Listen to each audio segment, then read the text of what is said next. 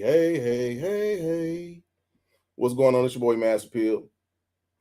Back again with Maas Apeal live from the 513. Last week has been very productive in terms of Maas Apeal and the two Aries. We had some good shows. Last Thursday, I talked about the difference between last week I talked about the difference between wifey material and marriage material. And it started off as it was a great discussion, but kind of got off the track. My homeboy came on, and I mean, it's always better to have some real life experiences as opposed to just me talking for an hour. So yeah, it was a good discussion. And then on Monday, on the two Aries, we talked about if African Americans should look into moving outside of America. That was a really good discussion. There were some viable places that were put up. Liberia. I've done a little bit of research on Liberia, and Liberia is was one of the places that was discussed about African Americans and the destinations they could move to. We also talked about Ghana and Nigeria, as well as other places like the Dominican Republic, Brazil, Mexico. There's lots of different options for. I think I'm gonna have to cut this off. There's lots of different options in terms of places that African Americans go outside of the United States. Really didn't have a topic tonight, and the reason I really didn't have a topic tonight is because it's my birthday week. My birthday is Saturday, and basically I started my birthday weekend. I'm off till Tuesday. I was supposed to be going to Cancun. Um, I decided not to go to Cancun. There's other things that are more important that I need to do. You see that the UPS folder that's right there. Basically, I need to do my taxes. I need to get my taxes done before April the 15th. So I'm gonna stay home and really work on myself. That's what I'm gonna do on my staycation. I may jump on the plane and go somewhere Saturday or something, but really I'm trying to concentrate on me. But I'm not really sure how long this live is gonna be. I just walked in the house about 30 minutes ago from Cooper's Hawk. That's where I began my birthday weekend. I went and had me a couple glasses of wine, had me some food. But yeah, the last two shows that we've had, the numbers are going up. I really appreciate everyone that's been coming in and checking out and interacting with me and joining the chat. I've had people that have joined the panel with me to do some of the discussions I've had, and it's been really enjoyable. Coming on here to just let you all know, like I said, I was going on every Thursday and Monday. That could change.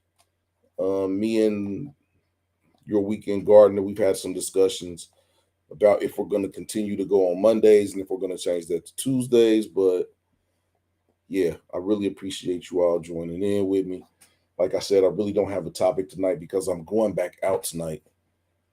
I'm off till Tuesday, and yeah, I think I'm going to a cigar lounge. I'm waiting on one of my homeboys to come, but I didn't want to have my show scheduled and not come on here for at least a few minutes to have a discussion with you all. I'm pretty sure it's probably not going to be a lot of people that's going to be able to join in on this discussion, but I promise to have another topic next week. I'm not sure if it's going to be Monday or if it's going to be Tuesday, but either Monday, but most definitely Thursday, I'll have a topic. But you know, me and the weekend gardener will have a good topic on Monday coming up. But yeah, I've already started. I've had like two or three glasses of wine, so I don't know what we could talk about.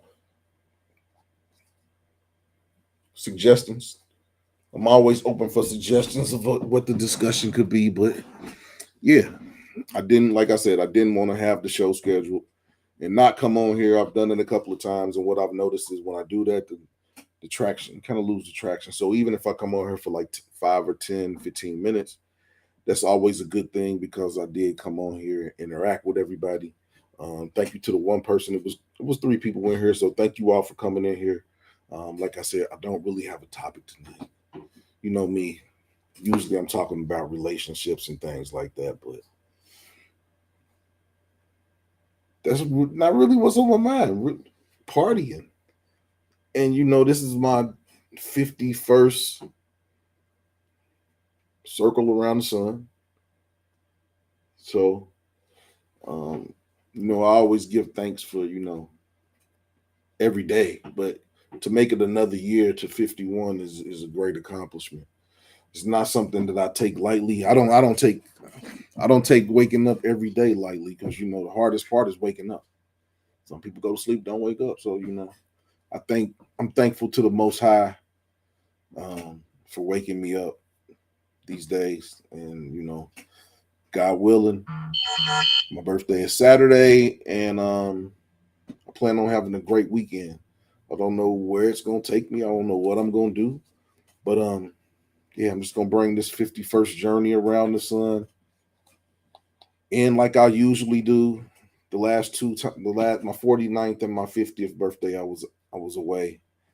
My 40th birthday, my ex had a real big party, a big party for me.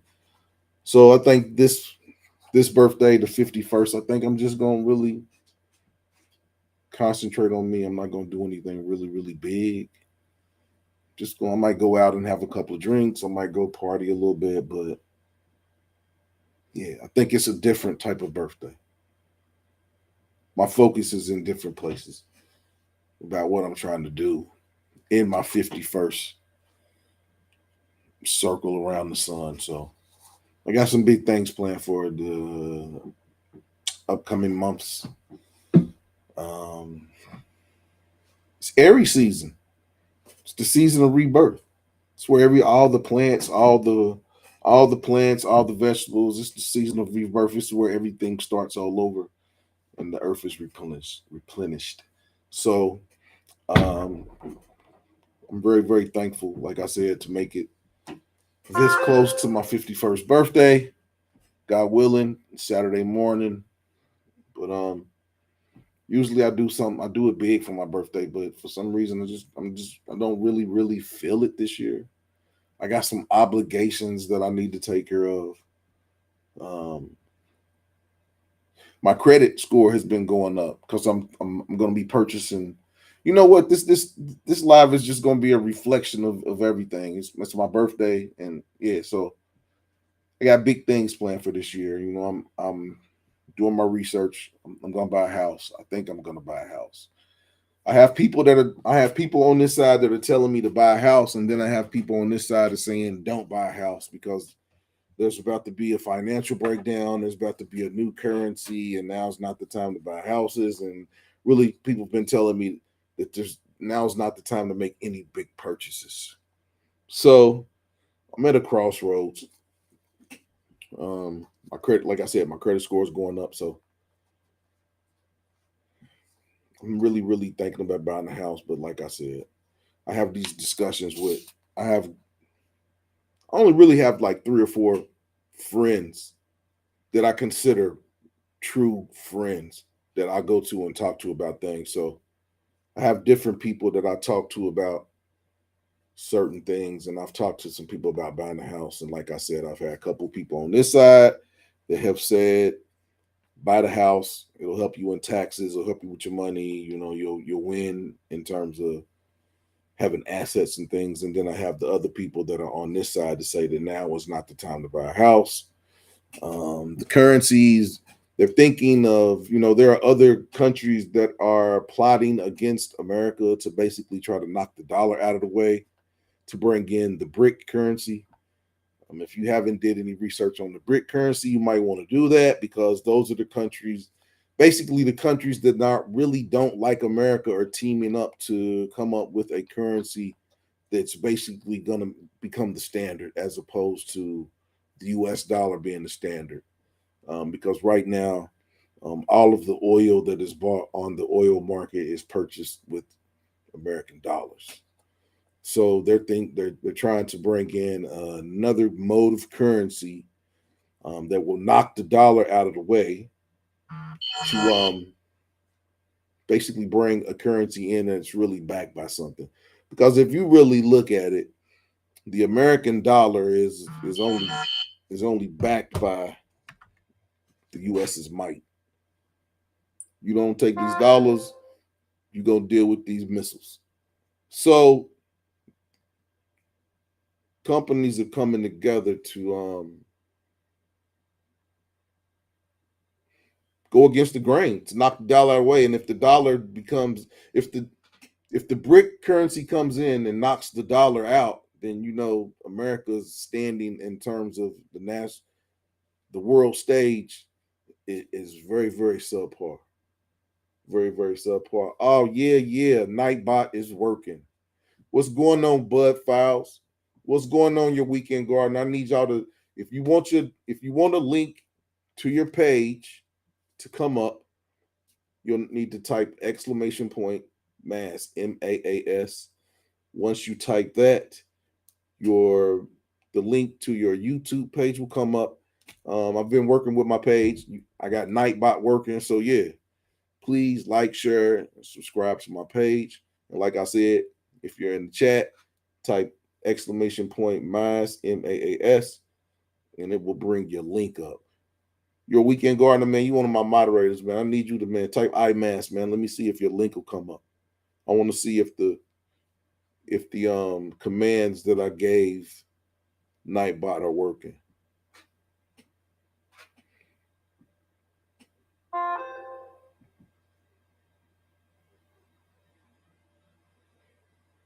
Yep. Yep, it is working. So yeah. While you're in the chat, if you want to bring up your YouTube page so people can join your page and go and see the contents on your page, just type IMAS. And once you type that, Nightbot will bring up the page so people can go to your page and check you out. So, like I said, I've been doing some things with my page. I got Nightbot working.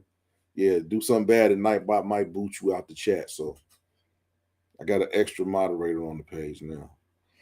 But yeah, like I said, coming up on my birthday, which is Saturday, and usually I'm doing something big, having parties and stuff, but for some reason it's different this year. I'm really gonna concentrate on growth. And with that growth is I know one thing that I'm gonna do over the next 4 days is I'm gonna start a new bank account for my business. I revamped my website. I went in and did some editing and revamped my website. So if you haven't seen my website, go check that out, www.captivative.com. That's for my other business, basically my HR consulting business. Yeah, if you know anyone that needs help, HR help with recruiting, a company, yeah, shout me out. That's what I do. That's what I do with my 9 to 5 when I'm not on here doing videos or doing lives. That's what I do is I work in HR. But yeah, I'm just really gonna concentrate on me. Shout out to your weekend gardener. Shout out to Bud Files. If y'all haven't been to either one of their pages, go check out the Bud Files. I don't really know how to categorize Bud Files, but one thing I can say is like a kaleidoscope. You go on Bud Files page, there's no telling what you're gonna go see. But everything is entertaining, whether it's about food, whether it's about cars, whether it's about a history lesson. Go check Bud Files out. He's got lots of good information. And if you are in need of gardening techniques, if you want to have your gardening questions answered, go check out Your Weekend Gardener. He posts daily. Every 2 days, I think he puts a post up, but he's on there checking his posts and everything on a daily basis, doing little shorts. So if you're looking for some gardening tips or you're trying to become self-sufficient and start a garden, go check out Your Weekend Gardener. You can get that information from him.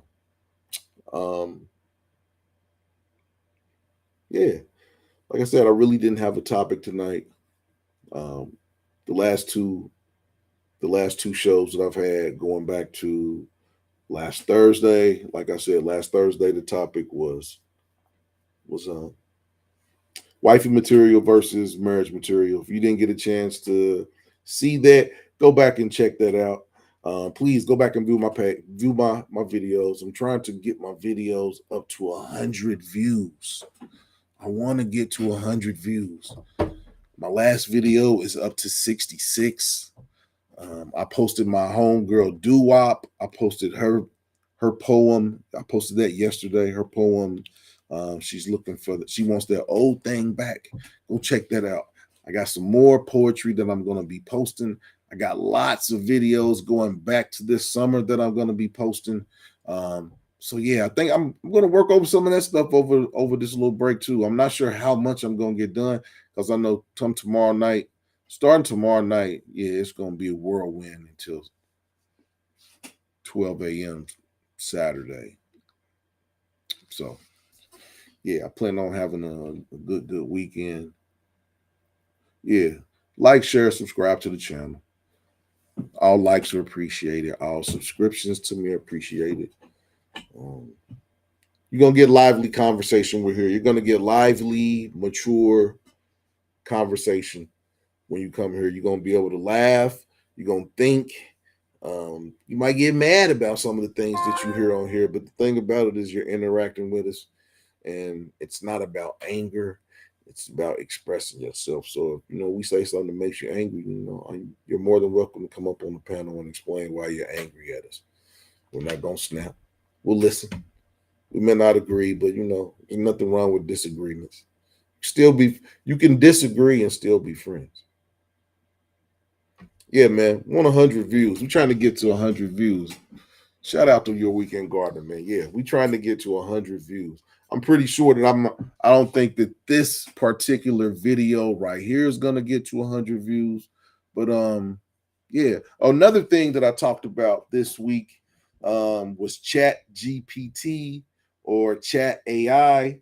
If you haven't been to the website, I can't stress it that it's a game changer.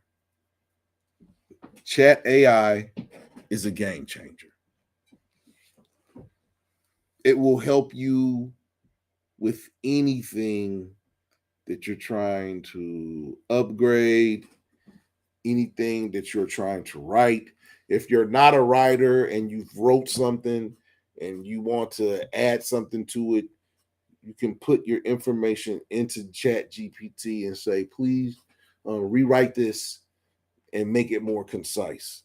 And basically, yeah, it'll boop, boop, boop, boop, boop, boop, and it'll write it right there.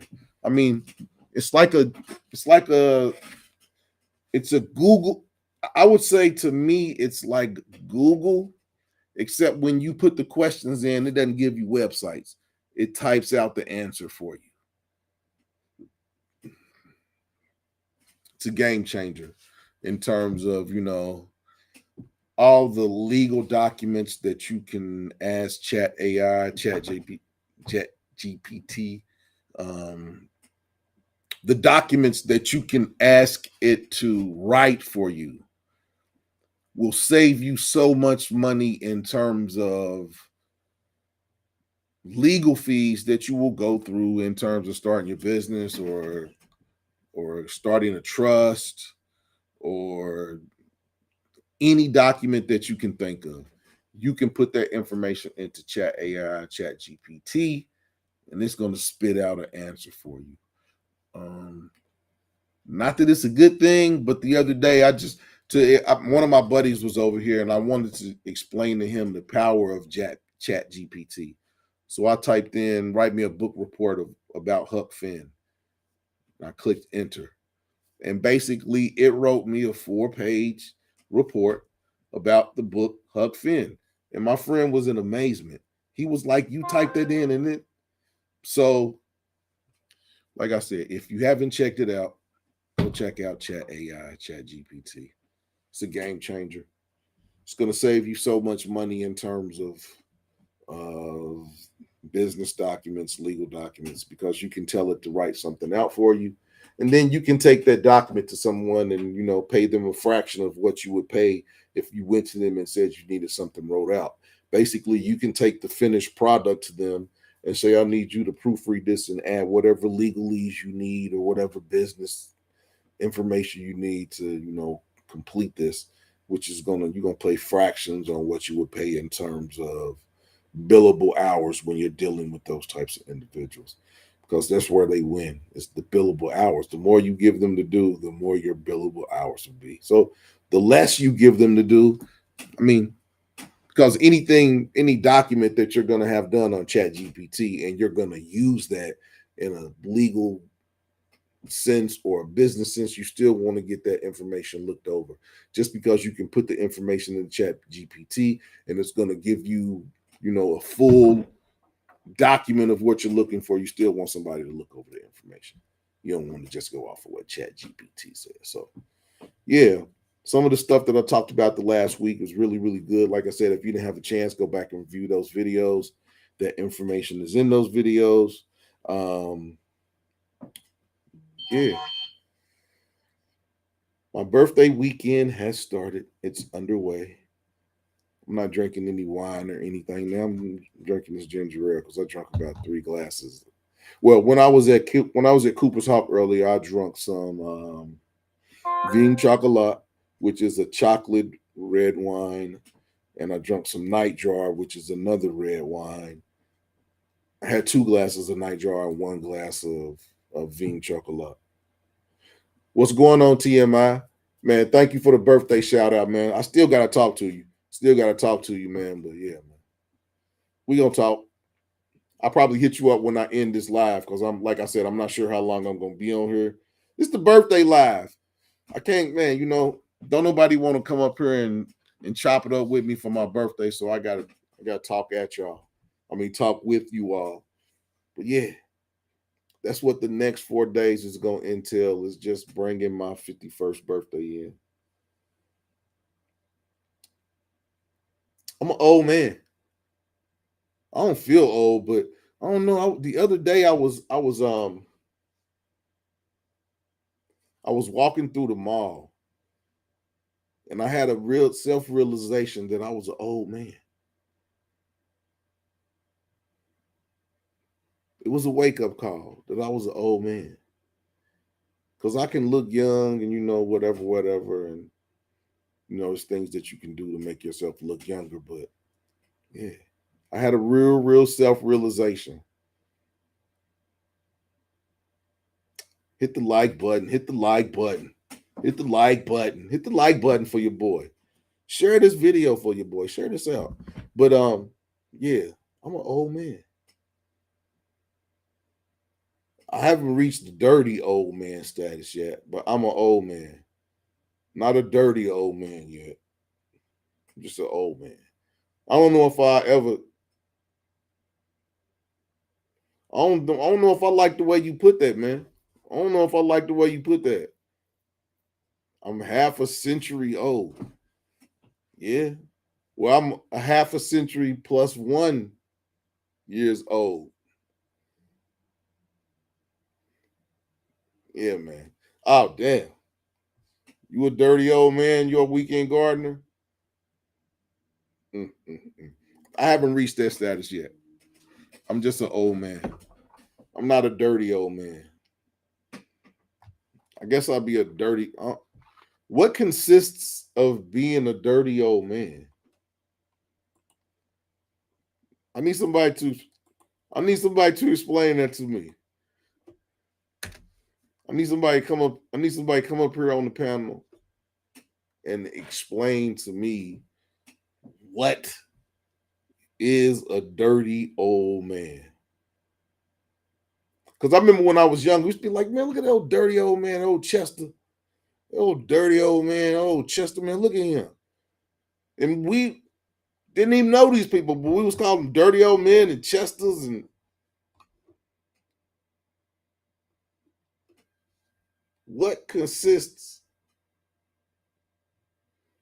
I think we can go out now. I'm pretty sure you can tell me what a dirty old man. You just said you was a dirty old man. So I need to know what consists of being a dirty old man?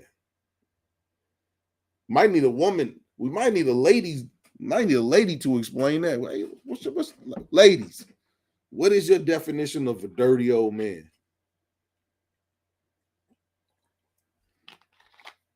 Your weekend gardener, come on, man. Come on the panel, man, and explain to me what a dirty old man. And then we're gonna let the ladies affirm that you a dirty old man. And then I'm gonna walk you off the stage like the Sandman. After the ladies, yeah, after they affirm that you a dirty old man, then we're gonna walk you off the stage like Sandman.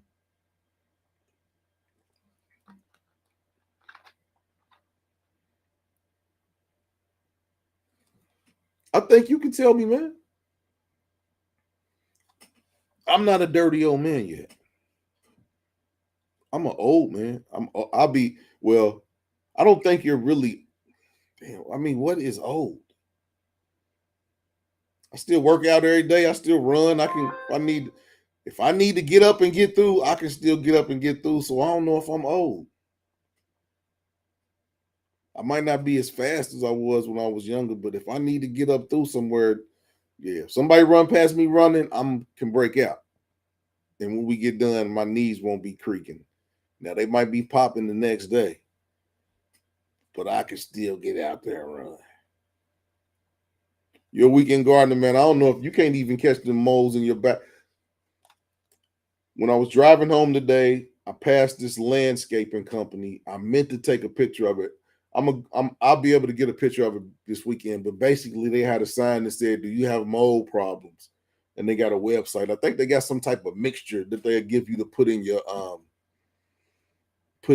garden. This that doesn't hurt your plants, but the moles don't like it. So I'll go back over to that place and I'll take a picture of it so you can reach out to them. You would just lay down if somebody ran past you. Come on, man. You just gonna lay down, and they just gonna run up on you. Pow. I'm not getting caught. I told you, man, I was walking to the store the other day, man, and little baby pit bull jumped out and showed his teeth to me. I didn't run, but I kicked the fuck out of his. I kicked the hell out of his jaw. Yeah, his jaw was crooked. Man, he showed me his man. It was a little bitty dog, but his teeth was so jagged. Man, I kicked it. Man, I thought I was back in fifth grade in the kickball tournament the way I kicked that dog. No offense to dog lovers. I don't just walk around kicking dogs, but if a pit bull comes up to me with his teeth showing, he gonna get kicked. Sorry. I never had a dog. Never had any pets.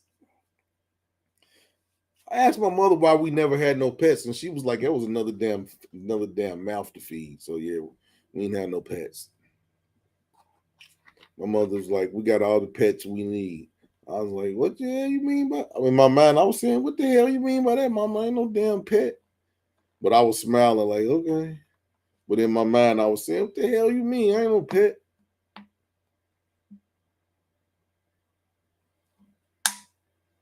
You can't let Evie watch. No, I mean Evie got a nice dog. Evie's dog's not trying to come and bite a chunk of meat out my leg.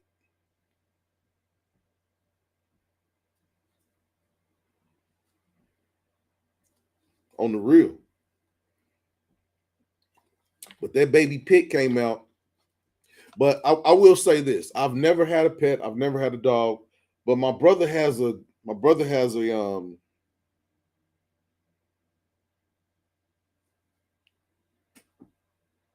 kind of dog was that? My brother's got a. It's a real short. It might be a pit. It's a real little bitty. Yeah, but I think I want one of my brother's dogs. I'm not sure what kind of dog it is. I forgot. I know what kind of dog it is, but like I said, I've had a couple or three glasses of wine. I don't know what kind of dog it is. I forgot. But yeah, I want one of my brother's dogs. No, it's not a Rot Terrier. I forgot what kind of dog it is. It's a real pop. It's a real expensive dog. I will say that. It's a real expensive dog.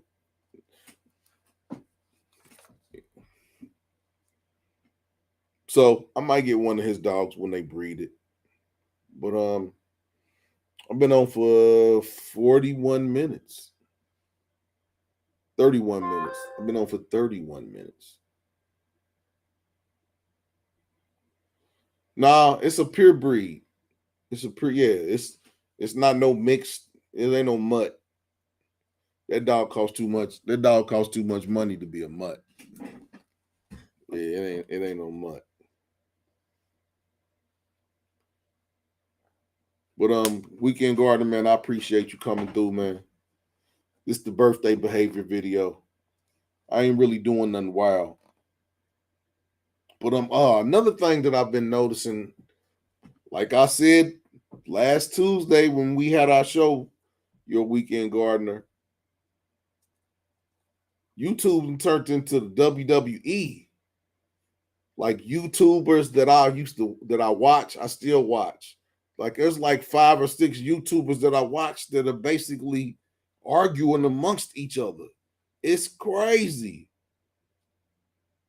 Brings ratings. That it does. Brings ratings.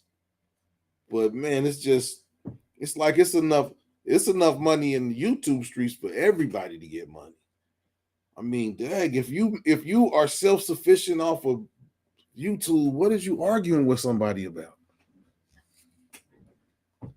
What are you arguing with somebody about?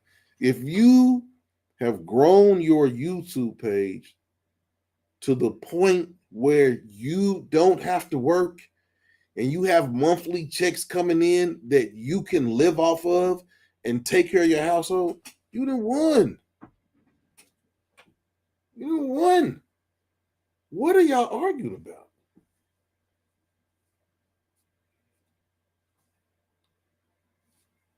Everybody can have viewers. The same people that watch you, they probably watch them. I mean, there's no exclusivity on who watches your show. They probably watch a bunch of shows, like me. I watch a bunch of shows. And I wouldn't say that the people are competing because it's YouTube. It's you. You can do something similar to someone else, but it's you. Put your own spin on it.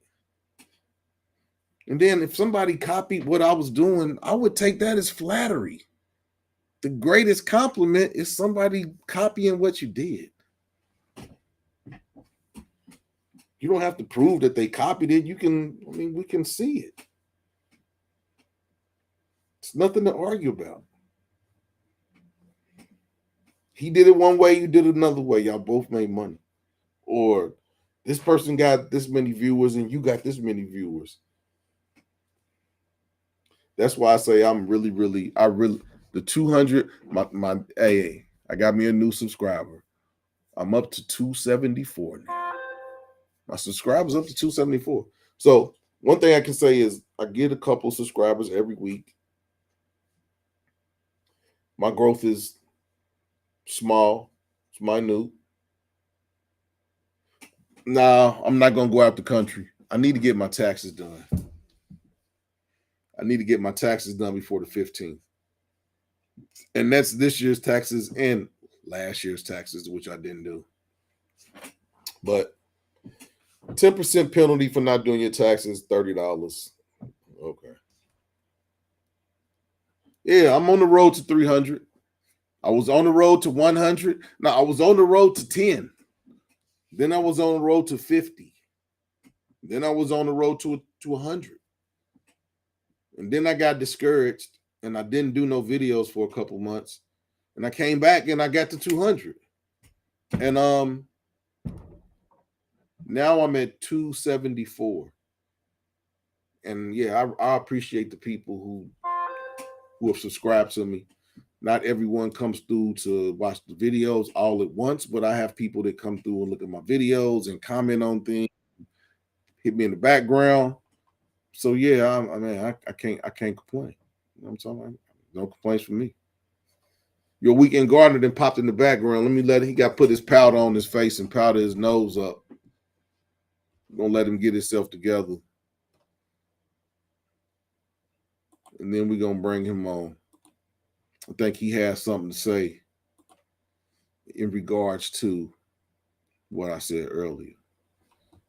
So we're gonna see what the brother, your weekend gardener. Woo! Yo, what up, boy? You bright over there, man. Yeah, man, I had to get my hair together before I got on set. Nah, I'm talking about that loud shirt you got on, man. Yeah, but I had to get my due together before I got on. Hey, man. Yeah, I appreciate you. But yeah, I'm a half a century. Well, half a century plus one. I'll be half a century plus one come Saturday. What you gonna do, man? I think I'm really just gonna concentrate on me, man.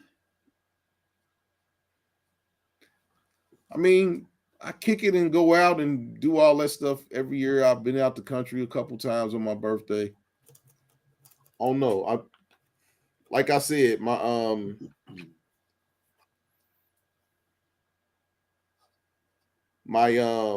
credit score has been going up a lot. And I think that that's the extra time that I've been spending on really trying to get that stuff taken care of. Mm-hmm. And to I mean, I feel good. I got a letter the other day from an email basically saying that thanks for being, I've been paying on my car and I got a credit card that I've been paying on for 5 years and I've never been late on it. And my car payment, I've had this car payment for 3 years and I've never been late on it. So now with those incremental increases in terms of the length that I haven't been late, my credit score has been jumping. It's been jumping like Jordan. Out the gym. Yeah, out the gym. So this is gonna be I think I'm gonna be able to command a really, really good interest rate if I want to buy a house. But like I said, I got some people that have been telling me that, to buy a house, but then I've been having a lot of people, some people, not gonna say a lot, some people on both sides, and then people on this side are saying, don't get a house right now. So I've been doing my own little research, and I don't know.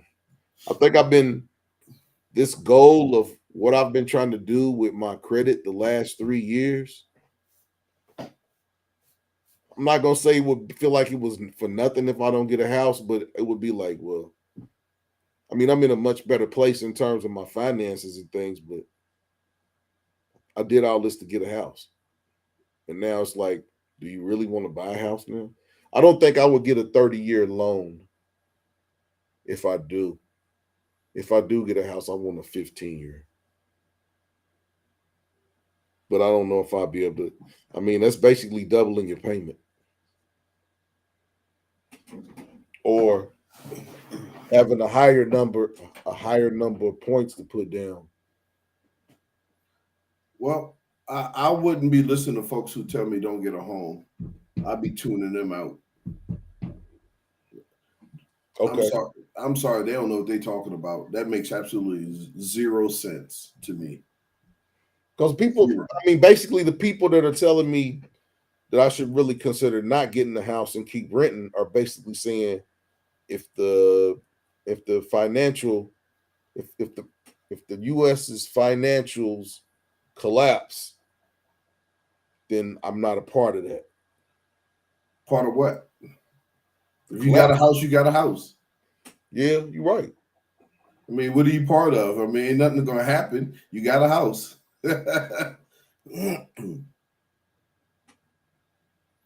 You know what made me decide to get a house, or what was not made me decide, but when I bought my house and I saw what other folks was paying for rent, I was tripping. I was like, wow.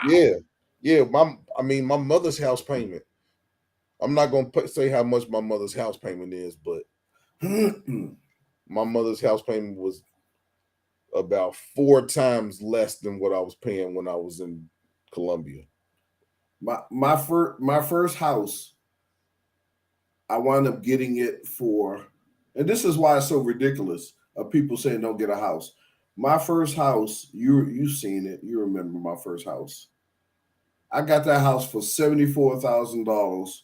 I dropped 2,600 on it, and then I wind up paying $695 a month when I first got in there. You're looking at a 4-bedroom, 3-level, 2 parking spots off street, Yeah. and it was a decent neighborhood. It wasn't a hood. There was no bang bang and all that. It was a decent neighborhood, a decent, probably one of the best locations in order to get in throughout the DMV area. And I got it for that. And then I would have a buddy. Well, I don't consider him a buddy. I don't talk to that idiot anymore. He was in a 1-bedroom apartment paying $800. I'm like, that makes no sense.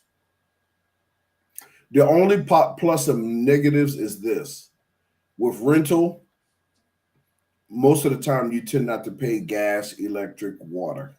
Right. I think it's all included. You Or don't have water is all included, or electricity. And you don't have an escrow account. You don't have PMI. Yeah. But the thing is you can kind of manage your gas, electric, and water in your house. Yeah. You just don't fill the pool up. You just don't leave lights on all night. You just don't run the gas. Your gas is going to be high in the wintertime unless you got a fireplace. So, and then if something needs to be repaired, you got to call someone to come in and repair it or repair it yourself. There's no maintenance man. But I've never rented.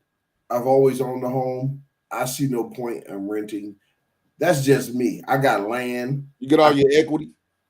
I got equity. I got land. I can walk on my backyard and do whatever the hell I want to do. It's my yard. I don't have to worry about the guy saying, hey, man, that's my yard. I can paint my house pink if I wanted to. My house.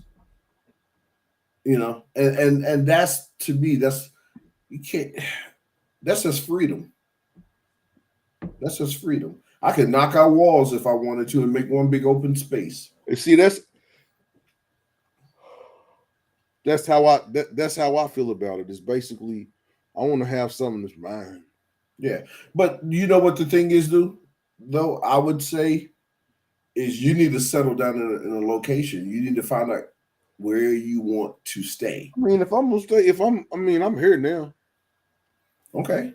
And what I'm saying is here. I mean, I'll be honest with you. That was one of the reasons why I moved from the DMV. Is because I wasn't gonna pay $500,000 for no house, man. I just $400,000, man. I couldn't bring myself to do it. I couldn't. Even if I could afford it, and I mean, I didn't want a $400,000 house. Yeah, not me. I guess I could buy it, but I just didn't. Didn't. No, you don't want to be house poor. Yeah, most definitely don't want to be house poor. Find you something. The thing about it is, I mean, your house is economical. So I mean, if I really wanted to look for something, I could have found something. Yeah, but it's hard getting a house in this neighborhood now. But this house went up almost $200,000 since I've been here. So you got $200,000 in equity in that house already. Close to it, yeah. And I only been here 4 years, so I mean, yeah, man. I mean, once you get into a house, man. Yeah, man. So, and I didn't even report that I upgraded the house. Yeah, you done made some major upgrades to your house. Yeah, and a lot of times people put in there, I did this, I did this, I did this, and the house get upgraded or whatever. I could care less about that because I don't want to pay higher taxes. If you get ready to sell it, then you will get it appraised for that. Ain't no reason to do that right now. Bingo. And I won't, and knock on wood, I won't be the one selling this house. I'll be gone. That's gonna be yeah. It's gonna be your son. He's bingo. Yeah. And he ain't selling the house. He gonna keep it. Well, I told him don't, or I'm gonna haunt him.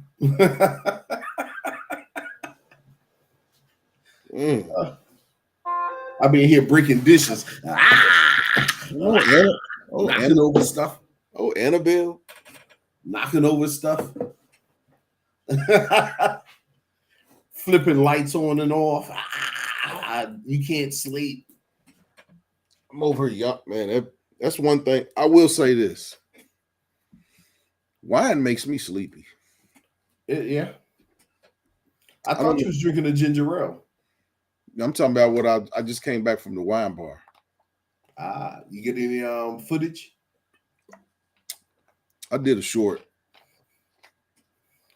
I didn't do, yeah. I don't know, man. I'm just in one of the moods. I was just people watching. I just had my glass of wine. I was in the corner, just people watching. In the dark, in the corner, in the dark, in the back. Well, no, it wasn't. See, the wine bar is not dark like this. It's not dark. No, I'm talking about the lighting. You was hiding in the dark watching people. No, I wasn't just, just vibing, just in the corner, just, yeah. I don't know, man. I don't have the, I'll be honest. This goes back to the conversation we had on Tuesday, Monday. When was that one? I just don't have no desire. I don't have a desire to talk. I mean, I don't have a desire to say nothing to no women. Coming from me, that's nuts.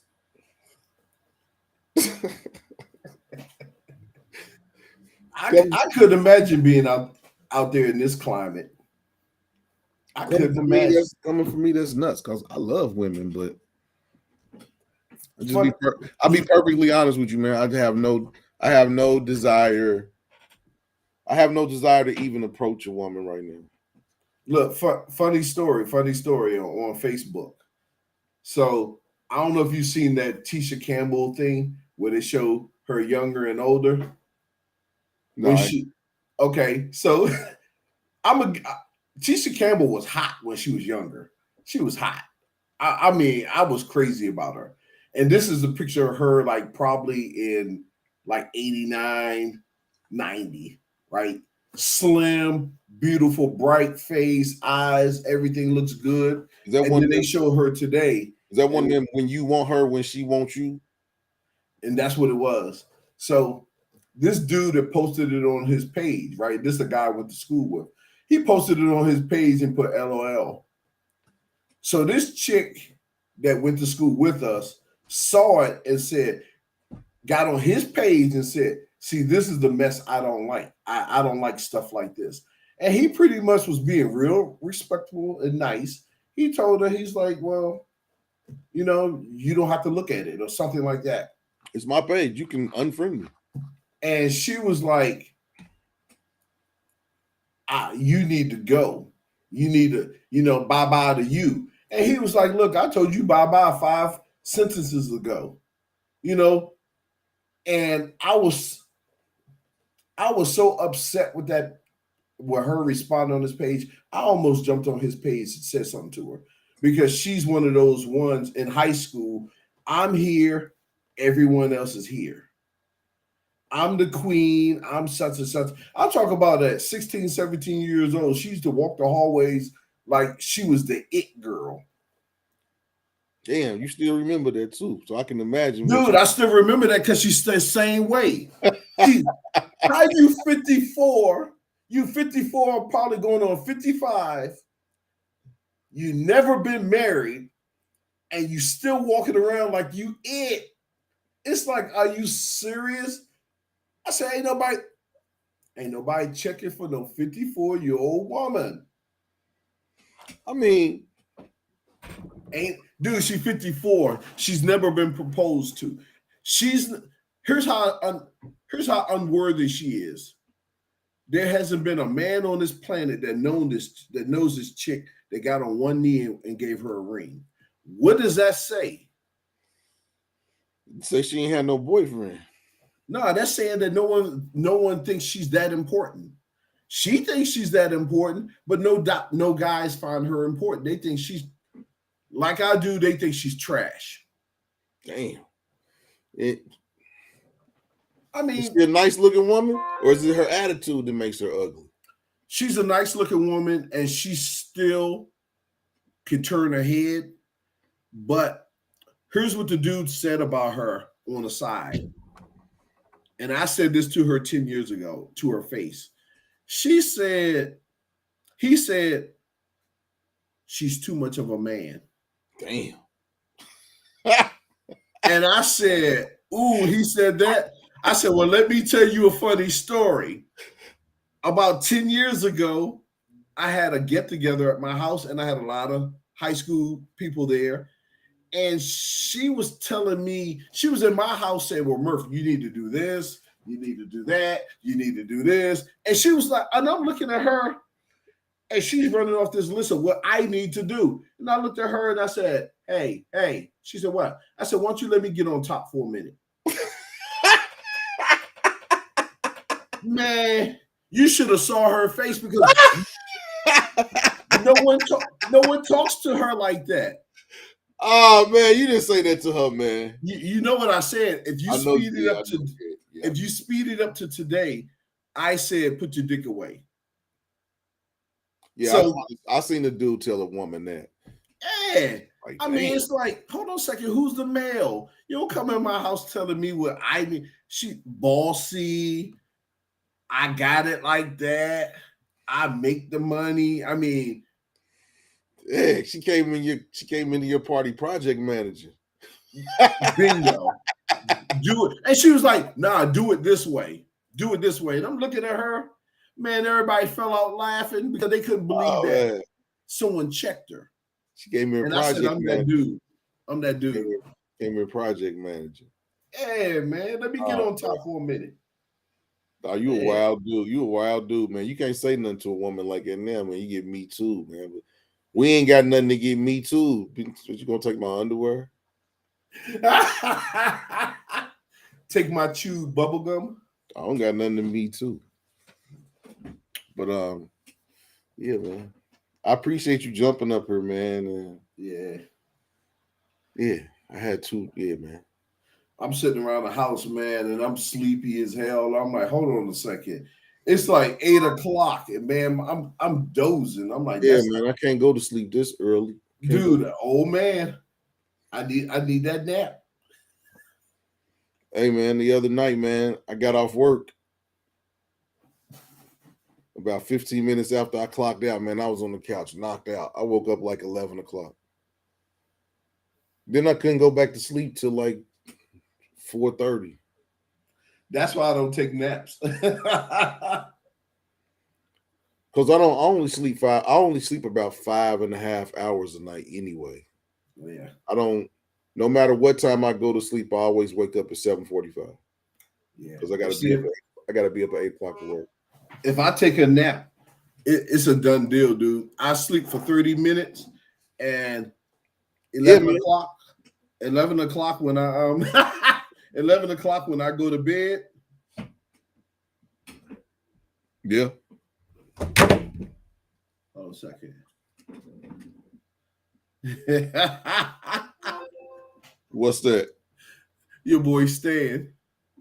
He was like, invite me so I can start some SHIT. Man, Stan ain't gonna, man. Tell Stan come on up here, man. He said I need to send him the link. Hollywood Squares. Yeah, you didn't send me the link on YouTube.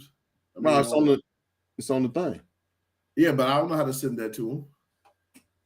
Okay, you see, look at the bottom of the screen. You see the little plus. See a little plus sign in the circle. You don't have it. Nah. Hold on, I'm gonna put it up here so you hold on. I mean, the little person with the plus, invite guest. Is he in the chat? I usually send it to him on. Oh, you know what? He needs to get on the page and hit the link, right? Yeah. It's the birthday, yeah, man. It's the birth. This the birthday. This the birthday live. I don't know if I might go on live Saturday, but I don't. If I did, I would probably be in rare form, so that might not be the best thing to do. So yeah, this is the birthday. It's the birthday live. Even though it's 2 days early, it's the birthday live. There you go. Now you sound like one of them women. Did I What? freeze? Nah, what you mean? Sound like one of them women? What the hell you talking about? They celebrate their birthday to be like a whole month. Oh no, man! Come on, man! A whole month. It's my birthday month, and I was like, if you don't get the hell out of here with that nonsense, Man, get the hell out of here, man! I ain't saying nothing about no month. I started Thursday. My birthday's Saturday. okay, hold on a second. My screen is frozen. What's up with that? It'll pop back in. You're not froze on this side. Okay, Yeah, okay, there you unfrozen. Yeah, you good. But Okay, there we go. yeah, man. 51 rotations around the sun, man. Okay, It's a great thing. yeah, it's better than being on the opposite side of the ground. Hey man, a lady asked me today how I felt, man. I said I'm above ground. Exactly. No complaints. But yeah, Aries season. Your birthday has passed. Yeah, yeah. Stans is coming up too. My birthday is Saturday, and then Stan's birthday's coming up. So, yeah, man. Aries season is the season of rebirth. All your plants have started. Why the lights off? Why the lights off in the humidor behind you, man? I turned it off, man, because I think my tomato plants were stressed too much light. So I'm giving them a break. I'm gonna turn it back on tomorrow. Room is kind of dark and gloomy in here without it. Those lights have been on. Jesus, them lights have been on for 3 weeks straight. Dang, man. You've been on 24-hour light for 3 weeks? Yep. Yeah, they stressed, man. Dang. They got to Yeah, go to sleep so they can use some of that energy.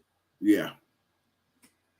Them things probably gonna be. They probably gonna double in size in just that time that you didn't took the lights off of.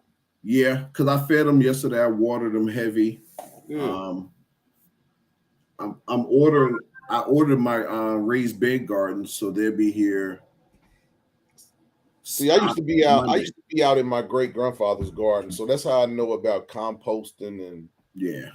because I done did all that stuff with him. I just ain't never had a house to, and that's another thing why I want a house because I want to have my own garden. Okay. So what I'm saying is, to me, there's more pros to getting a house than there are cons. Because, like you said, even if the financial system collapses, you already got the house. So. Yeah, yeah. That's why it don't make no sense when people say, "Don't." You know what, man? Do people? Oh, you know what? That link, your link is not on. Oh, yes, it is. Yeah, I put it down there. Yeah, it's in yellow. Hold on a second.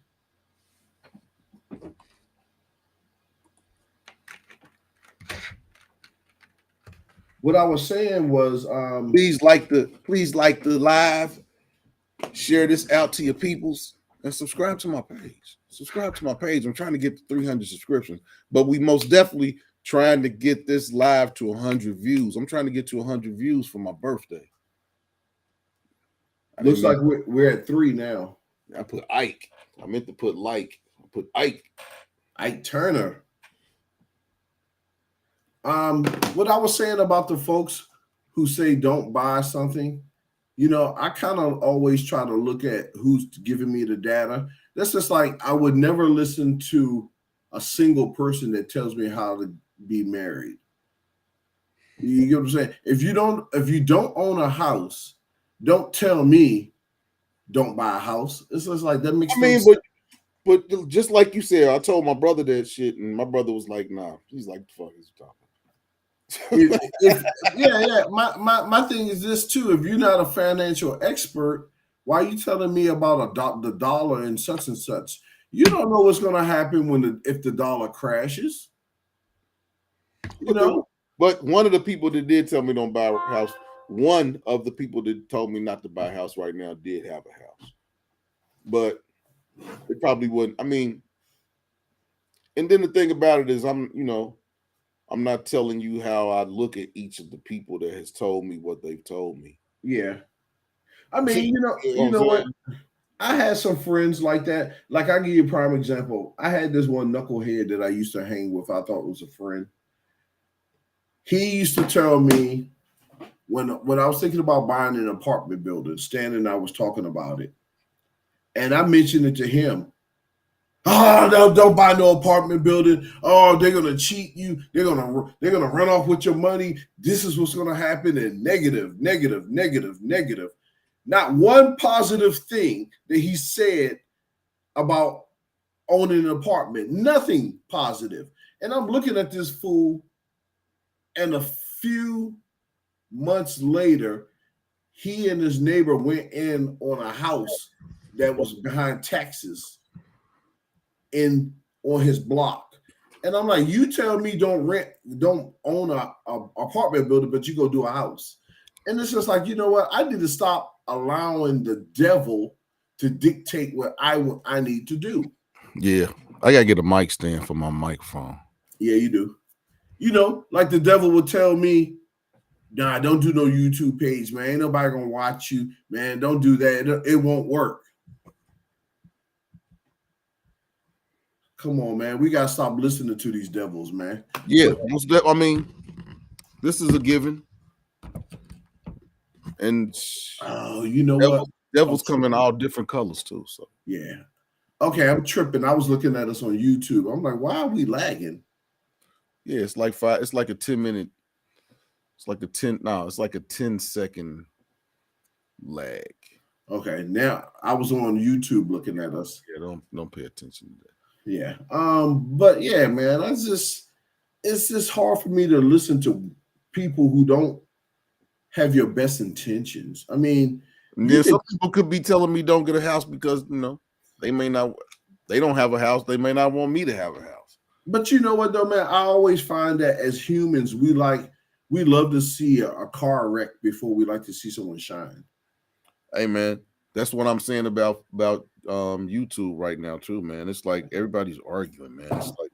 It's like WWE, man. One homeboy, he did his show today. He had an NWO shirt on. With the wrestling music playing in the background because this YouTuber named Check in Effect and this other two big YouTubers, Check in Effect and Ace. They've been arguing for like 3 or 4 days, man. It's like, man, both of y'all got over. I mean, Ace has over 1 million subscribers, and Checking the Fact, I think he has over like 100 and he's like almost 200,000. It's like, man, both of y'all equal. Man, I'm gonna tell you one funny fight though. There was one funny fight.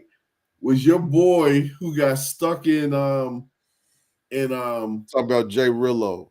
man, when he got man, and that other dude was clowning Jay. Jay Rello. Man, that jump was so funny because Jay was rolling one and said he was like, and he was crying. I don't know if he was whining or crying, but it was funny as hell. He was rolling that joint. He said, man, these dudes coming after me, man, and such and such. I ain't even worried about, man. I'm just gonna roll this joint. And I lost it. Man, but his subscribe, I think he's at almost like 4,000 subscribers. Yeah, but he was like, man, I'm just gonna roll this joint. But that right there, I mean, people look, like you said, people look for train wrecks, man. Yeah, that was funny though. That was funny. Yeah, but there are some. But the thing about it is, there are some big positive YouTubers, but there's way more YouTubers that come up off of negative information, like negative stuff. Yeah. Sometimes I get turned off by it, especially when I'm watching someone going at another person. It's just like, I'm like, come on, man. I was like, I can't watch this channel anymore. I was like, because it's always rah, rah, rah. And they got yeah, man. I don't want to keep on seeing arguments. It's like, man, it's enough money. It's enough. And the thing about it is, it's like TV, man. People that watch you aren't. It's not exclusive. It's not exclusive. Hey man, do me a favor. Send that link to my email. For what? For the link to this page, man, because I think. Oh, there he is. Yeah, he was in the back. Oh, I didn't know that. He was singing in the background. The Colonel. Oh, y'all can. Oh, okay. Y'all can Colonel Klinger. The Colonel. Can y'all hear me? No. Can't hear me? No, we can't hear you. Yeah, okay. Real fun. No, I found a better camera than the last time I was using the one that was built into my old ass laptop. And, that's better. I think that 386 you was using, that camera was whack, man. I know, right? I mean, the laptop I'm on is real old, dude. I'm talking about like 12. It's got a high definition camera, but that was back when 480 was considered high definition. You know what I'm saying? It's real old. This thing's like 12 years old. But I had another camera, a separate one, in my box full of junk. So I pulled that out. Just for y'all. The egg? Just for y'all. I pulled that out. You got the egg? No, it's not that. No, it's a y'all remember Microsoft Life Cam. Okay, I thought you was gonna say Tandy. No. Not Tandy. Oh no. God, I haven't heard that word in a woo, that's so old. Don't run around telling people that you know about Tandy. Man, I think that's a Radio Shack brand. Yep. It is. Tandy, that's why I'm laughing. Radio God damn, Radio Shack. You talk about a Tandy, people gonna be like, you an old motherfucker. You know about some Tandy. Yeah, man. That joke do black and white. Mm-hmm. Tandy Corporation. Damn, that must be why you still wear them Favors. Them shoes from Favor, man. You still wearing those, man. Favor. Yo, but look, Stan, yeah. we was talking about home purchasing, and someone was like, he had some folks over this side saying don't get one, and folks on this side to get some because of the dollar. And what? My take on it is, man, get your house, man. What the heck? What, Maas? Maas Yeah. want to buy a house? Yeah, no, he was just saying that. Yeah. It's some, I've been talking to people, and I've got people on this side to say get it, and I got people to say don't get it. Well, I'm gonna go on the side that says go get it. I'm all for that. Why they tell you not to get it? Because of the dollar. Because of the dollar. What about the dollar? Stuff is gonna collapse. We're about to have another housing crisis, and I'm like, give me a break. I don't know about that one. It's because of bricks. They talking about because of bricks. Yep.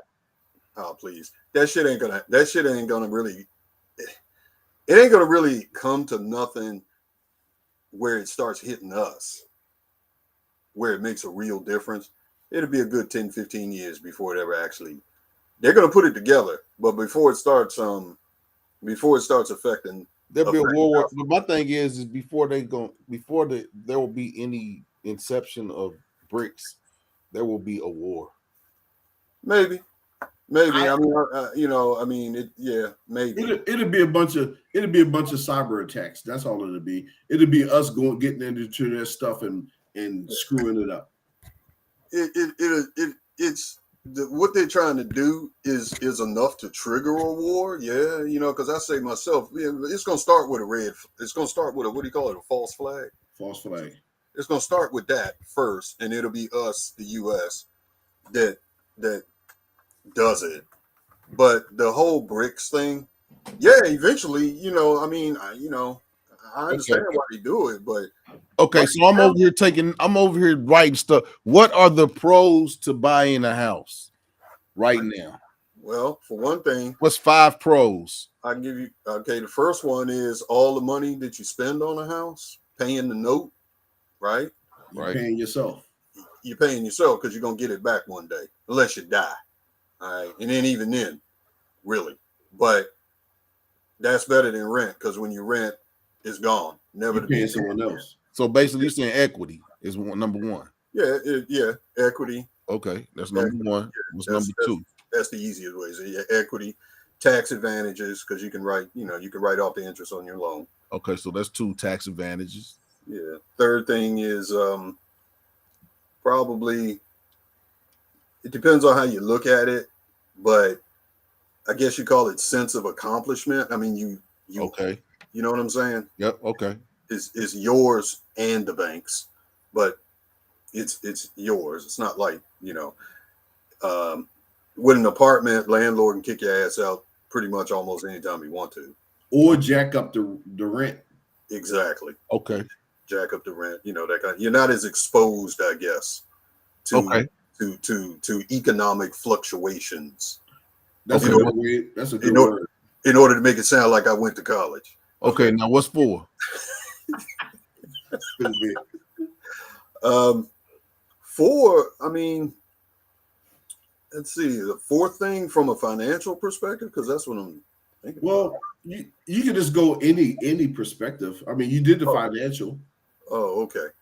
I mean, the advantages of a house. The fourth thing, where we at? Number 4? 5. Yeah, 4. We at 4. Oh, we're at 4. Okay. I can't think of it really. Says sense of accomplishment. Yeah. Taxes. Sense of possession. Taxes. Yeah. And then we said equity. Equity. That was 3. Then we was on 4. Yeah. Basically, it's just 3 big reasons, 3 main reasons why you should buy a house, and that's equity, tax abatements, and accomplishment. And I think number 4. I think number 4 could be the sense of, and this is just a small piece. You can expound this as much as you want. I can go into my backyard and I can fire up a grill. Yeah. So build on that. So okay. So what would freedom. I call it? What would I your freedom? Yeah. What do you call it? Something living. Your I can't think of it. Your standard of living. Whereas, like you said, your standard of living in an apartment is you can't really. There's not too many apartments where you can barbecue on your balcony or right. Yeah. Exactly. I would call that just standard living. Yeah, your living is I would call it freedom. Yeah, it's just more freedom because I can go in my backyard and I can golf if I wanted to golf. I can build a garden if I want to build a garden. I can put a pool in the backyard if I want to. I can put a tennis court in my backyard, a basketball court. It's like it's just like I got more freedom to do whatever I want to do on my property. Would you say 5 would be? Would you say 5? 5 could be something to pass down, basically. Yeah, I mean that's some wealth. Yeah, it's actually that's the main thing. Yeah. Is it's a way and that's something I forgot. It's a way to generational wealth. It's a way to establish to build wealth. It's generational wealth. At least in the United States because of the way it works here. Other countries like Japan and shit, it's a different story with real estate. Okay. But in the US, it's a way to build wealth, or like Murph said, generational wealth, because you can pass it down if you get it paid off. And then another thing is it's also a financial tool, leverage. It can give you leverage. Let's say you wanted to start a business and you have that house and you have equity in that house. You can borrow off of that to go and start that business, and hopefully you don't fuck up. Okay. Yeah. But it gives you leverage to be able to collateral, to be able to use it as collateral. You see. Exactly. Like I was talking to Stan. Build wealth by doing that. I was talking to Stan the other day about that. What happened was I'm considering taking some equity out the house and buying a house in Brazil. Right now, Evie's at the beach. She's at a new place. Her sister bought an apartment or a condo there. So her sister has her own condo, but she bought a condo at another beach in Brazil. and she was showing me pictures, and I say, 50,000. You need to take me on tour so I can see the place, because that's something I can say. I got 50,000 in my house. Why not send it over there once we get married, and then turn it into an Airbnb when I'm here, and then go there when it's time to go. Make some money, and I got a house. I got a house in Brazil on the beach. Yeah. 50,000. Exactly. Yeah. Okay. So we went over the five reasons that are pros. So on the converse, what's 5 cons? Thank you, Drina. How you doing, everyone? Shout out to Drina. Drina's Haven 916. If you have not been to Drina's page, go check her out. She gives daily devotionals. She gives new exercises. Really, really good information that will, if you're having a bad day, you can go over there and listen to her devotionals. It'll pick you up. So yeah, go check out Drina. Oh, we got Black Money in the background. We're gonna blame Black Money's gonna talk about the reasons of the cons and the there you go, pros. Who's that? You said that's Big Money? That's Black Money, baby. I know. Yeah, man. What's up, man? Chilling, fam. You know, Black Money through and far in between. I see Drina in the house too. What's going on? Yeah. 916. What's up with you? Hey, I wanted to tell y'all this.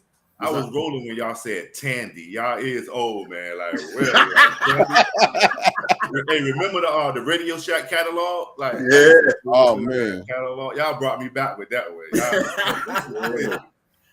Radio Shack had them handheld football games and baseball games, man. Oh yeah. Texas Instruments. Yes. Texas Instruments. Yep.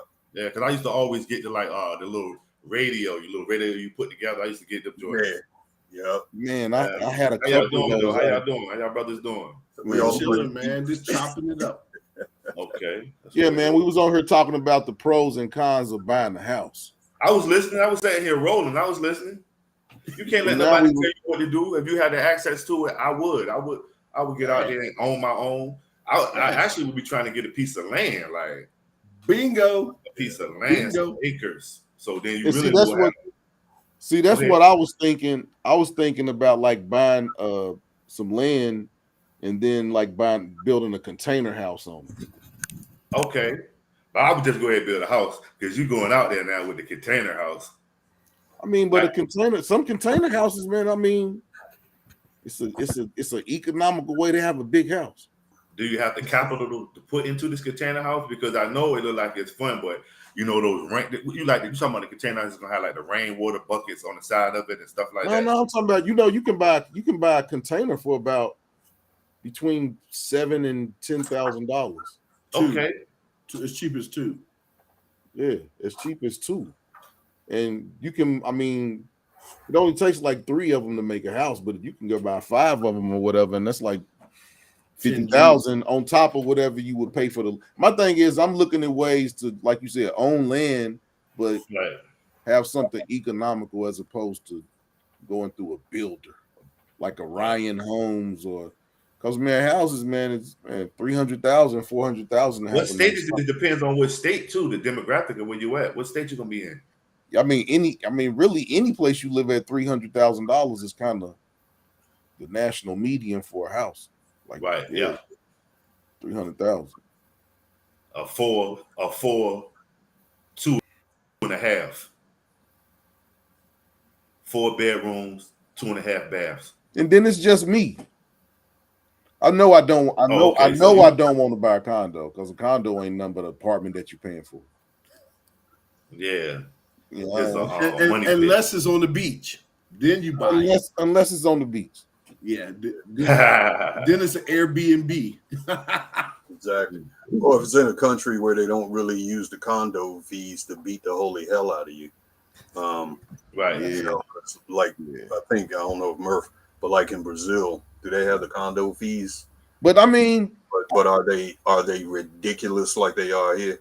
She's paying for her 2-bedroom, 1 bath looks about 1,200 square feet. She's paying $300 a month. Okay. $300 a month. $300 a month, and it's in a gated community, meaning it has a gate all the way around, and you got to get buzzed I in need it. by security.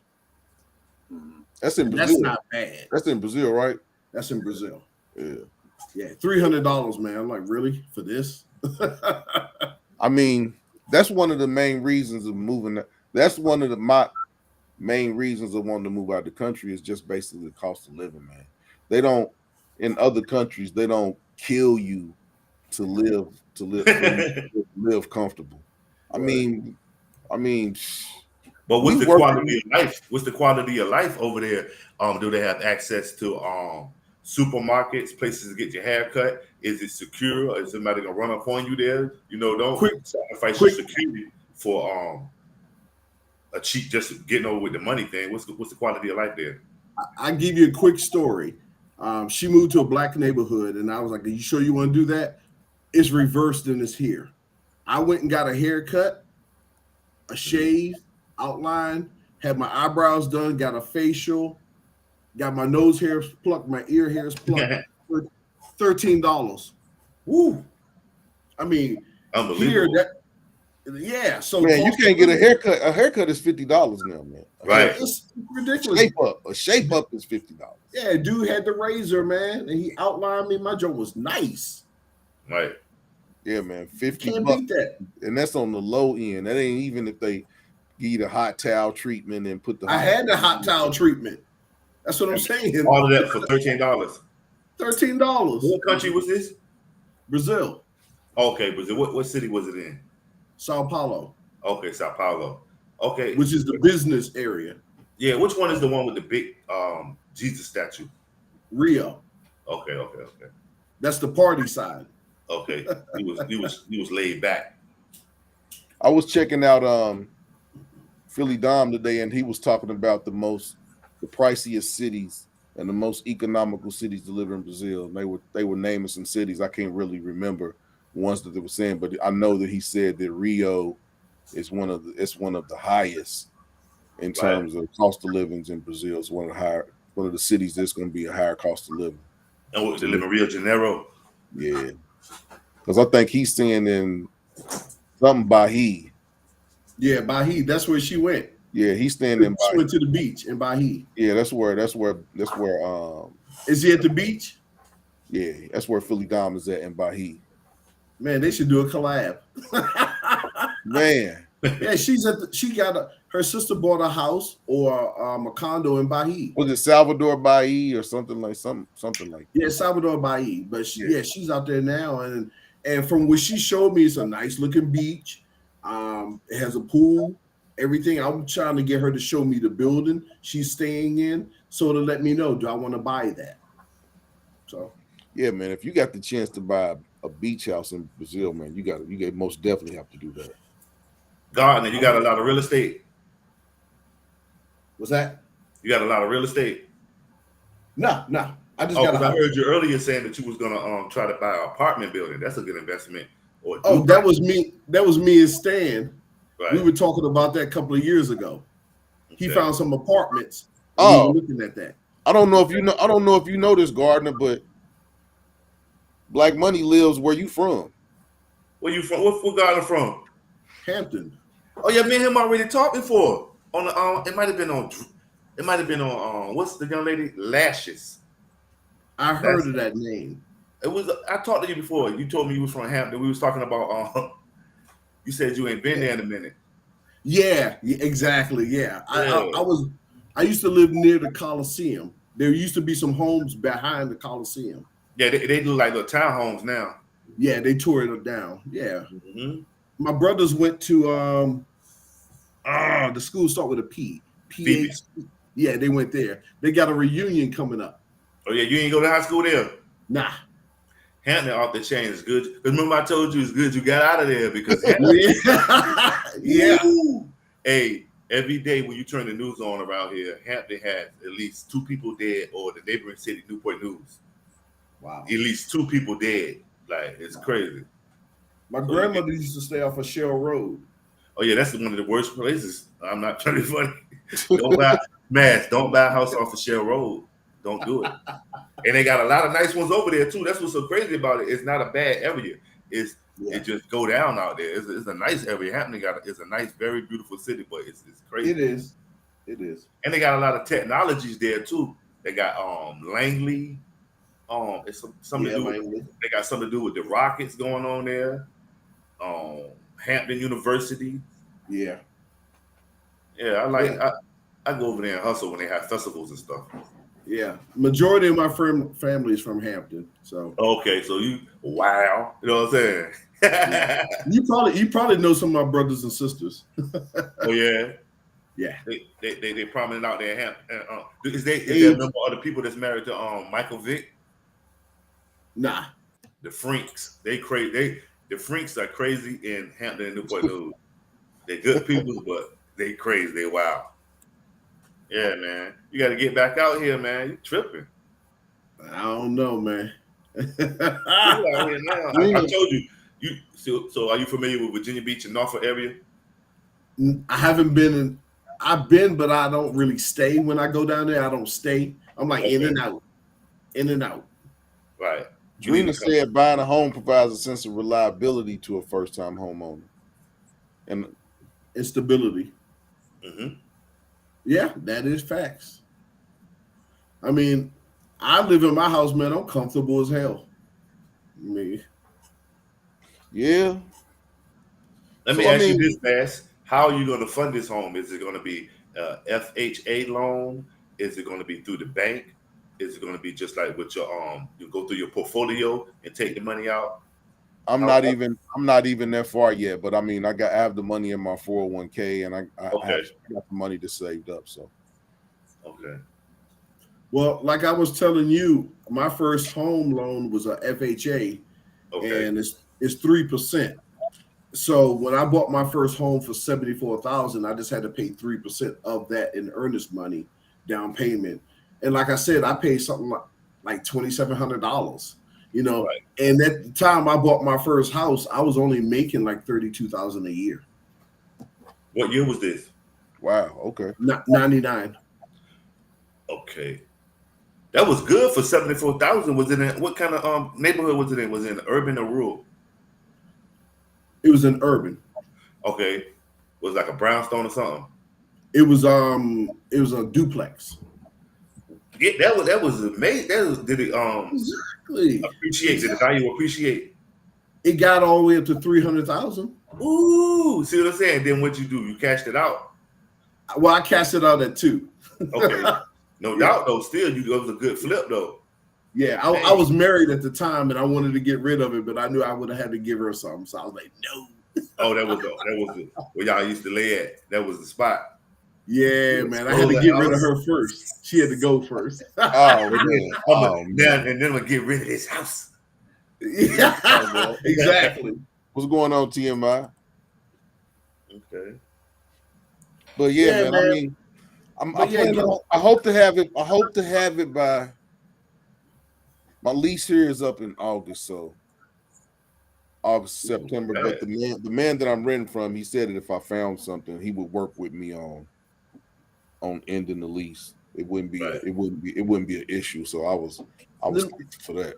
Let me ask you a question. Can you rent to own what you're in now? Nah, that dude ain't getting this. Nah, he's not gonna rent to own this.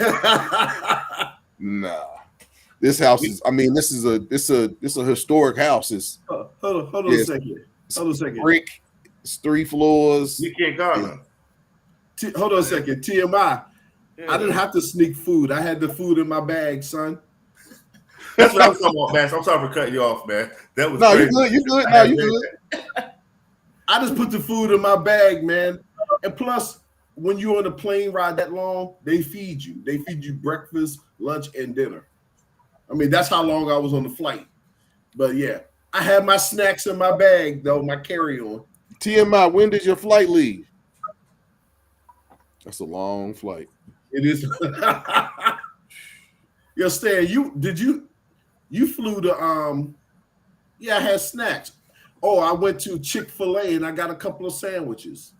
So, chicken is pretty good, Was this Chick-fil-A in Thailand?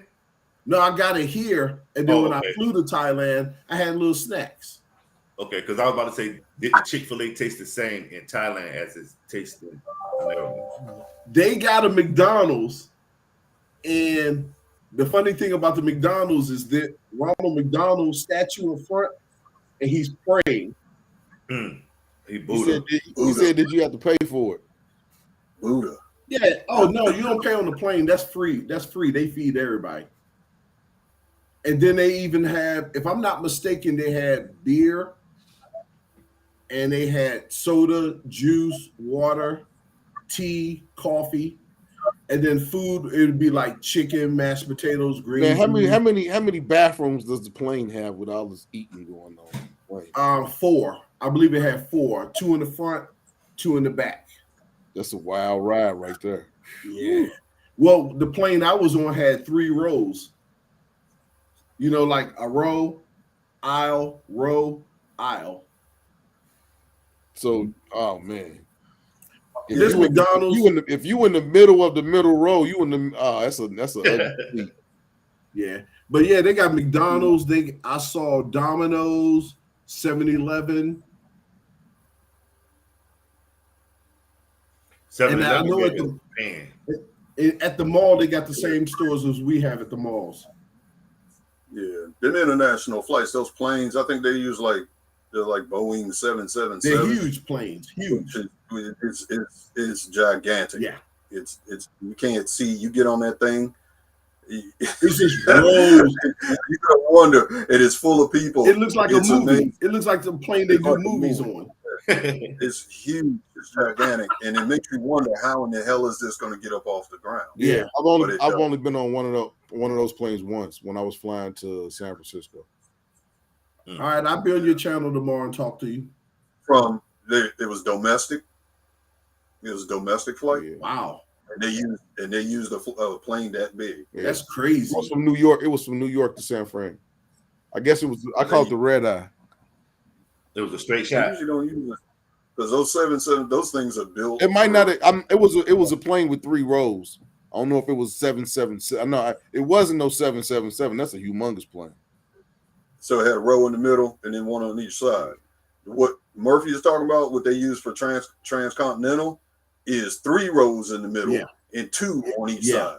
Yeah, that joint was huge. I mean, you can throw a football in that joint. Yeah, no problem. Yeah, especially if it's a Nerf. But I could help. But yeah, the wingspan, you can't even see. I mean, wow. Yeah, I haven't been on those. I haven't been on the 777. Some of them even have an upstairs. Yeah, I haven't been on the plane with an upstairs. Yeah, them big ones like that transcontinental carriers. I don't know if I would want to get on the plane that big. Hey, have y'all heard about the guy that did like 19 years in prison, and now that he got out for like 2 years, and they told him he got to go back? He got out. They said that maybe he wasn't really the killer, so he's been out for 2 years, and he has exhausted his appeals too. His name Corsley Green. And wow, yeah, man, it's crazy. So are they gonna retry him? No, he has no more appeals. The reason he got out was a technicality. They said that the prosecution held back some evidence. Wow. And then the judge deemed that, okay, even if they held back the evidence wasn't nothing to the case. It didn't factor in why he got found guilty. Wow. And look, the witnesses retracted their statements. The guy he killed was a white guy sitting in his truck with his girlfriend. And they said the girlfriend might be the real shooter. It's like, they just dragging this man. It's crazy. Wow. Is his man ready to go back to prison? Like, really? Well, that's a U.S. court system, justice system. That's crazy. But, yeah, man. But yeah, I plan on having a house sometime later this year. And I've been looking at duplexes so I can live on one side and rent one side. I've been looking at buildings with four apartments in it. So I don't know if I want a house or if I want to rent something where the house will pay for itself with tenants. Well, I'm gonna say one thing about it is easier than what people make it out to be to get a house. It's not that difficult. Right. I mean, See, my I'm looking at like, you know, like I said, if I get like a duplex or a triplex or a fourplex to live in it for a few years and then to just have it as a rental property and then get a house. And then I'll have a house and I'll have rental property. hold on a second. Yeah, Is that Bane barking? Yeah. God dang, I Y'all ain't can never hear- heard y'all him can hear bark. Y'all can hear him? Yeah. Yeah. What'd you do? Yeah, he upstairs. Nothing. The only time he barks is when my wife come home. That's the only time he barks. Dolly's just getting home. Yeah. Mhm. Yeah, she bringing Big Daddy his money.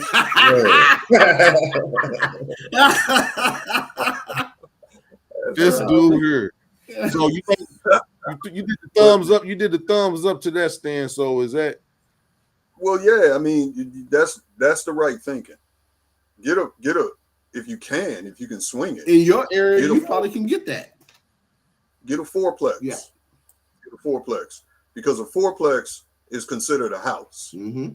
according to the banks and everything. Mm-hmm. Anything 5 units and up is commercial.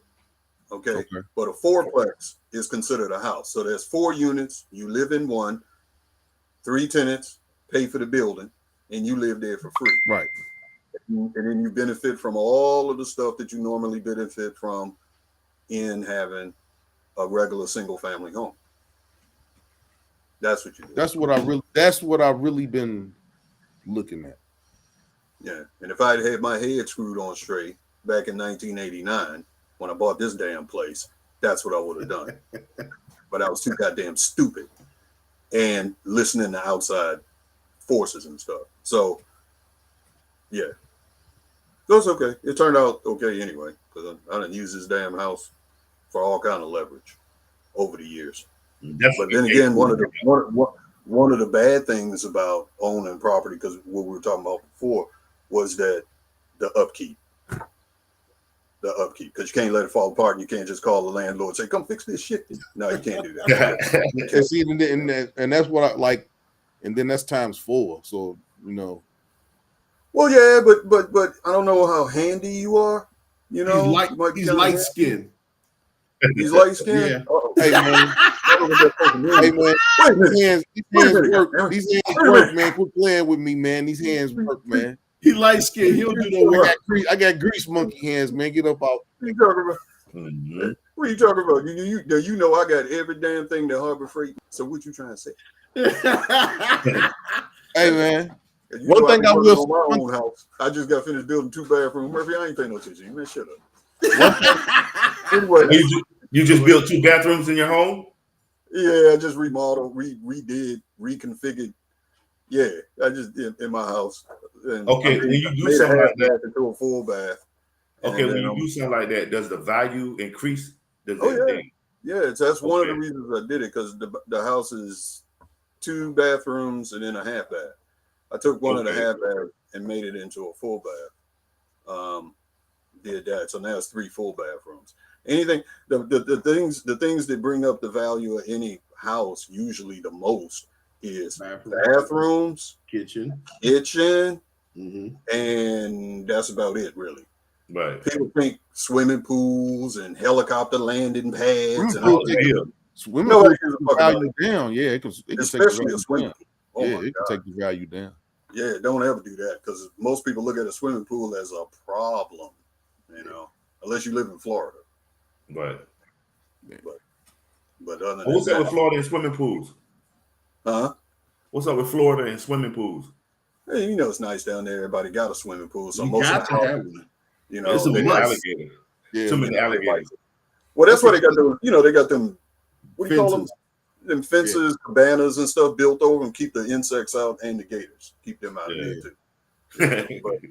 But everybody got them. You know, so in Florida, a swimming pool it doesn't do anything. It doesn't add any value. It doesn't take away none either. So yeah, but everybody in Florida, they got their swimming pools inside the little mosquito net. Screened in thing, and that's to keep the Big alligators love, out. them big love bugs, man. Gosh, Lee.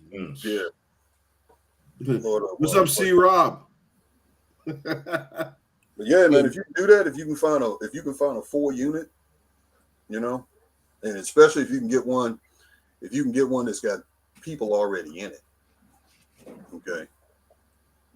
And you go in there and add, and you want to look for something that has some kind of value add situation where you can do something to it to improve it.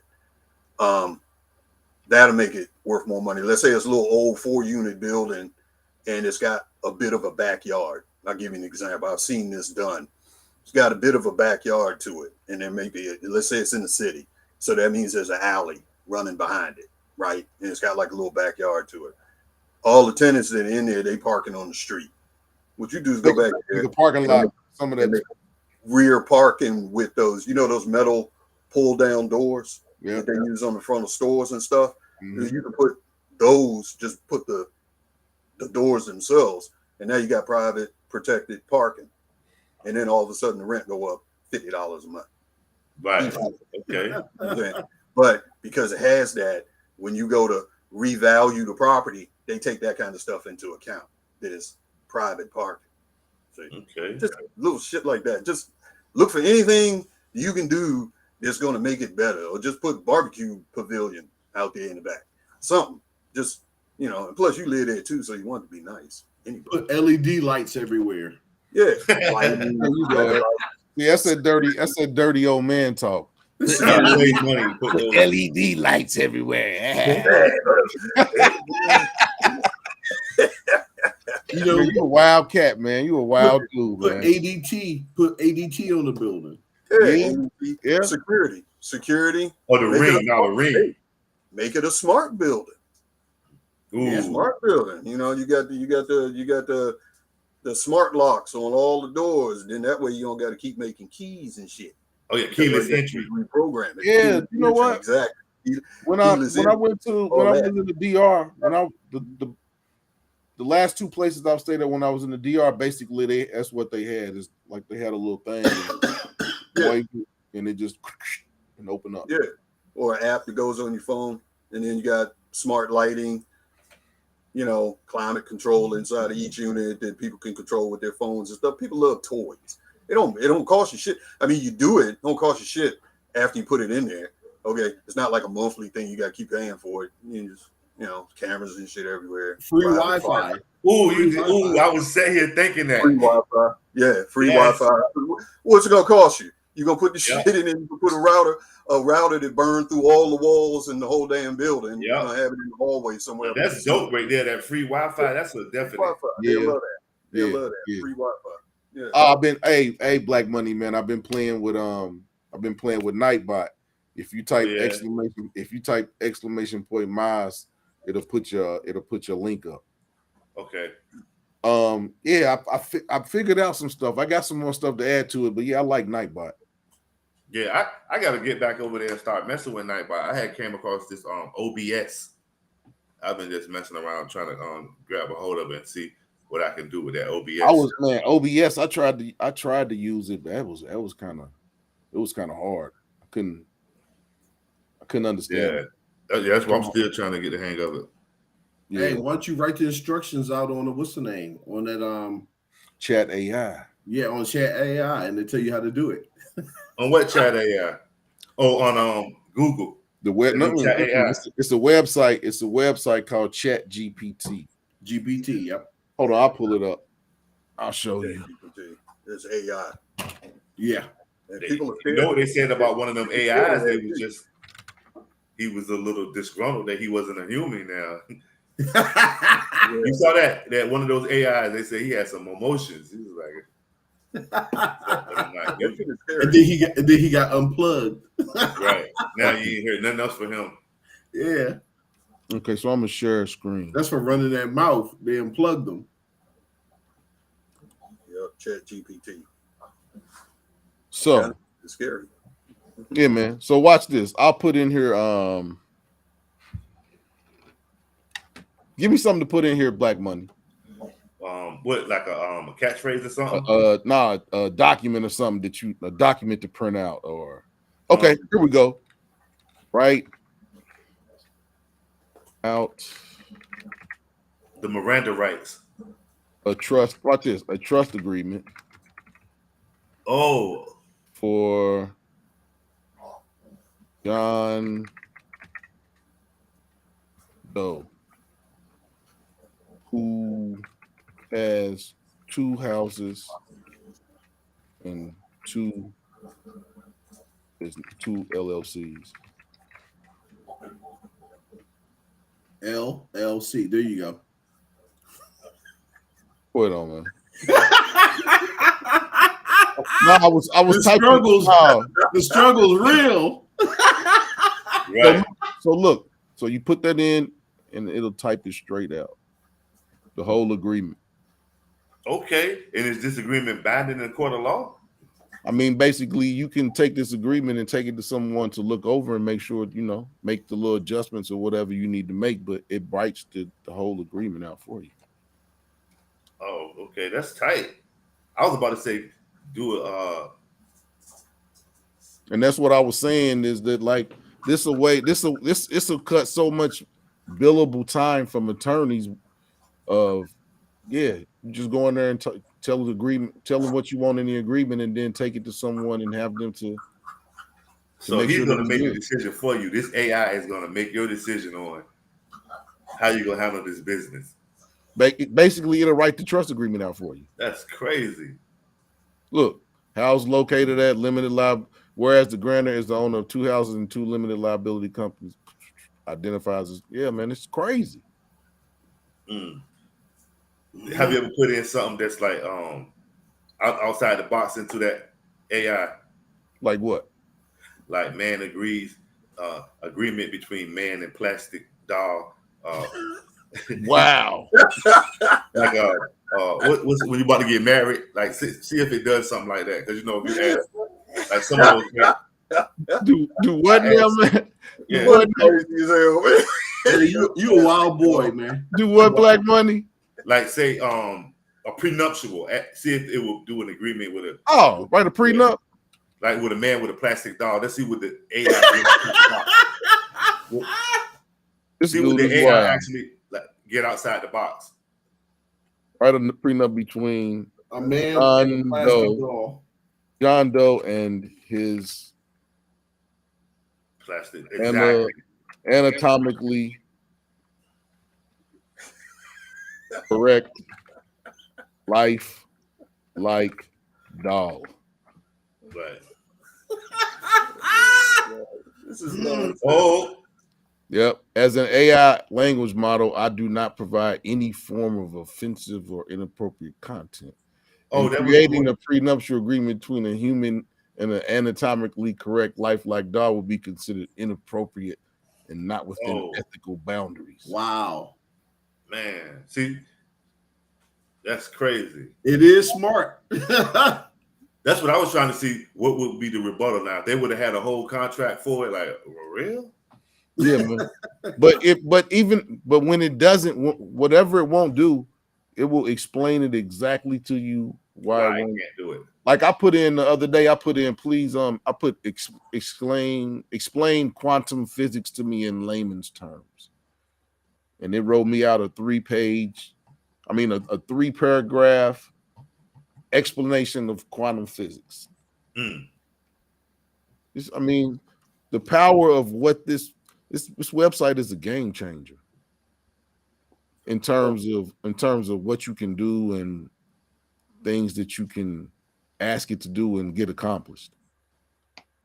It has access to the entire. What's the cons? Pros, what's the cons? Yeah, it's got access to the entire collective knowledge of man.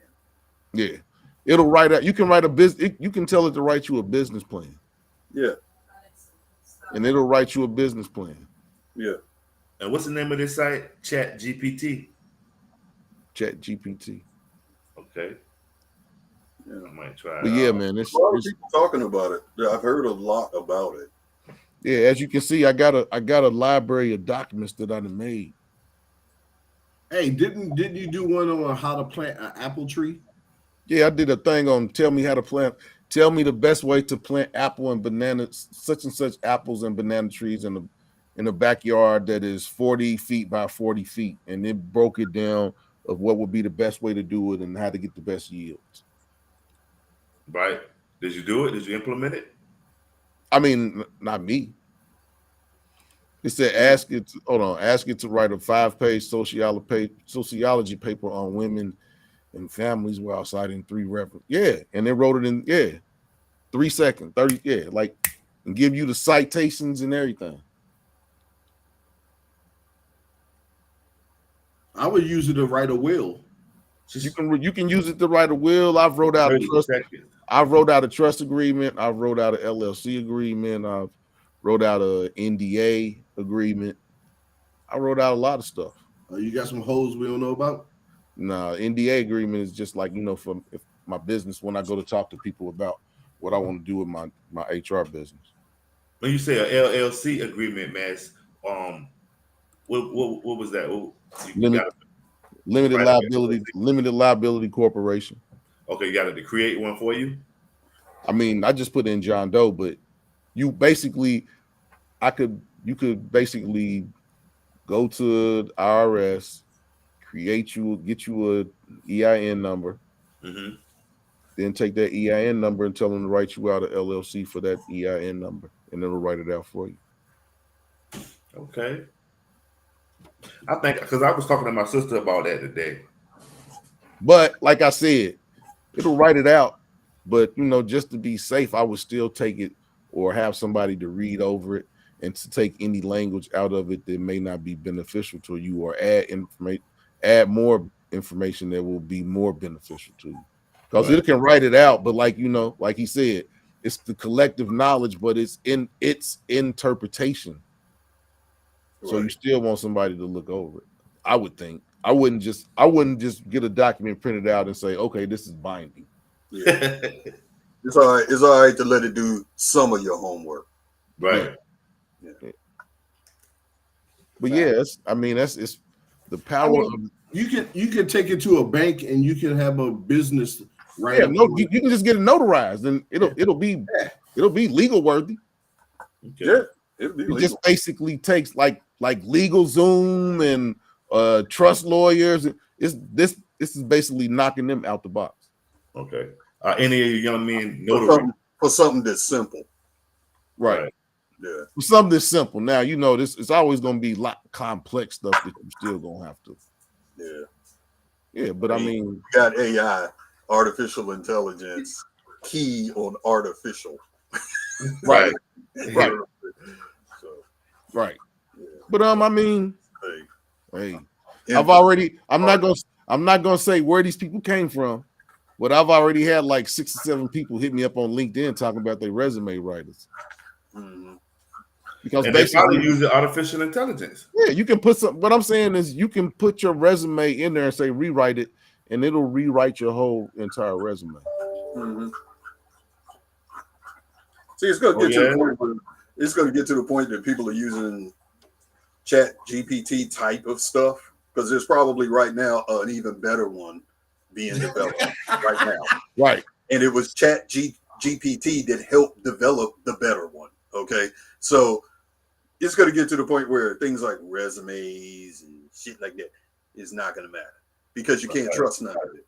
You know what I'm saying? So I don't know how, HR people are going to prove, for a job, how you going to prove if I come to you and you're in HR, whatever, you interview me, whatever like that. I don't know how the hell it is you're going to prove. But see, the thing about it is they have programs that you can put stuff in and they can check to see if it's wrote by AI. But then they also have websites where you can take the information that the AI wrote out and they'll change it to where it won't look like AI did it. Right. Exactly. Exactly. There's always countermeasures. Yeah. So you got to do so much. They come up. There's always a better mousetrap. There's always more armor. They come up with a tank with impenetrable armor. Then they come up with a missile that can penetrate the impenetrable armor. And it is, how it goes. It's a what do you call it? An arms war. It's an arms war. This is nothing but a knowledge or intelligence war. Yeah. That's all it is. It's always But going to your be. boy, but one thing I will say is Elon Musk said that he was like, man, we need to stop using AI. But yeah. I mean, basically, we're gonna have a Terminator, man. We're gonna have the T-2000 gonna be running through here, man. I think we should be careful. Right. I do. I think we should be careful. See, AI is fine as long as it can't touch anything physical. Right. When you start hooking it up to things that exist in the physical world, now you got a problem. Right. I want your boots, your glasses, and your jacket. Now you got yeah. When you start connecting it to things that, like the Internet of Things, right? Okay. Money. You know, the Internet of Things are devices and shit that's connected to the internet. How, like, you can use your phone to turn your lights on at home now, or start your car, because you know what I'm saying. And you know, that's like physical stuff. I'm talking about physical stuff that AI can reach out and access. There should be a firewall. There should be a firewall between shit like that, because eventually AI is going to be smart enough to figure out how to get in. Yeah, I mean the AI already said it wants to be human. To make the gas pumps. Yeah, he said he was mad. He was upset because he couldn't be human. It's going to figure out a way to get in to be able to actually take over an aircraft. You know what I'm saying? A drone. They made movies about that. Hold on, somebody. See, Rob, man, when you gonna come on the panel, man? You be giving you be adding a whole lot of information, man. You need to come on here and show the world your face. Your face, see, Rob.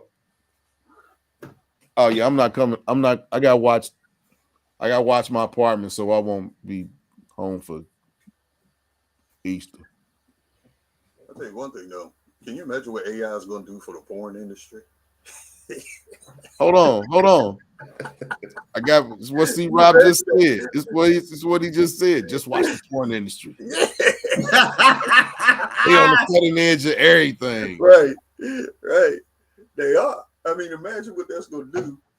It sounds like C. Rob already wrote a plan on GPT. Man. C. Rob might have an OnlyFans page.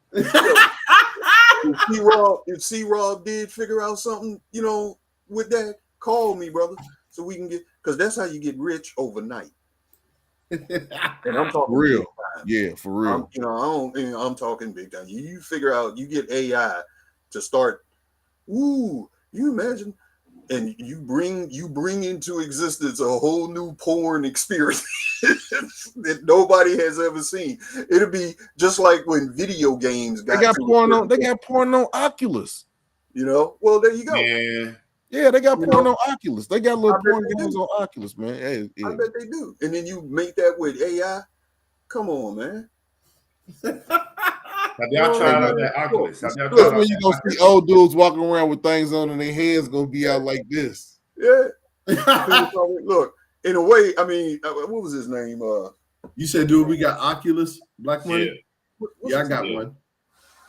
I got one in here, man. It don't be making you sweat and equilibrium throw off. I had it on my phone. I don't mess with it. It's the truth, man. It's the truth. It's the truth. That thing is crazy. When I put that joint on, I'm like, wow. It was too much. It's too much. Yeah, it gave me a headache and making me sweat. Yeah. Wow. It messes with your equilibrium. It was too immersive for me. I don't want nothing. It's too real. I don't want nothing that immersive where I turn around and I don't want. The fireplace behind you. You got the fireplace behind you. A zombie jump out. You like. Yeah, man. Imagine eat some edibles and then put on an Oculus.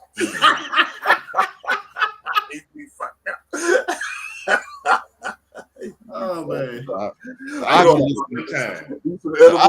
Oculus on and then hit the AI board. By the time they find you, you'll be 100 pounds lighter by the time they find you. The Oculus is too much sober. I couldn't even imagine the on like some. that damn man come to work. It's been 3 months. Somebody go to his house and you ain't dead. He going to work through the metaverse. Yeah. Metaverse. Oh my God. Oh man, Fucked up. But that's where they heading though, man. And plus on top of that, especially here in the West, I mean, you already got all of the men, they mad at the women because they've been fucking up for 30 years. Now the dudes are like, fuck all y'all. Give me that. Fuck y'all. Well, they said some guys were saying lotion. Yeah, some guys were saying they rather go home and choke it than to go out with a chick. Yeah, exactly. I ain't gonna go there. I'm not going. I'm not there yet. I'm not there yet. I'm never gonna be there. I ain't gonna look at it like, yo, I ain't there. 60%. Yeah, I ain't there yet. That's a lot though. 10%. I ain't gonna never be there. I'm never gonna be there. 60% is a lot of dudes. I'd rather exercise my arm than the full body exercise. Nah, it don't even sound right. But I mean, imagine, but on a serious note, from because to me, making money, you know what I'm saying? You got to go outside the box. Okay, right. You got to think about some shit. There's a lot of dudes out there. If you take the way that Western women behave, okay, nowadays, and then you take dudes that they don't stand a snowball hell in chance with these chicks the way they are. They can't leave the country or nothing like that. What do they have left? What do they have left? Yeah, that's some dudes. That's some dudes go to the strip club. And strip club, all you doing is torturing yourself now. Okay, it's all you doing. They say you torturing yourself. They torturing themselves going to the strip club. Yeah, just sitting there looking. They don't want to look. I never understood why you go in there and look at somebody and give them some money and throw money on them. Nah, I'm not. Men do it. Some men. We're all naturally visual creatures. That's how we're designed. Hey man, I was the dude sitting behind everybody with my glass. But anyway, I'm not even in there. Dudes that don't have no other outlet. Let's put it that way. Right. Yeah. Imagine how much money you can make off of them. They'll go for Oculus AI is almost. Man, OnlyFans has made so many one-day millionaires. OnlyFans has made so many one-day millionaires. It's ridiculous. There you go. So this is just one more. Okay, imagine OnlyFans. All right. Dude, doesn't do well with the women. Doesn't have a snowball hell in chance with the ladies, especially here in the West, right? He's not. None of they don't want him, and they always saying that. But imagine he can, instead of looking at OnlyFans, look how much money. Okay, instead of looking at OnlyFans, he can go into another experience, like the metaverse, driven by AI, video, everything. The whole experience is Oculus or whatever the hell, and basically step into a whole nother world. Yeah, it's on Oculus. It's on Oculus right now. They're doing it now. It's somebody that's doing. He's doing the Oculus for 24 hours or something. Yeah, it's on Oculus right now. But it's not run by AI. Right. That's the difference. AI will adapt and it'll interact, just like how you just told it to write that fucking thing. Okay, you can tell it to not just do video. It will give him the female that he wants. It will give him the whole experience. That's how cyberpunk is. That's how cyberpunk is. I'm playing cyberpunk, and that's what cyberpunk is like. But it's like a 3D whole fucking experience. I'm talking about creating a whole nother world. That's how you end up with your own fucking jet airplane. And you partner with Jergens. Yeah. He's right. I know he's joking, but he's right, because I would be standing right up there in Procter & Gamble's office talking about, nah, this is what we need to do. I'm gonna need 8 billion from you. Okay, and we're gonna promote you because, like, during the experience, you could have a little commercial pop up. Jergens. Hey man. Okay. Not to change. I'm gonna change the subject, but I'm gonna stay on along the same lines. You're welcome. What y'all think about the dude from Cash App getting stabbed to death last night? Oh, in San Francisco. Who? The man, the creator of Cash App Bob Lee. got stabbed to death last night. Oh, damn. Bob How? Lee. 43 years old. How? Is he dead? Yeah, he did. Oh, okay. I didn't hear this. I ain't He know. He started Cash App. He started something. Yeah, He was working at Q, what's called Block now at first. Yeah. And then he came at them with He Cash left App. there and started Cash App. They own Cash App. That Block joint, they own Cash App. Yeah, man.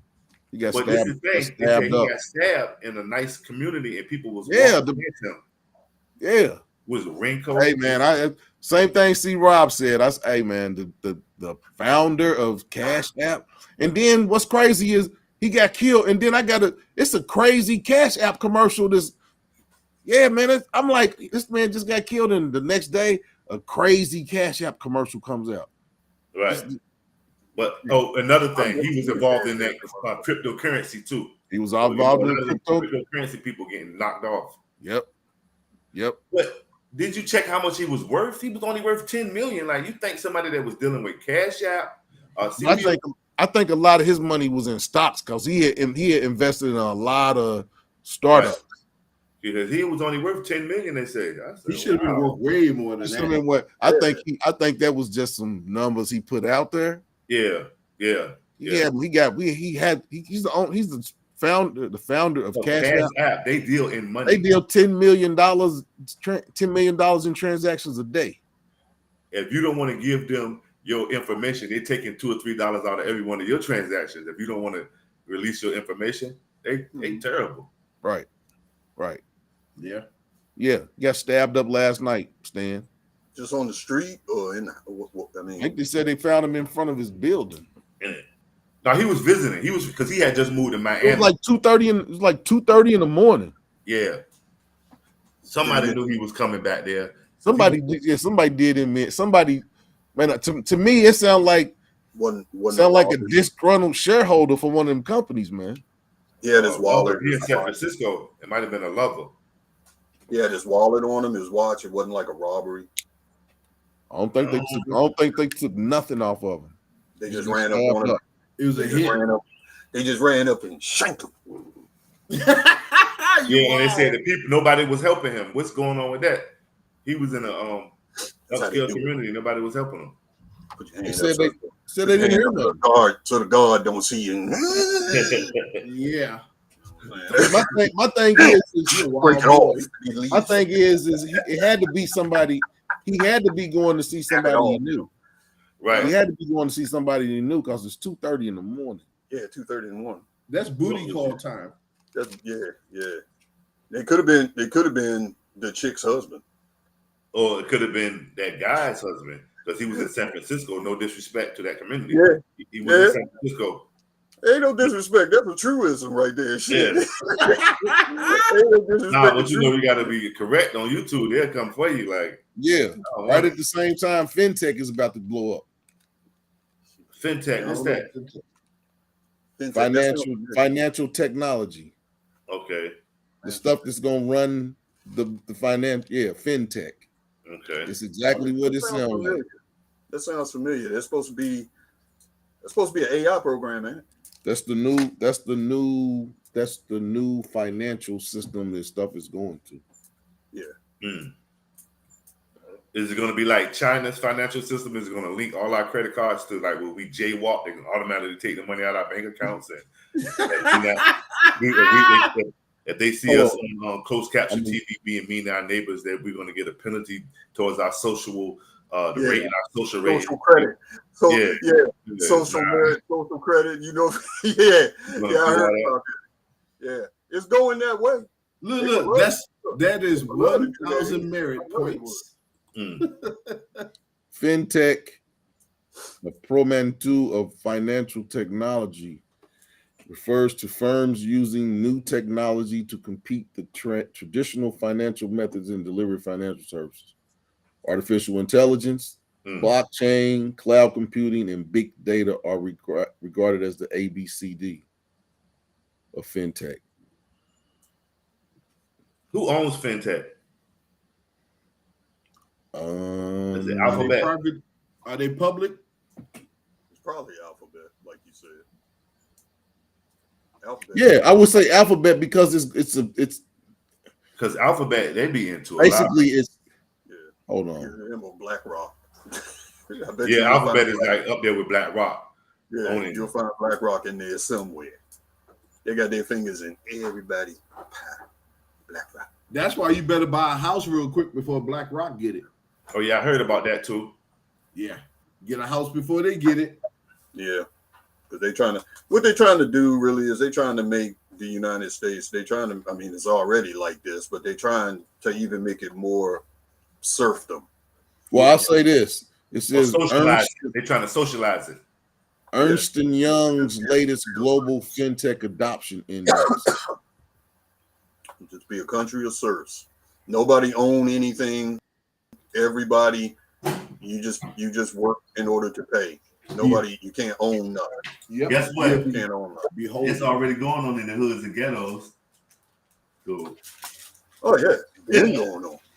in the inner city, it's already going on. Don't nobody own nothing. The rent high. Right. High recidivism. Yep. That's it.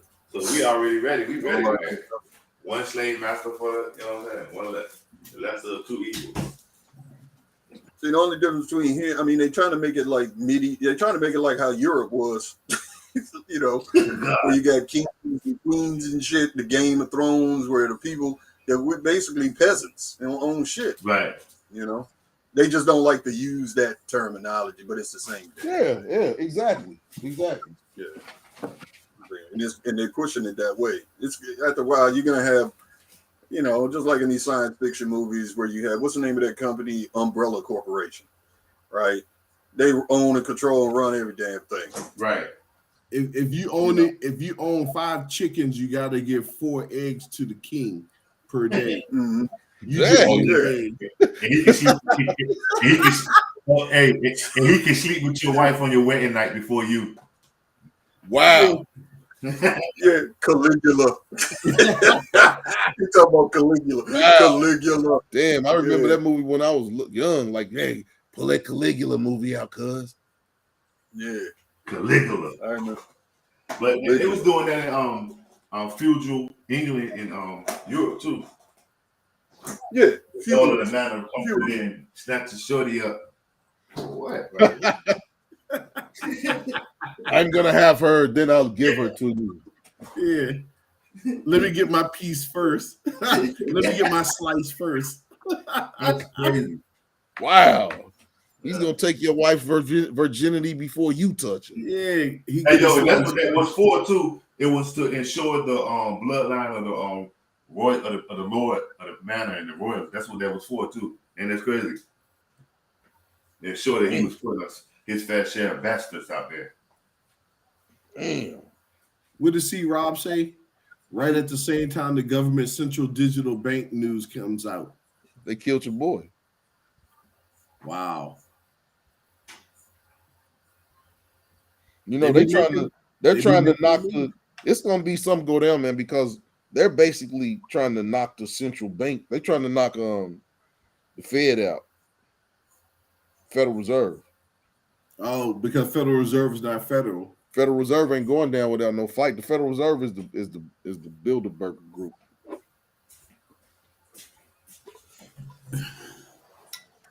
I don't know. You know what I think? Yeah. I think what they're doing is I think what you're seeing is a what do you call it when something morphs into something else? I think the Federal Reserve is turning into these central banks, these digital central banks. That's what I think. I think they have a hand in it. TMI won't talk about some women. Yeah, because he's going to Pattaya, and I think Pattaya is where the hoes are. Yeah, I think. Okay, that's where the seagulls are. That's where the seagulls are. Yeah, that's where the seagulls are. So TMI, real quick thing. I hope you have a female Yeah, don't mess not a around. travel agent, but Don't mess someone. around getting no. Don't mess around getting no lady boy. No. They got him over there. Here's what I want to these, tell him. Make sure that you have a woman there that can take you around places because they can spot those lady boys. I'm gonna be real. I saw some, and I was like, I had to look 4 times, and dude, I'm serious. Yeah, they can fool you. I said to my girl at the time, I said, "Hey, can I ask you a question?" I said, "Our waitress." I said, "Is that a dude?" She was like, "Yeah." I was like, "God, I can barely tell." Yeah, I can barely tell. Yeah, so man. TMI, have someone with you. Yeah, they can get you in Southeast Asia and stuff like that. Them. Oh man, they can really fool off. Don't mess with nobody. Don't mess with nobody. Ain't got no birth certificate. It ain't like these ones. It ain't like these ones here. Yeah. The trans or whatever. You know, you can easily spot. Yeah. But in Southeast Asia, it's really, really hard. There's a lot of dudes get fooled. And you know why? Because they're not over the top like the ones here. They're not doing all that. Not. They're real subtle. Yeah. Real subtle. Yeah, and not only that, they're Asian people. Yeah. So their frames are small to begin with. Yeah. On top of that. So all the males are typically not as big as Western males. We tend to be bigger, heavier, thicker boned, all of that. Yeah. Not them so much. You know what I'm saying? Don't mean they still can't kick your ass just as any Vietnam vet. But you know what I'm saying? But when it comes down to that, they can really do that. It's like that in the Philippines too. Yeah. It's hard to tell them. Yeah. It's hard to tell them. Very voices are soft, and it's not that fake soft. Yeah, it's not that fake soft. But the difference is they don't try to, I guess, run game on you or whatever. They'll let you know. They'll tell you usually what they are. Lady boy. You know what I'm saying? And the reason is a lot of it is because of the fact that they don't want to get hurt. You know, but some dudes go in for that. So they tell them, I'm that or whatever. And then the attitude in Southeast Asia, the people there, it's not like here in the West. No, you know, it's over there. They just kind of regard them as a third sex. People do. Yeah, male. It's female, cultural. It's more cultural. Yes, it's more. Yeah, it's cultural. Exactly. They just regard them as a third sex, and they leave them alone. Let them be whatever whatever like that. They ain't trying to drag them down the street on the back of a pickup truck or nothing shit like that. They don't do that. They're not homophobic like that. Yeah, a dude in the DMV just killed a transgender. A dude in the DMV just got arrested for killing a transgender. Maas, are you talking about the one that the lady was at the hotel? The dude was somebody came to the hotel and killed. I think it was in the DMV. Because me and my shorty, when we went to this weed festival in Washington D.C., we stayed at this CD hotel. We did not know it was CD because if you look at the web page, it looked tight. And we wasn't only gonna be there for a day because we like three. Were you on the border? Were you on the border of DC? Was you on New York Avenue? No, we was in we was over there by up the street from the football stadium. What is that? RFK? Oh, they was over by RFK. Yeah, we was right on the main joint. You know what Target at? It's up the street from RFK. It's a Target over there. Oh, right on the main street. The Target is right on the main street. It's not that conventional. I know exactly Target. where you was. It's like in a building. That sounds like near not Central. What does Central Avenue turn into, Stan? It was in the regentrification zone. Yeah, it must have been for it to be a Target. But the only thing I can think of he was over by Minnesota Avenue. Northeast. Exactly. He was in Northeast. He was over by Minnesota Avenue. Yeah, exactly. He was over by Minnesota Avenue. Yeah, Minnesota Avenue. Yeah. It's CD over there. I was trying to find an article, man.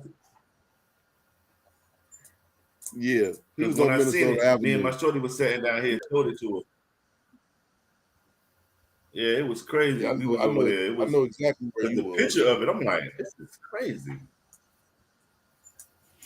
The picture was off the chain. It was. So was totally that the weed festival that was last year? Was that the weed festival that Wiz Khalifa came to last year? Nah, it was the one that when they postponed it when the pandemic came, it was the one that was the follow up because they usually have it in like around this time, March and May, but the pandemic came and they pushed it back to September. Okay. It was the one that was in September at RFJ Stadium. Man, they didn't. Man, before I was leaving, There wasn't no weed out there. They had a whole bunch of Delta 8. Yep, and then because I'm like, all this weed out here, you can't even smell it. Something ain't right. You couldn't. It's all these people out here with weed, and you using the wrong part. Using the wrong part. That was their dispensary weed. It don't have no smell, no taste. It just gets you. It just puts you to sleep. Yeah. Hey, TMI. That's that section that you're talking about going to. I believe they have a lot of strip bars out there. That area, that Pattaya. Pattaya. I actually saw a few black people. Most black people I saw were out in Pattaya. You need to get with the Travel OG. Travel OG. What's my man in Thailand? Oh, you talking about Richie Mack? Richie Mack. He's in Pattaya. Okay. Just don't be careful. You know what, Maas? You was right. Zoom to Thailand. Yeah. Northeast. Yeah, Northeast. Minnesota Avenue. That's where you was over by Minnesota Avenue. Yeah, Northeast. Right. Yeah. What was the name of the hotel you stayed at? I was just trying to find it. It was. I know it's you can't even call it a hotel. Real seedy Motel 6 over there. Boy. It's right on the main road, and as soon as you make that turn, there's a gas station at the corner. Because I saw the picture. She was right there by the overpass. She was right there by the overpass. McDonald's.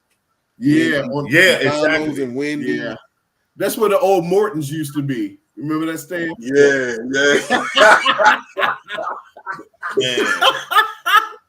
He's over there. Oh my God! Yeah, you can see it when you going down. That's east. That overpass is the hood too. They got a boy.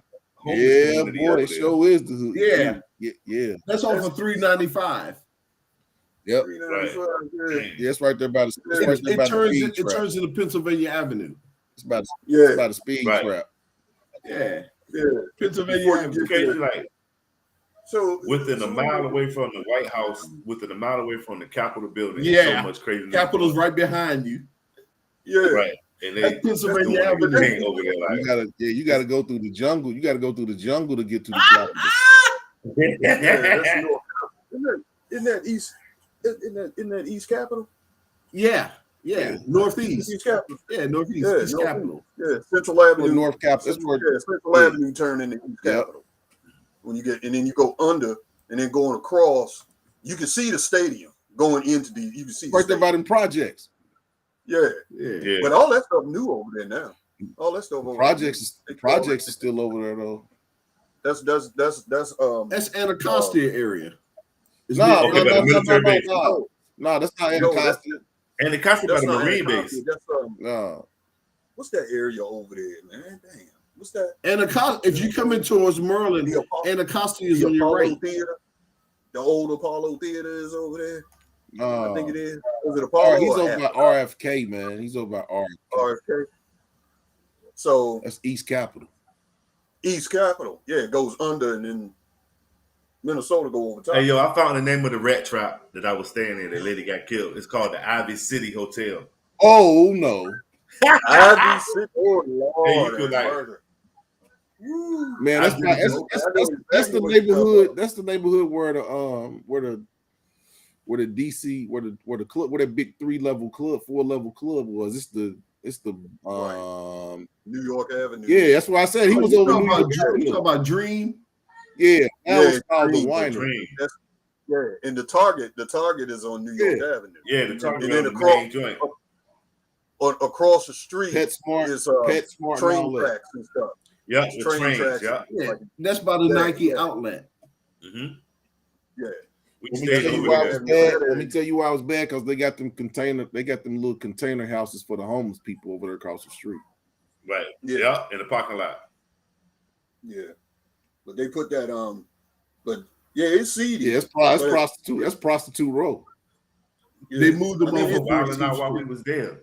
Dude Yes. walked right up to the car. Me and my young lady was sitting in the car. Dude walked right up to the car and asked her for I think a light. I was like, yo, don't come up to this car when I'm asking her for no light. What's wrong with you? He walked right up and said, shh, get a light. Oh, nah, don't do that again. Yeah, that's New York Avenue for you. That's New York. That little strip of New York Avenue right up in there, man. That place been like that since the 80s. Yeah, as soon as you turn that corner, they be right there. Like that's where the stadium. That's where the stadium is. That's where Stadium Strip Club is. Was that the spot they used to have that dude who used to have the tree limb that waved at people when they want to pass? Because what they say is they say, "Yo, man, if you want to go to such and such, you go down New York Avenue, make a right at that dude with the tree branch. Make it right. He was a landmark. He was a landmark. He was a landmark. That's fucked up. We usually get something nice, but we were just trying to save some money because we were just in and out, and we want a little bit of the stress. Man. I would have slept in my car. It's the New York. That's the New York Avenue fake out. Mm-hmm. That's that picture on the website. Yeah, that's the New York Avenue fake out. It's all right. That picture was crazy. Man, you get in the elevator. They built a Target and all that kind of stuff because that used to actually be the old Woodworth and Lothrop warehouse. Wow. Okay. The building that was in there, the building that they made the Target and all that shit, and they put all that shit. That used to be Woody's warehouse. Man, you went back to '83 with that one, Murph. Well, Woody's was in DC for 100 years. Gardner, he's over there by the smokehouse where we used to go eat at. Yeah, the IB Smokehouse. Yeah, he's over by the smokehouse. Mm-hmm. Right. And then you had the strip club that was down the street. That's Double Nickel. Where the stadium is. That's where the stadium. No, you all the way over there in Double Nickel. The 55. You all the way over.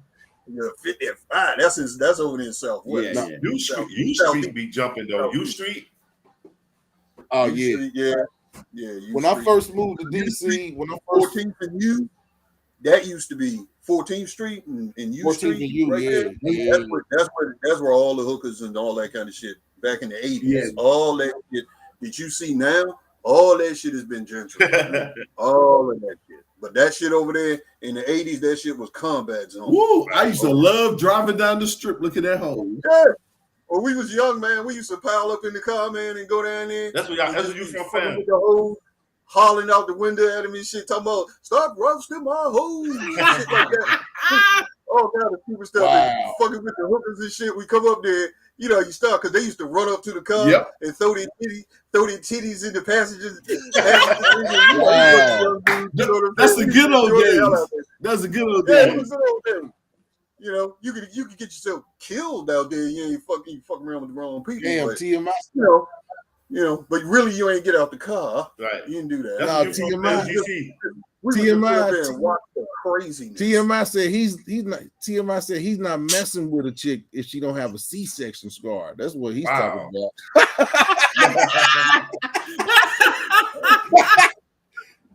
TMI, you a wild dude, man. You a wild boy, man. If they don't have no C-section scar, he ain't dealing with them.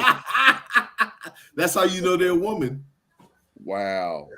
That's one way to tell. That's a good one, baby. That's one way. Wow. Hey, man, y'all some wild dudes, man.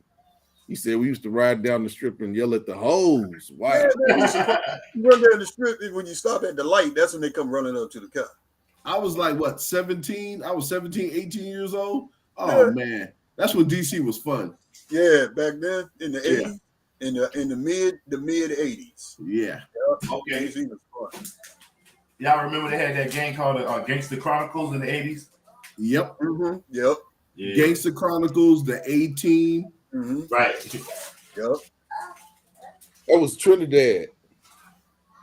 They was running around with the Trinidad. Timberland construction boots, jeans, shorts. Mm-hmm. Yep. White beaters. But when I first moved to DC 15 years ago, or 18 years ago, the first place my buddy took me to was a strip club called The Basement. Never heard of that. I never heard of that. On Georgia Avenue, The Basement. The Basement. On Georgia Avenue? Yeah, but you walk in, it was up past Howard. You walk in, and it's like a lunchroom line, and you pay to go in. Your payment was 2 drinks. Wow. Remember that love boat? Never heard of that. Now Georgia That Avenue, love boat? Yeah, man, on Georgia Avenue. they had the Macombo. I'm a combo. Yeah. I went there. They took me there too. They Yeah. took me to that was before the baseball stadium got torn down. They took me to this go-go club called the Onion. Are you talking about Go-Go? Yeah, they took me to the go. That's when I was staying on Half Street in South Capitol. That was the killing. Half Street. You used to live on Half Street. Yeah, I stayed on Half Street in South That's Capitol. you stayed over there before the baseball stadium. I watched Yeah. the baseball. I watched them dig the baseball stadium, and then Here y'all go. Mambo sauce. Mambo sauce. Ugh. Here y'all go. Some mambo sauce. That's a DC special right there. That's the number one. That's the number one mambo sauce. Mm-hmm. I'll be back. All right. But yeah, man, that's one taste that I did not take well to was mambo sauce. What? You had the Mambo, wrong I like sauce. it. It's kind of hot and tangy. It's good though. Yeah, man, I didn't like mambo sauce, man. Maybe I had the wrong mambo sauce. You did. Right. Because this right here is Capital City. Capital City, yeah. But I've seen mambo sauce I've seen Capital City mambo sauce in the store here in Cincinnati. Right? They getting it in then. Have y'all speaking of the Southeast Asia, have y'all ever tried banana ketchup? I got some in the fridge. Okay. Do you think it tastes the same as it gets I haven't had it yet. I'm kind of scared. Okay. It's pretty good. Okay. What's that? Is that something from Thailand? Yeah. Stan, you didn't make Stan go warm something up. You really got that mambo up. I knew it. I said I'm gonna go take him. I'm gonna take him. Is he in DC right now? Yeah. Is he in DC right now? Oh, that's where I'm from. That's where I'm from. And that's where I live at. Okay. Too. That's where we at. I'm a native. I was born in '64. Okay. That's DC right there. That's DC for real. Right. So you got it, you know. That's right. Me and my shorty, we always go up here. We come up there and hang out. We do. And I can even tell you if you ever want to know, I can tell you the story of how that got started. The mambo sauce. I've heard the story. I've heard the story, but you can tell us. Go ahead, tell us. Right. I'll tell you. Let me go ahead. The mambo sauce story. The story of Washington D.C. mambo sauce. The way that I know it. Okay, back in the 60s. Okay, back in the 60s in Washington D.C. on H Street, right? That was the black part of the black side of town. Yep, I love 8th Street. Okay, now it's all hipsters and everything like that. But back in the 60s on 8th Street. Oh, What's hell. that? What you got, Murr? What's that? This the banana ketchup. Okay. Oh, yeah. You know what I heard about that? That's supposed to be real good. Yeah, I'm kind of scared. You brought that back from Brazil? I don't know where I got it from. I think my mom gave it to me for a Christmas gift because she knew I love bananas. This is Jafran. It's good though. Okay, See, I'm about to make me go look for it. I had did a profile. About to make me go look for it tomorrow. She got it from the world. Yeah, remember the World Market?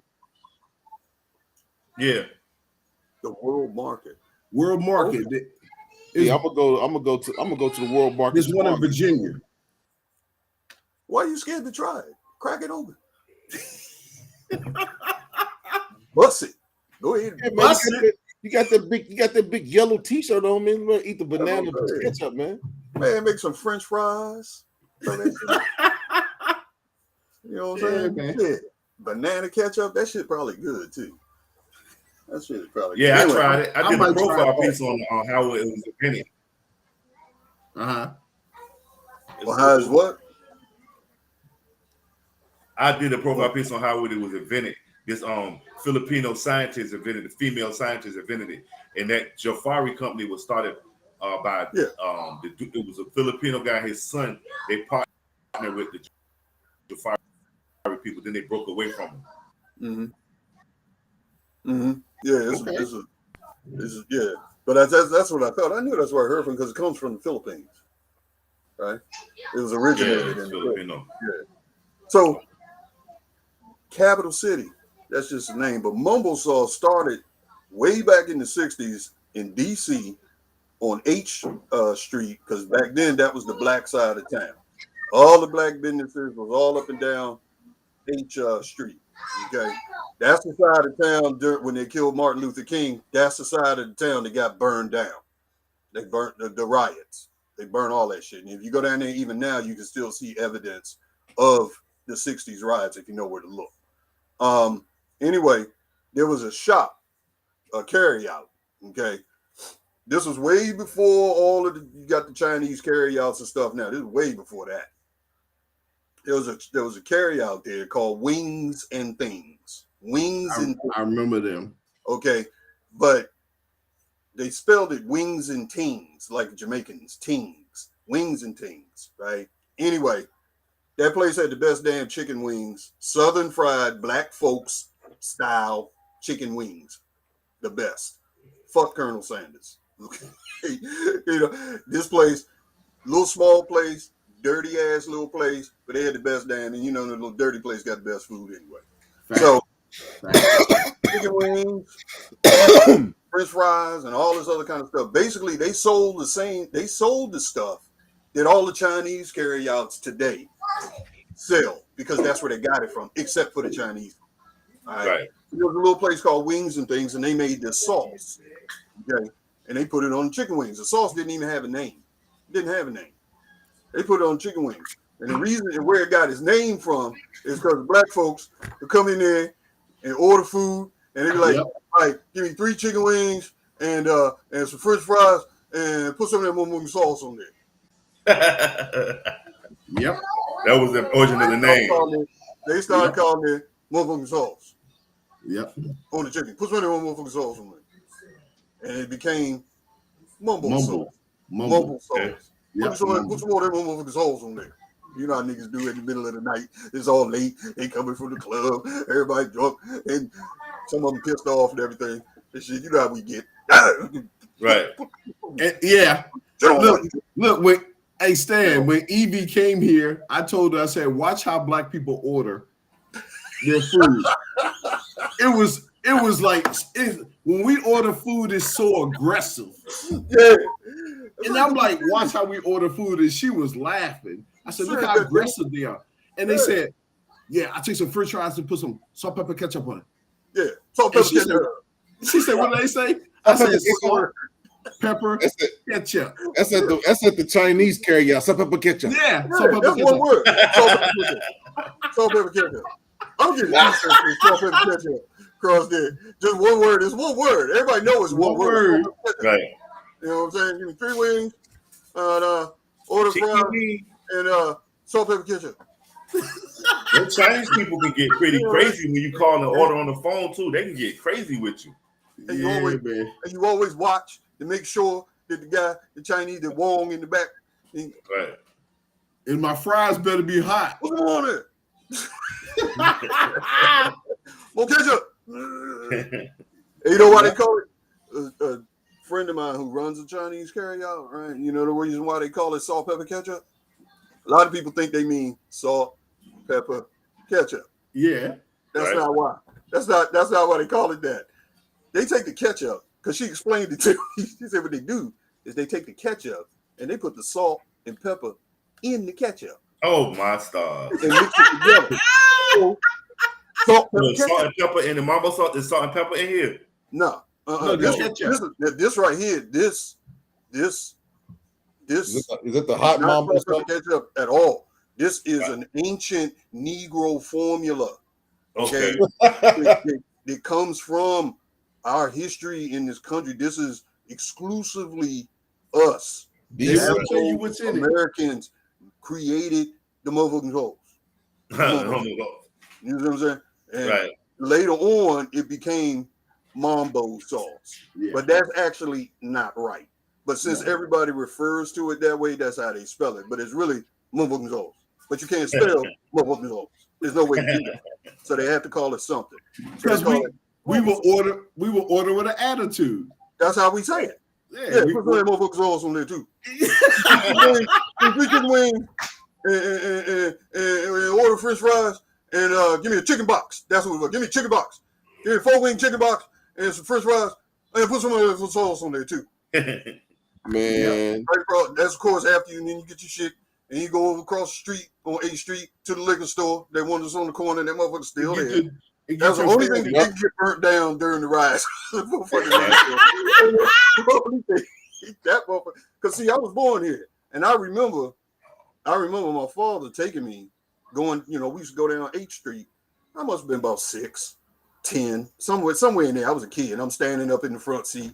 No seatbelt, you know, back in them days, there wasn't no seatbelts and none of that shit. I'm standing up in the front seat looking. And he pull in there and go in the wings and things and get, you know, like that, come out with food, whatever, and liquor store over there. And, you know, people running up and down the street and people doing their thing, cab drives and that stuff. You know, it was the black part of town. It was right. That's where it was, you know. I mean, it's the part of town we lived in. Murph, know my favorite place to eat on 8th Street. DC was still segregated. It's gone. Yeah, man, they closed my favorite place to eat up on 8th Street, Horse and Dickies. Horse and Dickies, yeah. Wings and things are still there though. Man, Wings and still there. Yeah, they're still there, but they sell Chinese food now. Horse and Dickies is out on Allentown Road now. Yeah, Allentown around Road. here. The Chinese people that outsource the food. They got Mexican cooks in the Chinese restaurant around here. Yeah, I saw that. Yeah. It's just like, do y'all remember?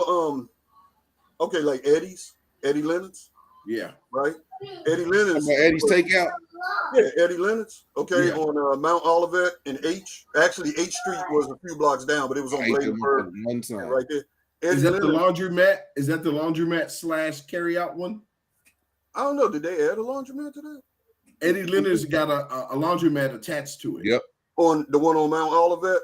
I think it's the one in Fort Washington, I think. Oh, that's what I'm talking about, the original Eddie Leonard. The original Eddie Leonard's was a few blocks away from H Street. All of that area around there. I know exactly what it's the one you're talking about this. It's up the street from the tire chain shop that's on that corner. Keep on going. The Eddie's is on your right hand side when you go up the street that goes up the hill. Where H Street, Bladensburg Road, right there before the graveyard. Right, across from the graveyard, actually. That's the original Eddie Leonard's, right? And they're the ones who started them great. He's the one, because his name is Eddie and his last name is Leonard. He is the one that started with them overstuffed gigantic subs like that, okay? And the chicken wings and all that shit. And then, of course, years later, because I remember when I was a kid, my father used to go there. We used to go there. And it was nothing but black folks. And that whole area, all around the Heckinger Mall, all that around there. All that shit. Man, that's the first place that's the first area that I hung out in when I moved to DC. Was that little mall right there, man? That little mall is crazy. Yeah, Heckinger Mall. It's still there.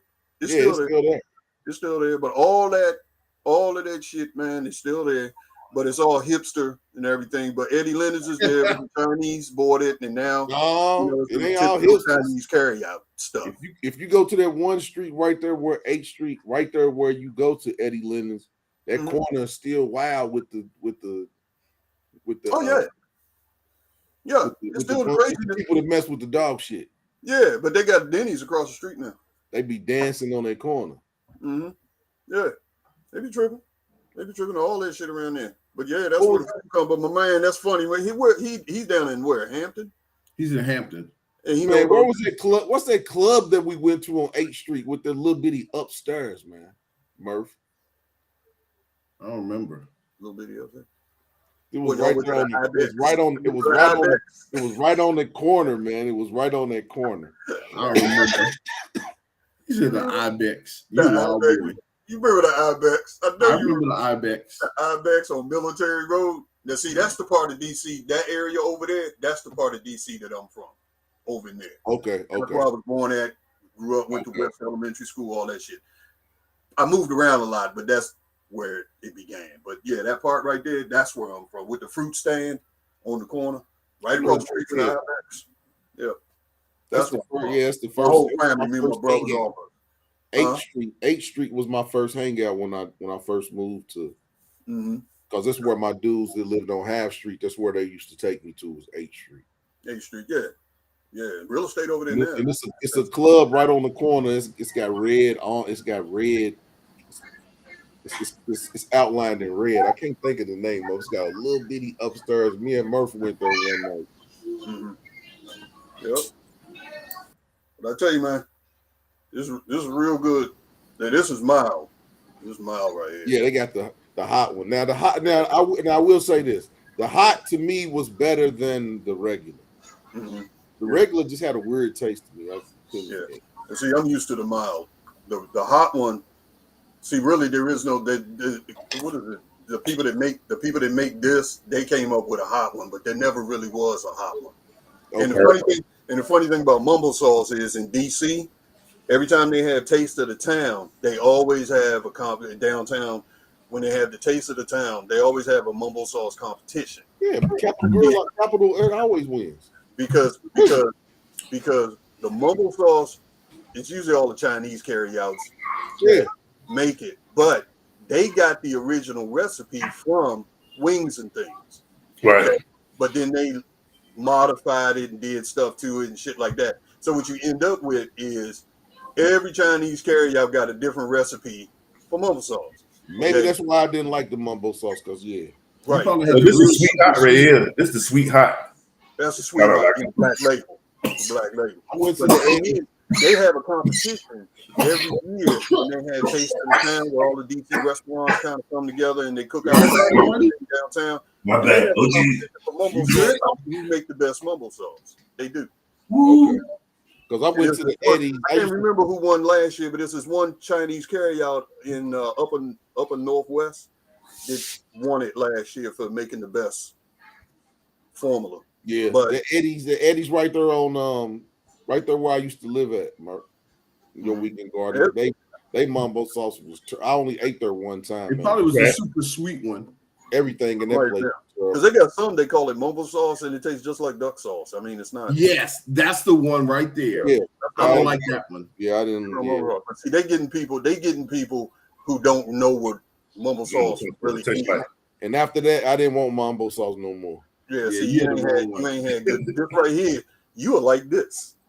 You will probably like this, or the one that Money over here in the Black Label. Yeah, you'll probably like this. You can get this at the grocery store. Yeah, they got that at the grocery store here. I got mine from my sister. It's got 3 stars. You see the DC flag on it? It's got on the label. If you look close at the label, it's got the 3 stars. Right there. Yeah. That's the flag with the stripes. That's the flag of Washington, D.C. on it. That's why they call it Capital City. But you probably like this, but to get real mumble sauce, it all depends on what carryout you go to and whatnot. Exactly. Yeah. But that stuff that you had, I've had that before, and they give me that. That's why I always tell them put it on the side. When you order chicken wings, don't tell them put it on the damn chicken wings, because if you don't like it, it fuck them up. Just get it on the side and then taste it first. That way you won't have to throw it back at them. Like, fuck wrong with y'all? This is a different. This is a different side of Marshall that I never seen. This side of Marshall. This is. I have many sides. It's the real Marshall. Yeah, this is DC stand. We don't want Marshall tonight, man. We want DC. Marshall, what's your favorite go-go song? He don't listen to that. He don't. Drop the bomb. Oh, drop the bomb on the right Wow. Drop the bomb on the You went back to 81 with that one. He's ever talking about he don't listen to that. I grew up here. I'm born here. I'm from here. You went back to 81 with that one. Yeah. It was before. Yeah, 81. I was in high school. Yeah. My favorite one is Run Joe. Run Joe. Yeah. Run Joe. Bogus man. My favorite go-go band though probably is gonna have to be EU. I'm gonna have to go with them. EU. Okay. Essence in the crew. Essence. T-Funk book. Okay. What's T-Funk? That's the three. Is that To me, TCB?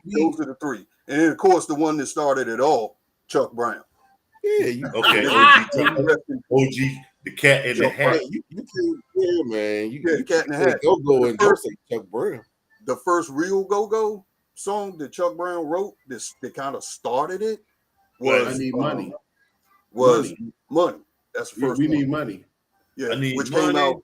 That's what I That got. came out in 78, something like that. Yeah, it came 77, out in 78. 77, 78. Yeah. I think it was a disco song, another song that had that same chorus in it. That I need money. Mm-hmm. They might have jacked it from Chuck. Mm-hmm. They probably did. A whole lot of people jack from And then, Chuck. and then some of the, and then oh yeah, and then let me not forget Junkyard. Hey yo, Junkyard. Mm-hmm. Yeah, I seen them in person. Yeah, I seen Junkyard. Junkyard in person, and then Oh, yeah. I seen another little group called TCB. Yeah. It was TCB, and then there was another group they used to go against each other. TCB. Yeah, that's the 2000 go-go bands. And then you had some, that I give honorable mention to, like Air Raid. Okay. Woo! Air Raid. Wow. Yeah. Raid the Boys. 84, 85. Yeah. I give him honorable mention. I mean, I used to stay in the damn go-go. You know what I'm saying? Is this Afro Stand? You want in there? Yeah. No, I'm talking about that's when Stan had an afro. Yeah. You want in there smoking Love Boat with that's Afro Stan. That's Afro. Wow. Not Love Next Boat. year, I had sisters up to stay the hell away from that Love Boat. Have your ass in butt naked. Have your ass running around butt naked. that boat. Terrible. Yeah, That's what my buddies used to call it shit butt naked. I ain't go that far. I never got into the whole. Just though, as far as I ever went was some reefer. And that was about it. I never. Wow, he called it reefer. Yeah, We know that that's boat, old man. school. weed. It done messed up a whole lot of people college education. Yeah, that's some crazy shit. Because I mean, Home. anytime how you gonna take weed and then douse it in formaldehyde, wasn't it? Mm-hmm. And then And smoke put it that in shit. aluminum foil. Wrap it in aluminum. Yeah, so Yeah, then man. no, I ain't. When I moved, the first time I heard about that was when I moved to Half Street. I think they used to call it afterwards. They used to call it dippers, I believe. Yeah. Dippers and Love Boat. Boat was out when I was in high school. That They Love called it Boat. That's a DC icon right there. That Love Boat. Love Boat. Yeah. Yeah. Or they used to call it These butt the naked. only That was Like like 79. Yeah. like water is DC's one of the only places people mess with that. Yeah. Yeah. But man, I used to stay in the go-go. Oh yeah. I ain't care how much I had to fight. It didn't matter. Hang with Fat I Rodney. always had to fight because you light skinned, so you're supposed to already automatically be an automatic punk. So of course I have to re-educate. You had Stan, you had Murph.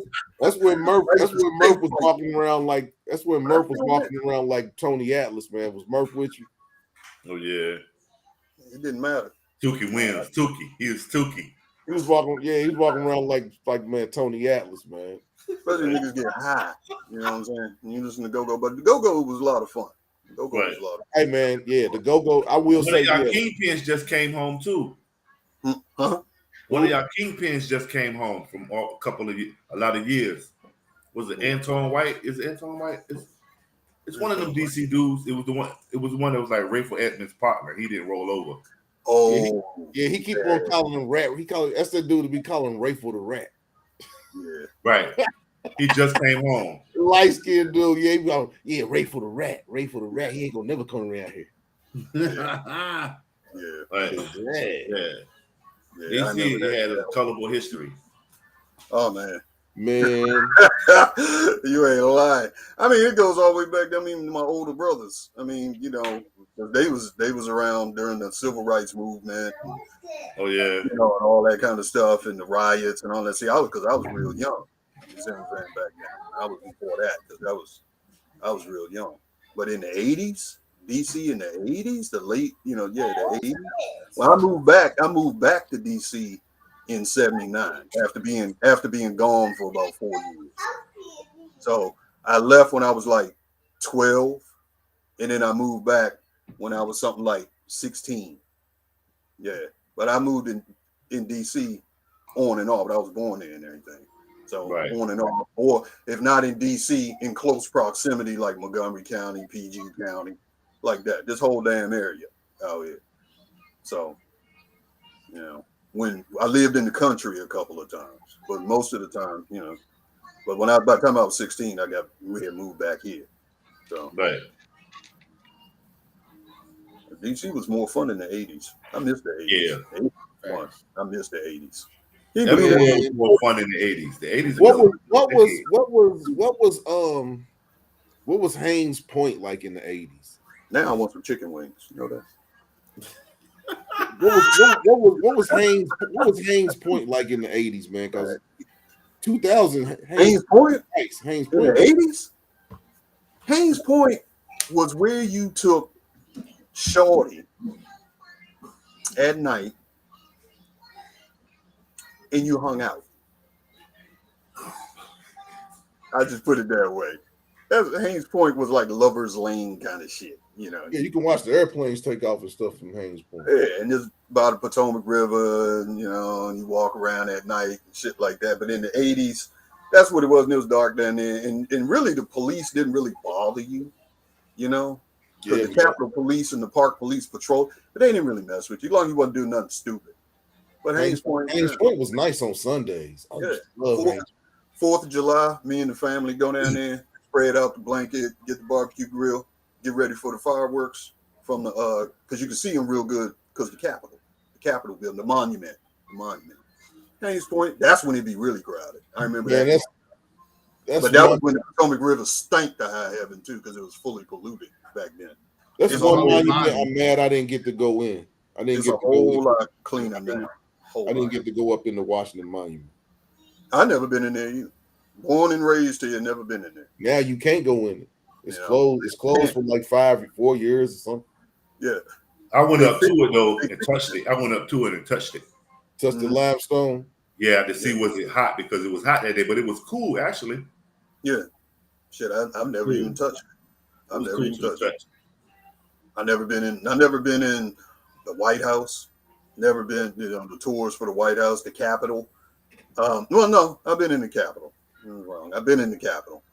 All the little monuments, the Jefferson, the Lincoln, and all of them, there's no inside or outside. You just walk around up there, take pictures and shit. Yeah. Reflecting pool, all of that kind of stuff. Matter of fact, I fell in the reflecting pool once. Yeah. I've been to the Lincoln. Lincoln. You got whooped that day. You messed up your mom and daddy's day. What is that? The Gettysburg Address? I was grown. I was drunk. You was I was fucked up. Yeah, I tripped on something. I was fucked up. I done it. Some shit. Algae. You got algae all on you. Yeah. I fell in the thing. But hey, with that reflective pool ain't no punk. You better be in shape if you think you can walk from the Lincoln all the way to the Capitol building. That's a long walk.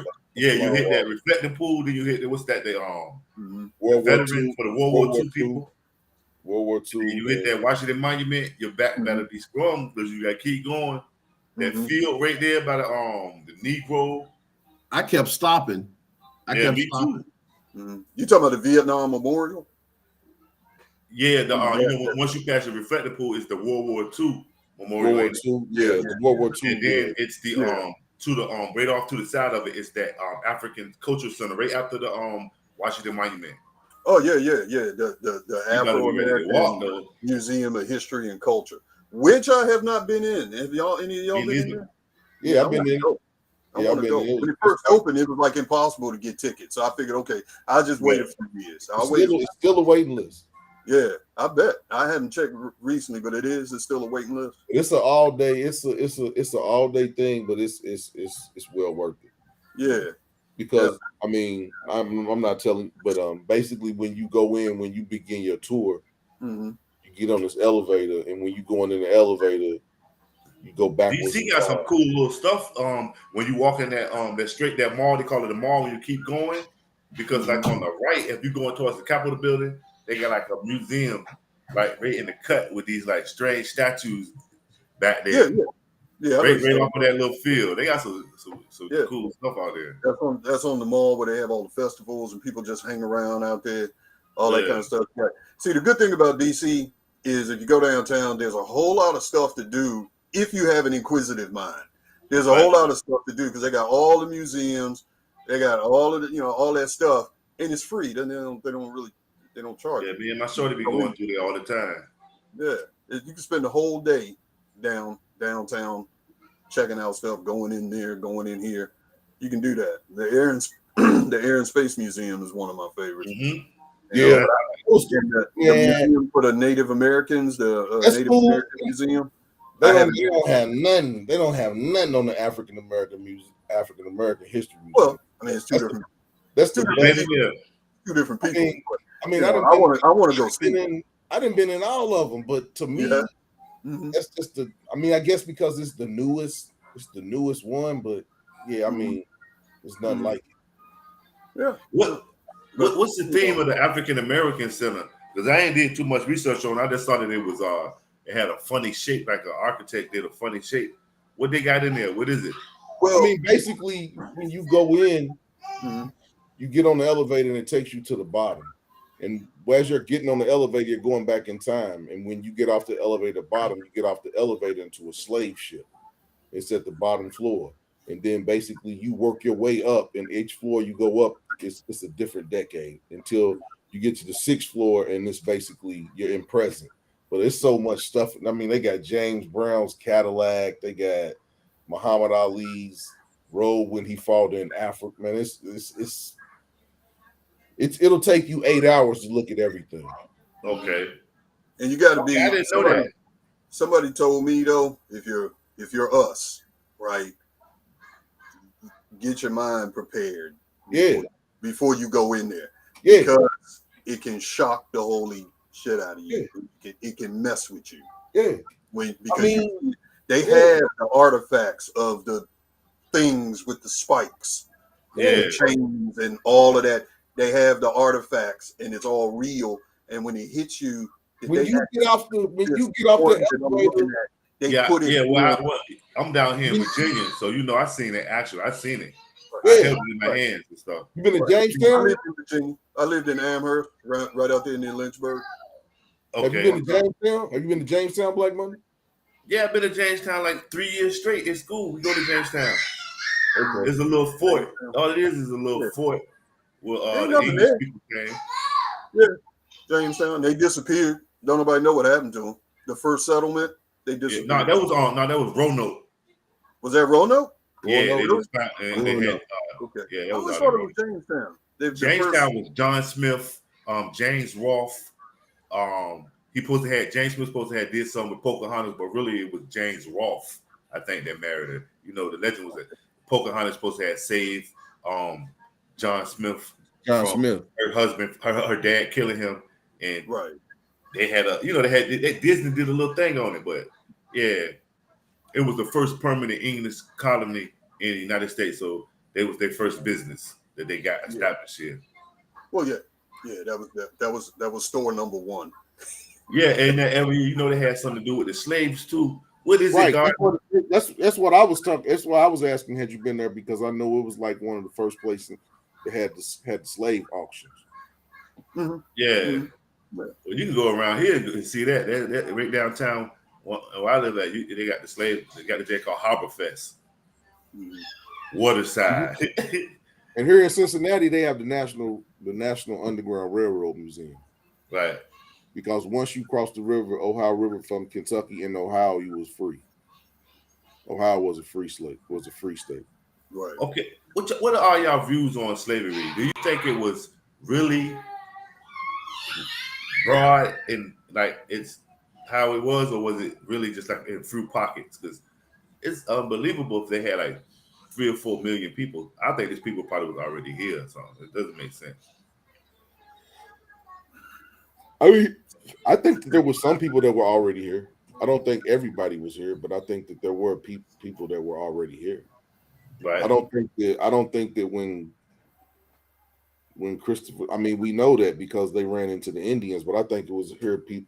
There were other people here other than the Indians, and I mean, there's history that shows that.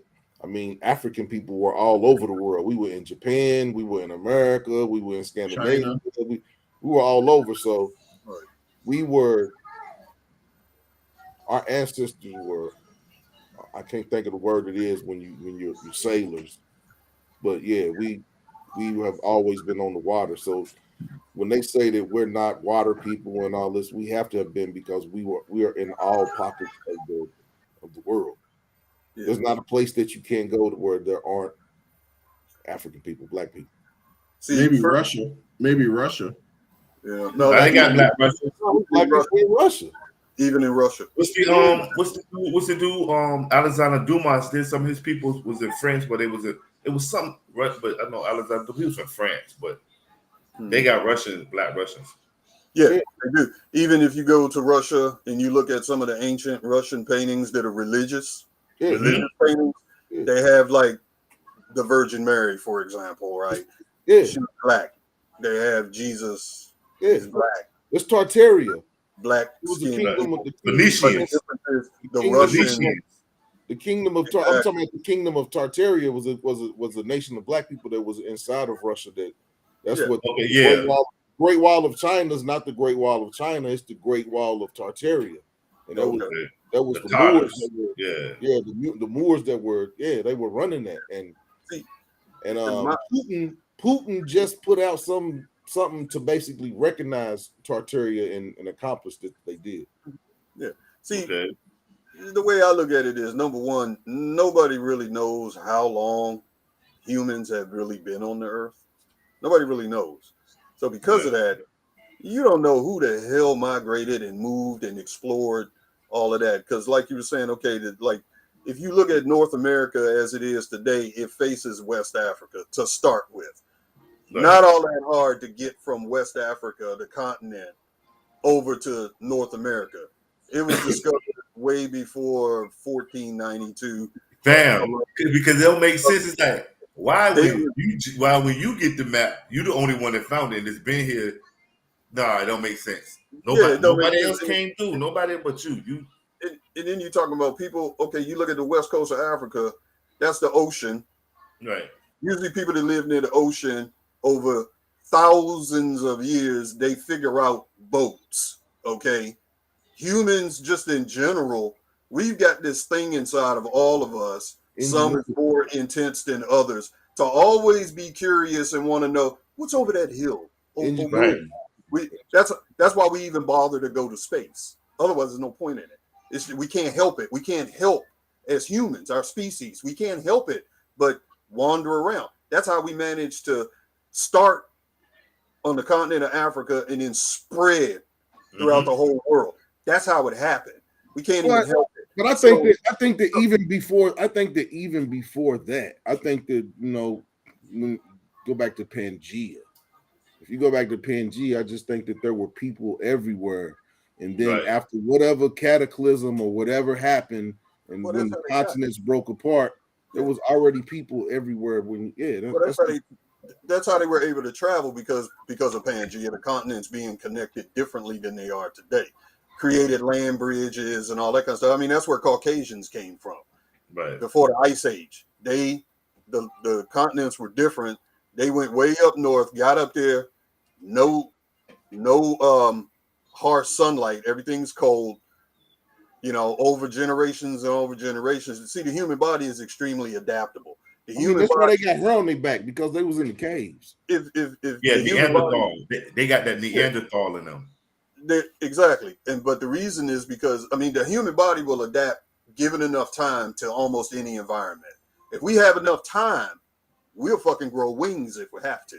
Okay. What I'm saying is it's very rare.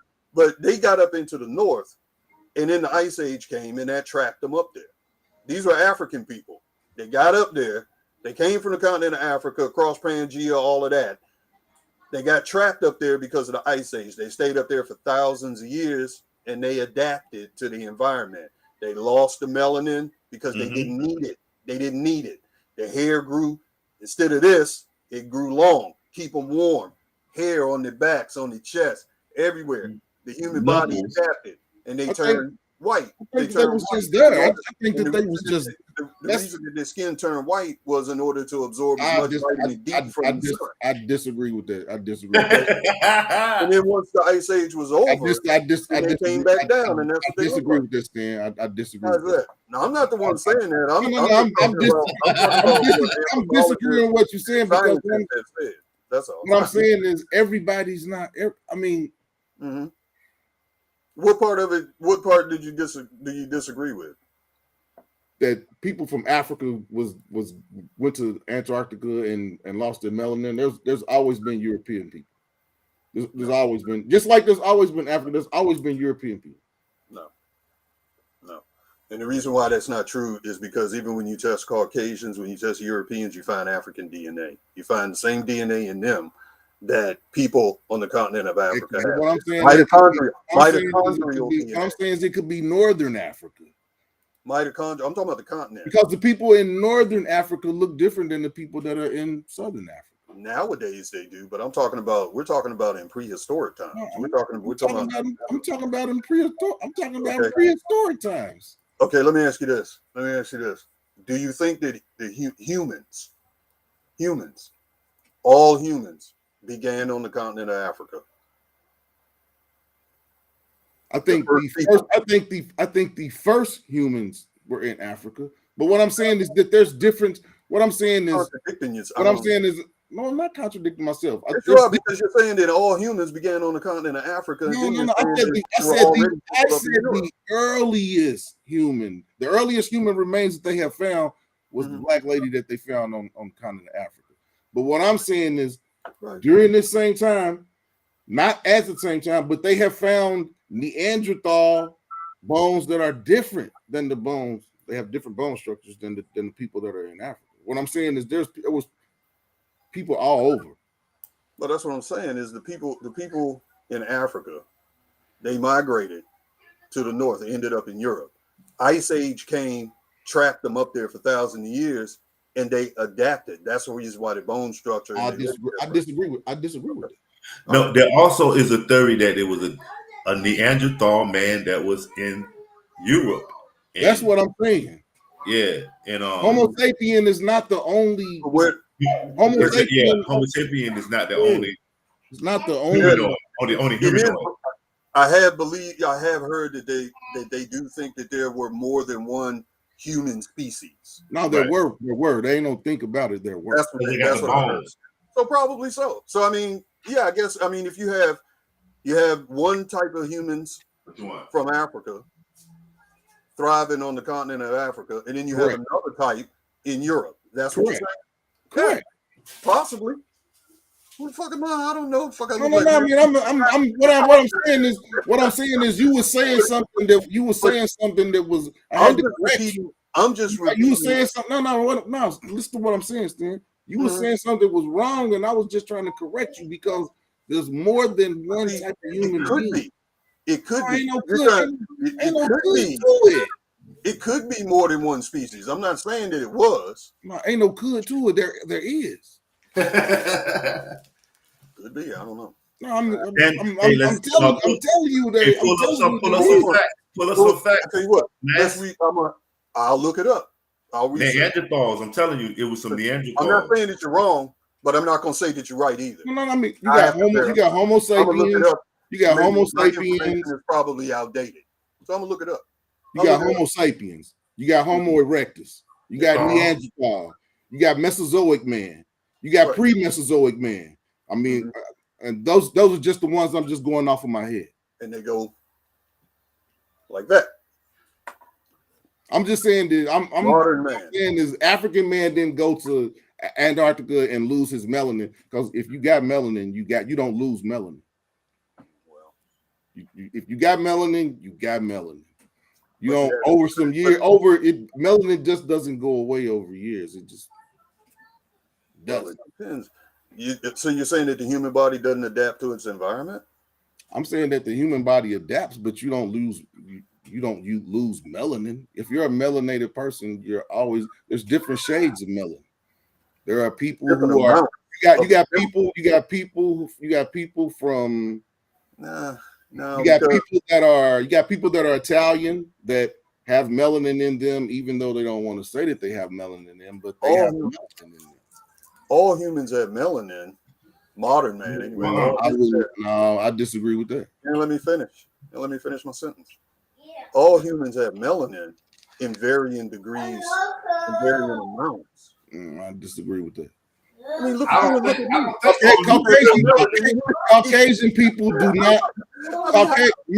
Stan, Caucasian people do not have melanin. Everyone has a small amount of melanin. Caucasian people do not have melanin. Caucasian people do not have melanin. No one has zero melanin. Hey, baby, go chill. No one has zero melanin. Caucasian people do not have melanin. Okay. Anyway, That's why they Melanin get is worth a lot by the pound. Y'all know melanin is worth a lot by the pound.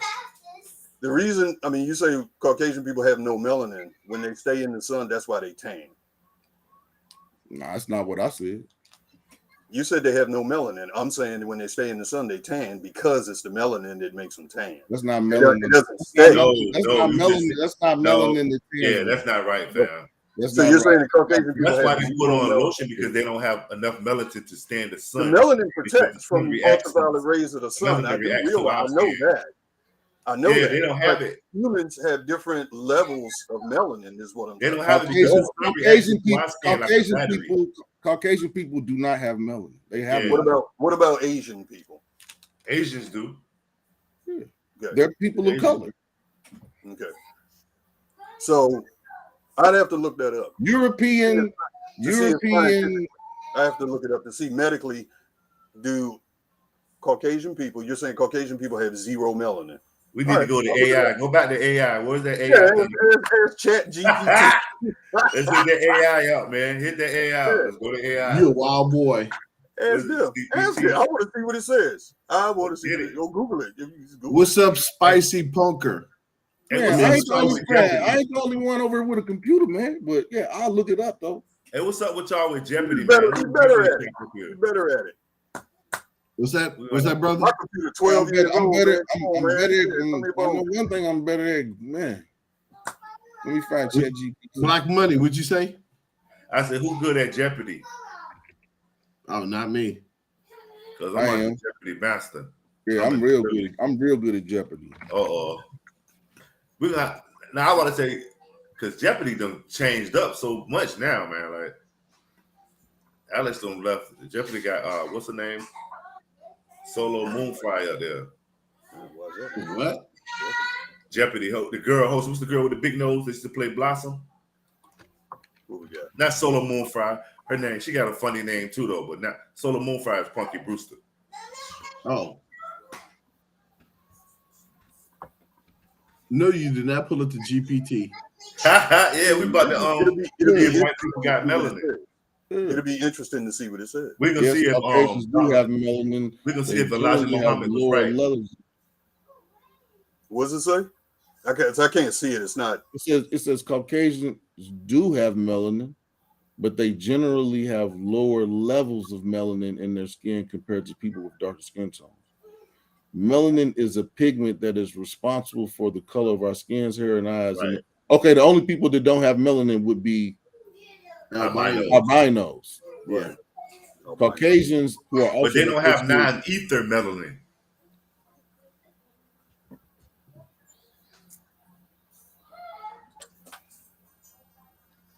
Oh, Caucasian. Okay, that explains. Okay, that explains some. Caucasians are still able to produce melanin in their skin, and this melanin production can be stimulated by exposure to sunlight. Hence, why they get melatonin from being in the sun too long. Right. That's all I'm saying. That's all I was trying to say. But they don't have it like we have it. We use it like a battery. Our skin, like when we go out in the sun. Yeah, I mean it protects from the ultraviolet rays of the sun. It's our armor. Yeah, it's our armor. As well as I mean, I could be wrong, but I don't think I think our melanin must be. It has to be different. It's turbocharged. It is. Maybe I told you it's worth a lot by the pound too. We should have Googled that. It's the same thing. Answer yourself. Okay, here's one. Why do we have this kind of hair? Do you know why? We're the only people on the planet that have this kind of hair. But there's a Ether. reason. We got a lot of ether in our hair. There's a purpose for it. The shape of the hair. You talking about We got a lot of the ether. The corkscrew. You know about that, right? Why our hair is the way it is. There's a reason for it. It has to do with the environment from which we came from. You see what I'm saying? African hair, if you look at it under a microscope, What do you say? Like, you mean like it came from Africa? Yeah, African hair. African hair. Our hair. We stem from Africa, our hair. It's shaped like a corkscrew at the root, right? That's why it's so strong, hard to pull it out, shit like that. Because it's shaped like a corkscrew, just like a corkscrew for a wine bottle, right? But also, so that's the reason why it's like that. But also it absorbs sweat. And if it gets wet, it absorbs water. And it's more dense because it's like that. Why? The sun. We come from a place, the sun is intense. Same reason for the melanin. The melanin protects the body. The more, the better. Because of the environment, the human body adapted to those conditions. And that's why we look like we do. Now, Caucasians, they don't have this kind of hair because when they were up there in the ice age for thousands of years, they couldn't come back through because of the ice bridge, gone, blocking everything. They can't do shit. Their hair turns straight in order to let more sunlight in and also to grow longer to keep them warm. If you look at Asian people in Asia, same kind of thing. You ever look at Asian people and wonder how come you ever notice how shiny their hair is? Right. You ever notice that it's shiny? They hair will cut you like a knife too. Oh, because of their diet, though. They eat a lot of rice and stuff like that. Yeah, No, that's not why. Asian people's hair, if you pull out a strand of it and look at it under a microscope, you'll notice that it's oval shaped like that. Okay. So when you cut that in half, what do you have? You have two parabolic mirrors. When the sunlight hits it, it bounces off because it's a parabolic mirror. So that gives the illusion that it's more shiny because it reflects more light due to its shape. Caucasian hair is straight, so it doesn't bounce light like that. So it doesn't look as silky and shiny. You see what I mean? All of this is evolution. Is evolution based on the environment. I don't even believe in like when somebody like describing evolution. Which was my entire argument. That was just my entire argument. Yeah, I can't go with the evolution though because we're different. Like, we're different phenotypes due to our environment. It wouldn't even be evolution. It would just be adaptation. That's what I'm saying. People who don't want to evolution, we didn't come from monkeys. Okay, fine. I don't care. But the point is, the point is it has to do with the human body will, no matter what you start out with, is going to adapt to its environment if given enough time. That's all I was trying to say. You see what I'm saying? So that's the reason why, in my opinion, white people don't have, they don't have dark skin, but they do have melanin. They have the building blocks. And if you take somebody who's Caucasian and you stick them in a place where there's a whole lot of sun all the time, if they don't die from skin cancer over generation after generation after generation after generation, the melanin will increase and they will get darker and darker and darker to protect from that sun. It may take 1,000 years, but it's going to happen. No, it won't take 1,000 years. I don't believe. That's how it's going to be. It's not going to be that they're going to get. We don't know how long we've been here because they ain't going to adapt over no couple hundred years. It's going to take it's going to take 1,000 years, several generations before they completely change. No, that's why we don't know how long we've been. I think the only reason they can change is if they get a melanated person in their family. Right. See, that's what I'm thinking, man. Well, I just say, I think I disagree with Europeans are just different kind of humans than black people. They're real weird. Yeah, we're more they more woody from the woods. We're more from like the desert, the jungle, from the earth, like the earth. They're more violent too. Okay. And I can't buy that. all black people came from Africa either. That's one of my beliefs that I don't believe it. I don't believe all black people came from Africa.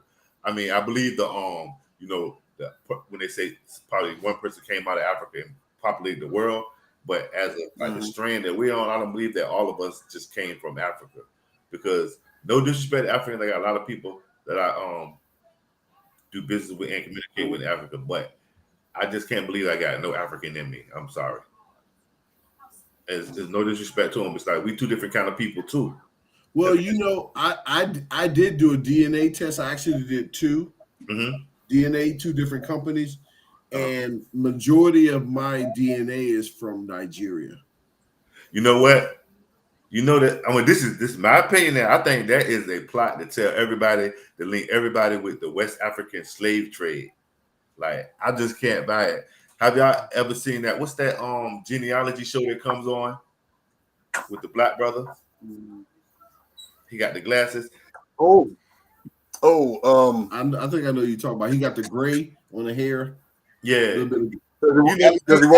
Alain something? No. His name, y'all know him. He always tell the people that Gates. What? You talking about Gates? Gates. Yeah, your grandfather Henry Louis Gates. I think Gates. Yeah, Gates. Your grandfather he walked with a cane. Your grandfather was in the Sons of Revolution. Your aunt, she was Irish. She was white. That's just a way to justify all this stuff, man. Everybody can't come from no West Africa. You know, you really believe that they brought all of these people here from West Africa, every black person from West Africa? I don't believe that. I don't either. Everyone? No, I think free people came here too. No, you got to know that y'all from the DC area. You know, in the Library of Congress, they like DC, Philadelphia, cities like that was already here before Jamestown. They already had DC and Philadelphia and places like that already was here. So it's just hard to believe, man, that they brought everybody. We came to Africa. We're not even. I ain't never had an African dream in my life, man. Like, for real, like, it's crazy. What about you, Maas? What are your reasoning that you don't think that we all come back? I just don't. It isn't. What I'm saying is, I think that, like I said, I think that there were people here when it was Pangea, and through whatever cataclysm happened to split the continents apart, whatever happened to whatever seismic shift or whatever happened, that people were where they were, whenever the continent split apart. Now, after the continent split apart, you have people to travel. Like you said, like Stan said, we are naturally inquisitive. So people went to visit, but there was people already there. I think that there was people in South America, there was people in Mexico. I just think that there was people discovered each other. There were no places that were discovered. People just discovered, okay, this is a different person. You coming here. So for 1492, there was no black community in the Americas, or what they're known as the Americas now. No, so, I think that we know that there were black people here because it was Native American Indians here. Well, how about this? How about this one right here? Let's go with the Pangea thing and everything split up. Why is it that when you go to China, 90% or more look Asian? Why is it that when you go to Europe, the majority of them folks are white? Why, when you go to Mexico, the majority of them folks look Hispanic? But they just started looking like that in the last 300 years. So they evolved? Is that what you're saying? Yeah, no, the influx of conquistadors, it kind of changed the color a little bit. They added a little bit more. What I'm saying is, at different times, there's been different nationalities of people that have been conquerors. We know this. There have been conqueror wars over the time. They had the Crusader Wars where the Europeans was going across and they was taking over everything. Then you have the time when... Well, if the Europeans was taking over, there should be more white people wherever they took over. Eastern Europe. Right. All across Eastern Europe. Okay. But didn't they go across to other countries, other continents? I mean, you got the majority of black people, Africans, of dark skin or black. Right. So how? I mean, we're light skinned and we black. Yeah, you light skin because of white folks got in that mix. See, I got some European in me too. I did do the check. I don't know. I don't think all light skinned people is because you're light skinned because there was. Well, if you want to do a genealogy, go through the genealogy of Europeans. They peoples come from black people for like Moors in Spain. The Moors Right. in Spain, and that's what that rule that we was talking about earlier when it was my right to come and hit your wife tonight. That's how Moors got into Europe like that. They actually were the lord of the manor before the Europeans in Europe. The Moors had Europe in their grips for like 700 years. So that was where that came from. The Moor would come down there and be like, "Yeah, bring me that white girl," and then next thing you know, you got a whole line of dark-skinned people. And if you look at their coat of arms, you'll see it. Their ancestor had big earrings in their ear, big lips, and curly woolly hair. So yeah, That's where Sicilians came from. yeah. In Italy. Oh yeah, not even The in Moors. Italy, in Germany, The Moors took over all of Italy. Yeah, Of course, no, Moors was in Italy. They had Etruscans. That's where Romans got all their stuff from. It was like some black people before Romans was even over there. It was a black group called Etruscans. Yep. You know, Tuscany, they was over there doing their thing. And Rome was a city of that. It was different cities fighting against each other. Rome would beat them and steal all their stuff, like copycat what they did. They never invented nothing. They just absorb everything every time they beat somebody, and they beat a lot of Etruscans, black folk. Some of their first peoples was black too. What's up, baby? We got the cocoa melon in the background. Coco Melon. I still hear little kids up. Yeah, they watching this cartoon. Man, them kids can hang longer than me. Right. I know that's right. Yeah. Man. But yeah, I don't believe it. I can't believe that I came from Africa, man. I'm not against Africans or anything. Yeah, It's just I feel kind of different. Okay. So where do you think you came from? Probably was already here, man, because it got too many signs that it was already civilization here. And I think, okay, this is the thing I believe. If they tell you you came for here, guess what? You're gonna fight for here. But now they tell you for Africa, you're gonna fight to try to I'm going back to Africa, man. But no, if they tell you, I'm not trying to go back to Africa. Yeah. Well, they want you to identify with Africa instead of identifying where you're from. See, my thing is when you tell a black person that you're from Africa, that makes me rebellious against America. But America needs me here. Right. They don't want me to take all this to Africa.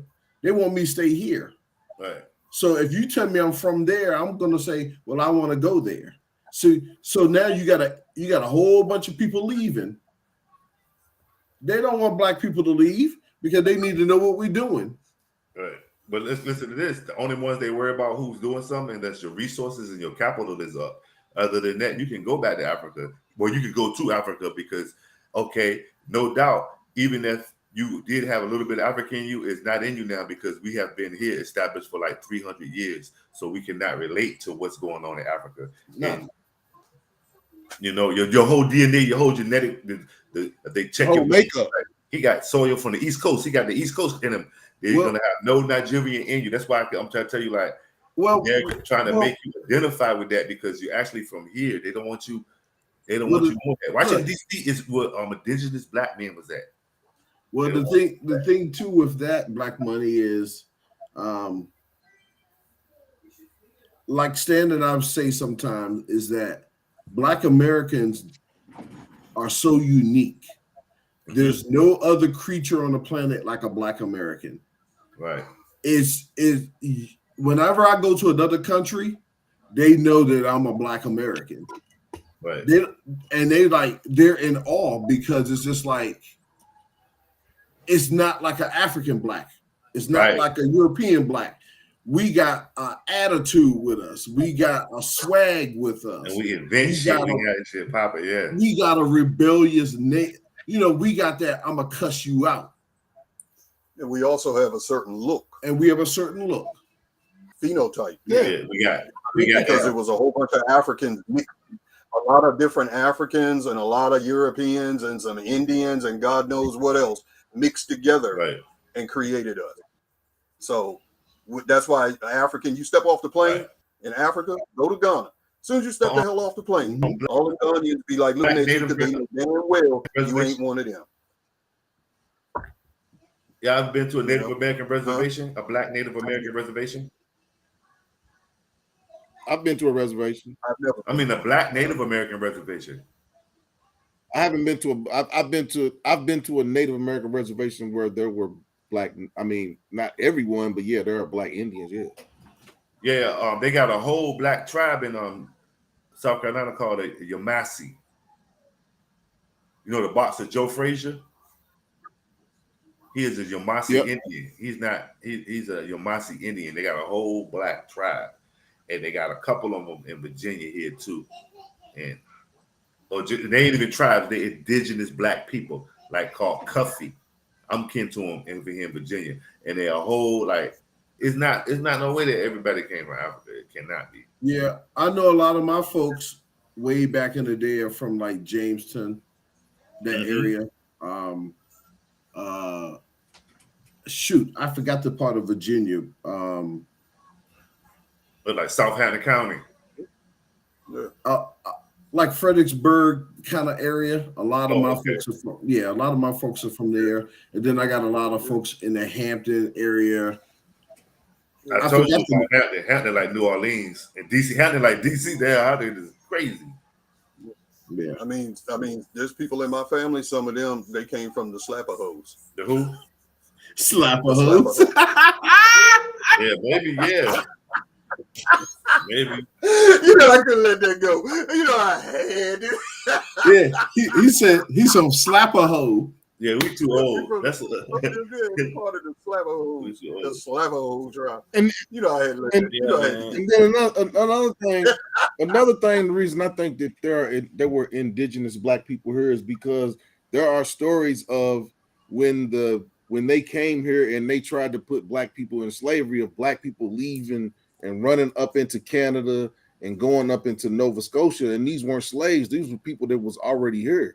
Because like we saw the one there's I can't think of the name of the movie, but they were going and putting free Black people into slavery. 12 years of slave. And bringing them and going up north and up into New York and grabbing free Black people and bringing them down south. So we know that there were people that were here that were that their families were never slaves. And they were called freedmen. They were freedmen. Yeah, that's a different type of nigga. See, a lot of those people left and went to Canada because Canada would not let the slave catchers come up there and take people. There were Blacks back in those times. There was craziness going on. I mean, there were Blacks. There were Black people who owned slaves. Slavery was an industry. It was right, but yeah, because then they created race to justify the industry. They just created the race like the inferior, measure their heads and all that stuff. You got to know that. You're talking about eugenics. Yeah, that was mainly a part of it. But in Virginia, but it was some of the first Virginia people was Black. They're called Jacobites. They came from Europe. They was running from religious persecution, and all of them was Black. They're called Jacobites. People, they think when you see them in the book, they look like little white pilgrims, but they won't. They was actually Black people from like Holland, over there in the Netherlands, and they was French. A lot of them came. What were they called? Jacobites. Yeah, Jacobites, Jacobians. Okay. Jacob. Yeah, House of Jacob. Yeah, the House of Jacob. And they probably was from really originally out of Spain, because Spain had threw a lot of Black Jews out. But they either turn to Christianity or get out of it. And this was around the same time when Columbus was doing this thing. It was just like either you turn, because they just got the Muslims out in 1492 too, out of Granada. They just got the last Black man out of Europe in power in 1492. The same year they come up with these maps that they said a Moor showed them how to get there. So he found it, but how did he show him how to get there? So it's just you gotta do your history. You can't just go on Like it's right there, 1492. You know about the fall of Granada in Spain. It was the last stronghold by black people. We already had the city of Philadelphia. Well, that's what they say. I don't know. I'm just saying. We can't go for the indoctrination.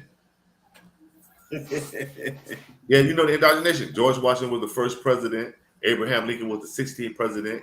The World War I was started because Archduke Ferdinand got assassinated. Nazis killed Jews in World War II. You know what I'm saying? We know that there were black presidents before George Washington. Yeah.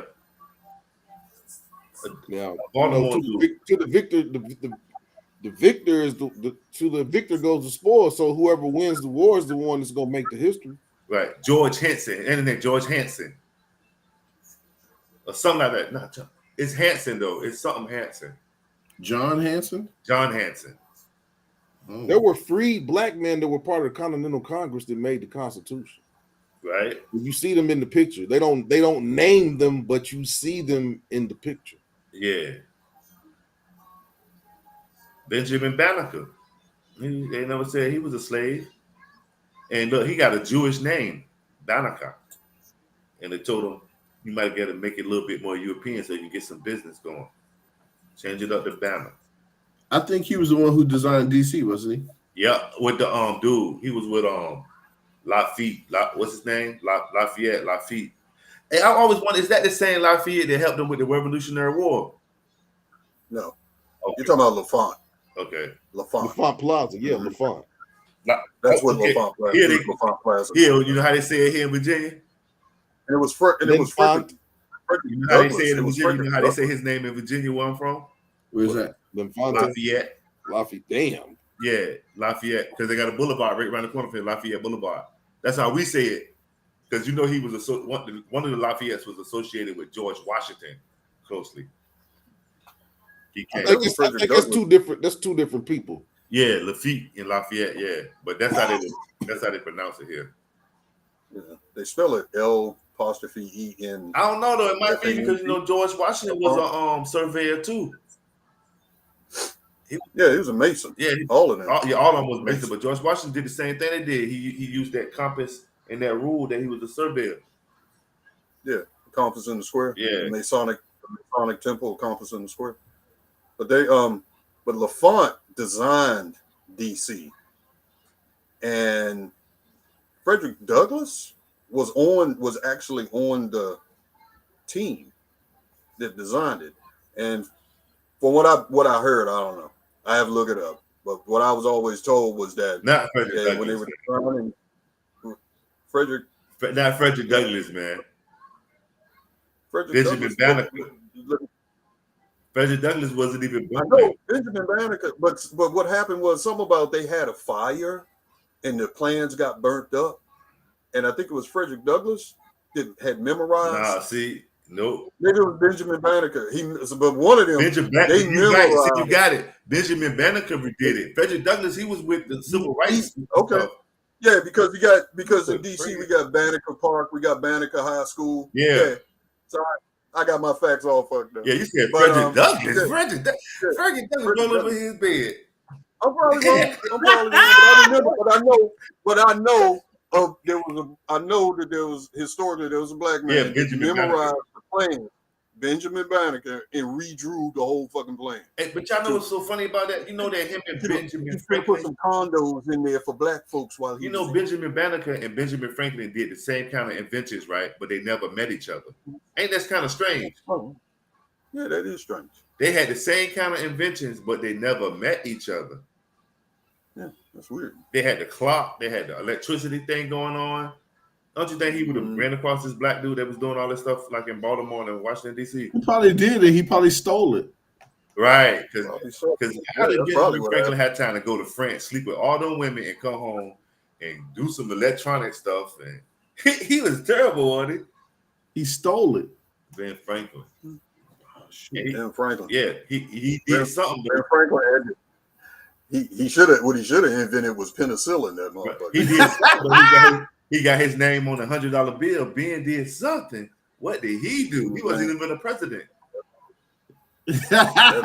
Word. President is not a president. That's on the money.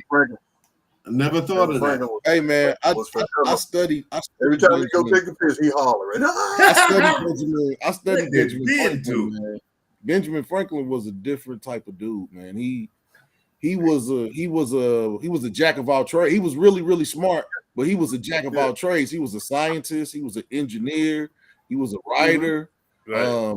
he was a ladies' man. I mean, he was a different. Hey man. He was a Johnny Walker. Hey man, Right, he was doing yeah, he made beer, he made wine. He was a different. And he didn't have slaves. He didn't have slaves. He didn't have slaves. Right. He didn't. He didn't. Yeah, He was a different man. Hey man, I love Benjamin Franklin. He's a different type of dude. Yeah, Ben Franklin. And you know the crazy thing about Ben Franklin, he's the only one that was never a U.S. president, but he on the money. He on the money. Yeah, that's what Black Money was saying, man. He the only one. He's the only one. A lot of people don't realize that. I didn't realize he created the post office. Okay, let's do this then. Why is, besides Juneteenth, why is Martin Luther King the only black person that has a holiday? What did he do? What did Martin really do that they gave him a holiday? You got to wonder that.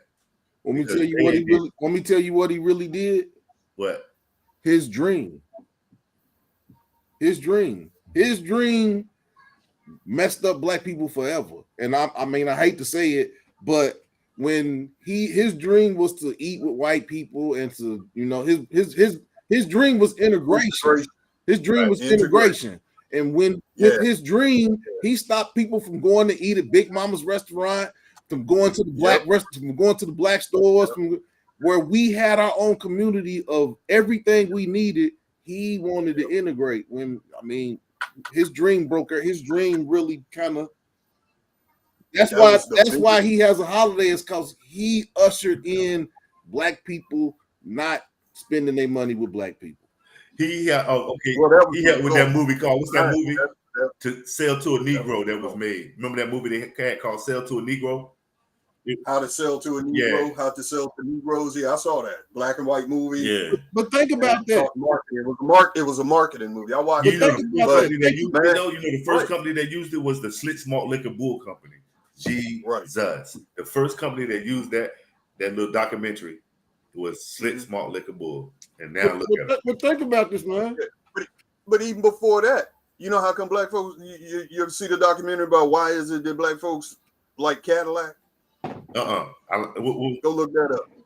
Go look that one up. You're going to love that. Okay. Why is it that black folks, especially the old heads, right, going way back, they're like, I'm going to get me a Cadillac. Why though? Why did they like Cadillacs? Because Cadillac, General Motors, okay, when Cadillac was considered a luxury car, for the upwardly mobile, way back. We talking about like in the 1940s. All right. However, Cadillac, they didn't sell to black folks because it would tarnish their supposed image. Okay. What they were trying to, but because of that shit, they almost went out of business. So a Jewish, I can't remember his name right now, but he worked for Cadillac.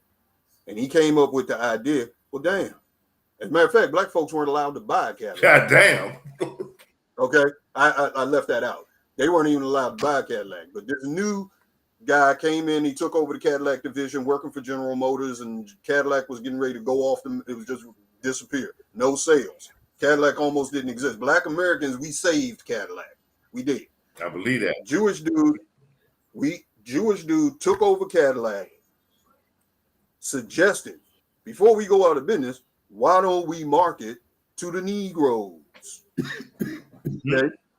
Any Negro that had a Cadillac before that, it was because they had a white friend who could go down to the dealership and buy the Cadillac for them, give them the money. Right. And it did happen. But this Jewish dude came into got hired by General Motors. They put him in charge of the Cadillac division. He came up with the idea, look, fuck all that. Let's make money. Right. Let's sell to the Negroes. So Cadillac was the first General Motors division to actively market to Negroes. They had advertising, posters, the whole 9 yards. And black folks was like, well, I'll be damned. it's okay for me to have a Cadillac. Mm-hmm. Okay, they'll sell me a Cadillac. So black people who could afford a Cadillac, right? They went and bought a Cadillac, and with us, it became a thing. Right. Cadillac, and it kind of still is to this day. Facts. You see what I'm saying? I know my father, he loved Cadillacs. Right. He's dead now. He's 72. But he loved Cadillacs. But that's why you always hear the thing with black folks and Cadillac. That's where that relationship Escalade. came from. And they saved. And enough black folks bought Cadillacs all the time. It became a fashion thing. Yeah. It was already a luxury car and all of that. And the General Motors Cadillac division was saved. And they're still around today. Mm. But yeah, that's a little piece of Black American history.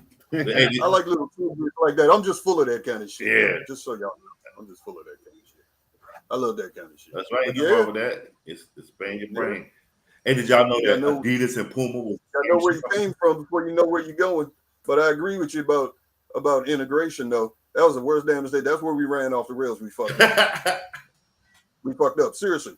Because had we not done that, we would have still eventually integrated anyway, but we would have been in a much, much better economic position because we would have already had a legacy of having our own shit. We wouldn't have integrated. We wouldn't have integrated. They would have integrated to us because we right. Because that was a classification. Hold on. Let me finish what I'm saying. What I'm saying is it might have went the other way. Probably, yeah. Probably, yeah. Because you don't know. Probably, yeah. Because if we had our own stuff and they got their own stuff, they probably would have, yeah. Probably. Well, they tricked us. They tricked us though. They calling us a minority, and they say we got all the babies and we got all these kids and all these. We everywhere. They got us calling us a minority, and they hit us with the if you can't beat them, join them. But they made it seem like we joining some elite, and really they absorbed us. Like bring them on in. Don't shun them. Bring them in. They're with us now. Mm-hmm. Now we the new white people. Black people is the new white people. We the new. we do our thing now. Like but they still got us thinking we behind them. Like everything you see on TV is like black people. What's that little lady with the dreads? She's with Joe Biden and them. She running the show. It seemed like she the president. What's her name? Oh, Karen. Yeah, she get up. She be like, hey, calm down. Hey, get it out. You know what I'm saying? The spokesperson, the White House. Yeah, I've seen her before. Yeah, it's like I think she's Oh yeah. Well, you know that's 95% of America now. Yeah. And y'all in DC, was y'all seeing a lot of that Antifa there, man? I was there one time at a rally that had Al Sharpton, Martin Luther King granddaughter. It was on the 29th of August. Yeah. That commemoration for that Martin Luther King. It was all Antifa down there, like all these white women with. Daddy, what's up, baby? Let me in. Party animal. Huh? Little party animal. Right. Go ahead, Robert. Let her in. Man, you took me back with that one, man. My son never went to sleep. Right. These kids be up, but they'll probably be sleeping all day tomorrow. Nah, they gonna wake up as soon as you wake up. They gonna be up at 6 o'clock in the morning. They gotta get them cartoons in. Yeah. Right. You gotta get them cartoons together. But remember, when your son was young, you was like, well, how old were you? 32. Right. This 50.com over here, you know what I'm saying? This is different. It hit different now when you 50, these kids start doing something like that. Man, he wore me out in the 30s, so I can imagine. Right. Now these two. That's why you don't see my old ass breaking my neck. Right. I didn't do it when I should have, and now I ain't going to. You know, when you get old, you know what I mean. Just like how you get down off of something high, you get off differently now than you did when 20 years ago. Ain't no hop. You ain't just jumping off now. It's a 3-step process. Ain't that right? Yeah. We're coming up on 4 hours, man. We got about 5 more minutes. We're gonna talk. I'm gonna end this. I'm gonna end this. All right, live. Maas, these some of your workers you worked with them before. Yeah, in DC. Okay, look, they dope. Yeah. We just had a good intellectual debate, and nobody's about to go make a troll video on each other. You know what? Yeah, Maas Apeal. Because what was y'all talking about there? Was y'all talking about Ace? Ace with the dreads. Yeah, him and Check in Effect been going at each other. Ace that travels, right? Yeah. Oh man, why? That's so crazy. Like they making travel a contact sport. Travel YouTubers are a contact sport now. Man, they not the only one, man. This is like WWE right now, man. It's Right. I was telling him about his boy. What's your boy B? What again? Who that? who's that? You talking about Rello? Yeah, Rello. Man, him and some dude was going at it. Ain't my that's TMI's boy. I mean, that ain't none of my. I mean, I know him, but yeah, it ain't. That was fun. This look regular YouTuber Stan. He got on O'Shea Duke's. Yeah, I don't know, dude. He was on O'Shea Duke's radar, and O'Shea Duke Jackson bought him up. I said, "Oh, he big time."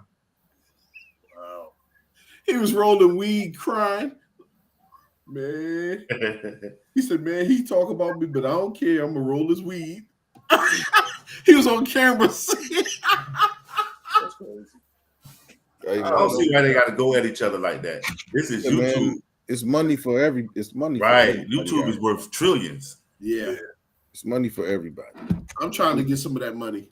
Yeah, I would never do that. Man, I'm not going to anybody. Y'all forgot about the people in the chat. No, I've been saying No. It's on. It was Ain't nobody. Spicy Punk Rocker was in there. Yeah. Oh yeah, I see you, Weekend God. I see you. But yeah, we had a good conversation tonight. 4 hours worth of conversation. I was with you. I was with you for the whole time, bro. 4 hours. It didn't even seem like 4 hours. No, it didn't. Only time 4 hours seem like 4 hours when you're in master security prison.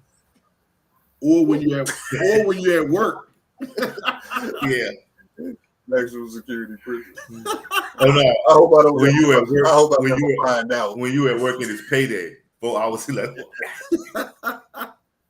Hey man, talking about payday, man. My while we've been on here doing this live, my bank account. Right. Payday. You just got paid. Payday. Yeah. You about to put on. It's Friday night. Just got paid. It's the birthday. It's the birthday weekend. It's about to be. Yeah. Oh yeah, what you doing on your birthday? I was supposed to be going to Cancun, but man, you better stay out of Mexico. You change your mind. No. I ain't going to northern Mexico. That's where. Yeah, I ain't going to. That's where they be at too. They got a cartel that they be wilding out in Mexico. Mexico is not safe right now. I wouldn't go. Mexico. Ain't nothing wrong with Mexico. If you going to Mexico for the wrong reasons, Mexico might be bad. Like what they were going for. Brazilian I'm going to. Man, I don't. Hey man, I've been seeing some more videos, man. It was a Mexican butt lift. Right. But I don't know. Hit Brazil, hit Mexico. I don't know. I started tonight. I went to this wine bar tonight called Cooper's Hawk. They got a Cooper's Hawk in. What is it? Cooper's Hawk. They got one in Virginia. Right. Was it Maryland? No, it's one in Maryland. It's in Annapolis. What is that? Like a cigar bar? No, it's a wine bar. I'm a member, so every month I get two free tastings.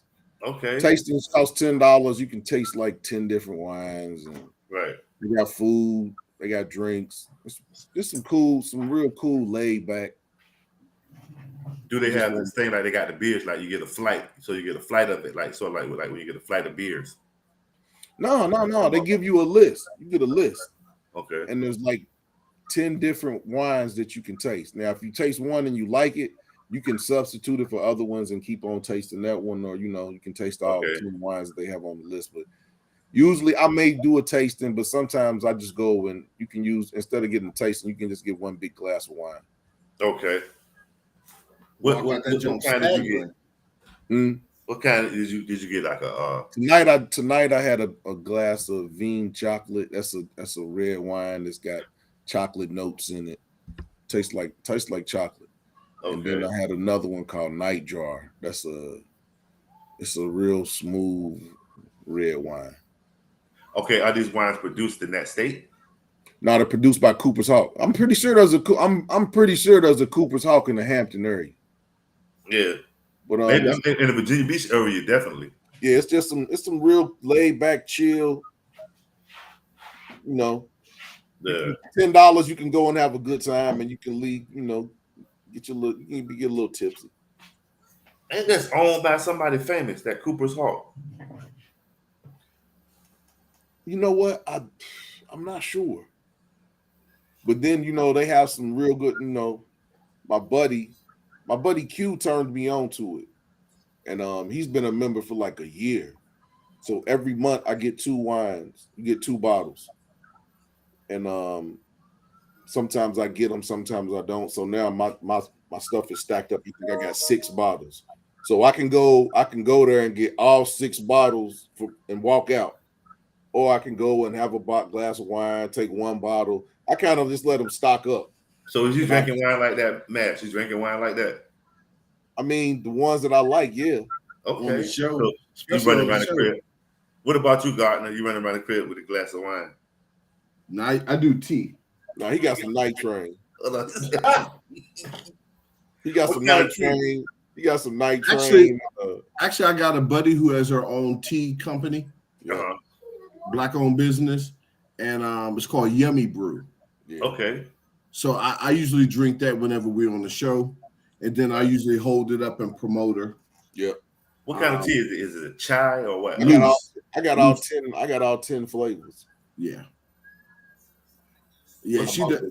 Yeah. She got like lemon. She is lemon. What is it? Lemon papaya? Lemon mango. Yeah, lemon mango. Then watermelon papaya. Strawberry, watermelon. Yeah, I got it. Then she's got some, like gut health. Good health. Yeah, I got that one. Okay, she got the sleep. She got the sleep tea. Got the sleep tea. Okay. Chamomile. Yeah, something lulling you to sleep. Okay, Yeah. That's a dope business right there. We had her on. We're gonna have her back on. Okay. Yeah, she also has a sex book. Yeah, we're gonna have her on to talk about the sex book. Okay. So you gotta watch that show. Yeah, we got some stuff in the works, man. That was. You know what? I came on tonight, and I just wanted to do an improv. I didn't have no topic. I just wanted to do an impromptu show for my birthday, and I'm glad y'all came on with me, man. I was here tripping off of y'all with the Radio Shack book thing. I was like, man, I gotta go talk to these brothers. I was sitting right here chilling and listening while and all. I was like, man, Radio Shack. Yeah, Radio Shack. The Radio Shack camera. Mm-hmm. Tandy. Radio Shack had so much cool stuff. What was that game they had? Didn't they have a game, Tandy Vision or something like Tandy something, man? It was I think it looked like Coleco. You just plugged it in the back of your UHF. Wow, UFH.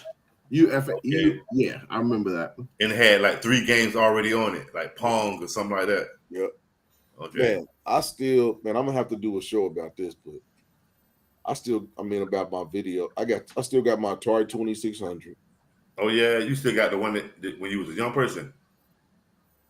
Man, I think I still got that one in the 52. I still got the Pong. Man. I got the one that's the 2 on the wire, and I got the one that was just one thing, and y'all was both right there. Yeah. Right.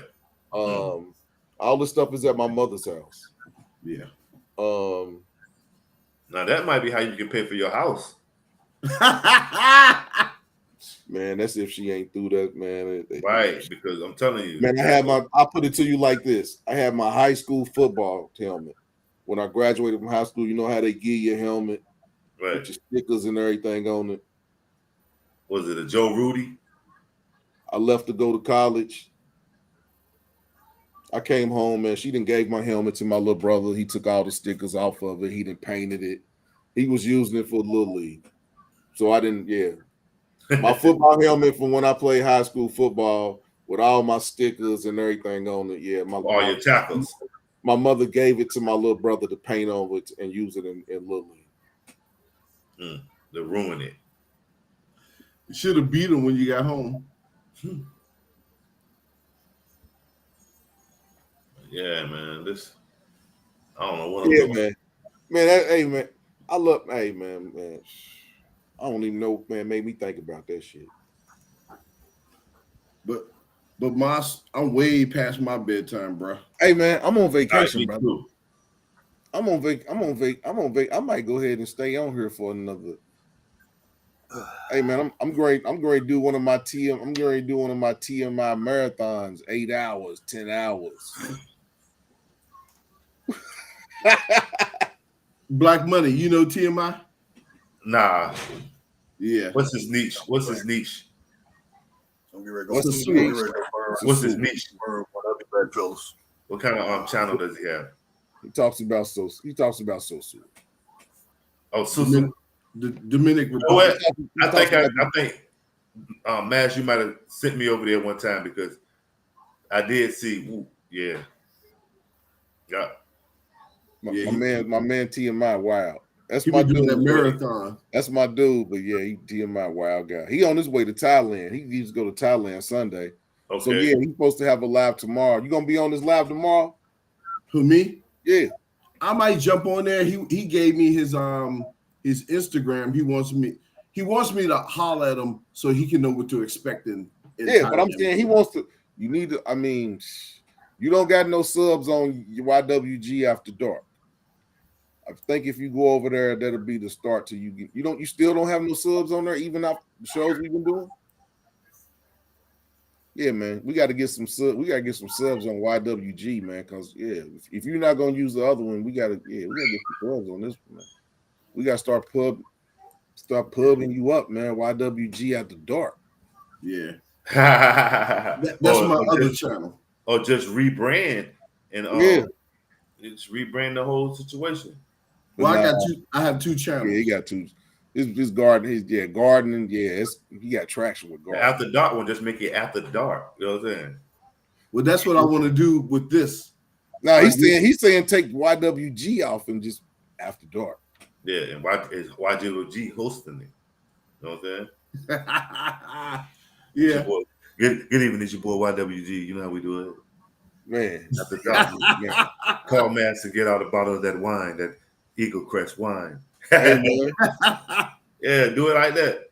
Yeah, man. I'm Make sure you get some free beats to put in the background, like some cool, like mellow. You know what? I haven't been using. I got some beats on her, but I haven't been using the beats. We just been.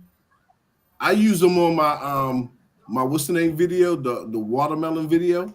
Yeah, I use some cool beats on that one. That joint was nice. Right. Set the ambiance. Oh, because if you're looking at the channel, go check out my video by my homegirl Doo-Wop. I posted it. She got a real nice poem. Mm-hmm. She want that old thing back. Go check her out. I got some more poetry. I'm gonna work on that stuff tomorrow. I got some more videos that I'm gonna be posting. I'm trying to get out and get somebody's story, man. Like find a homeless person, and just I want to start a channel with series.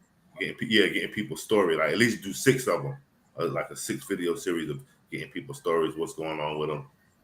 Because if I had my phone ready yesterday, my homeboy called me. He doing 54 years.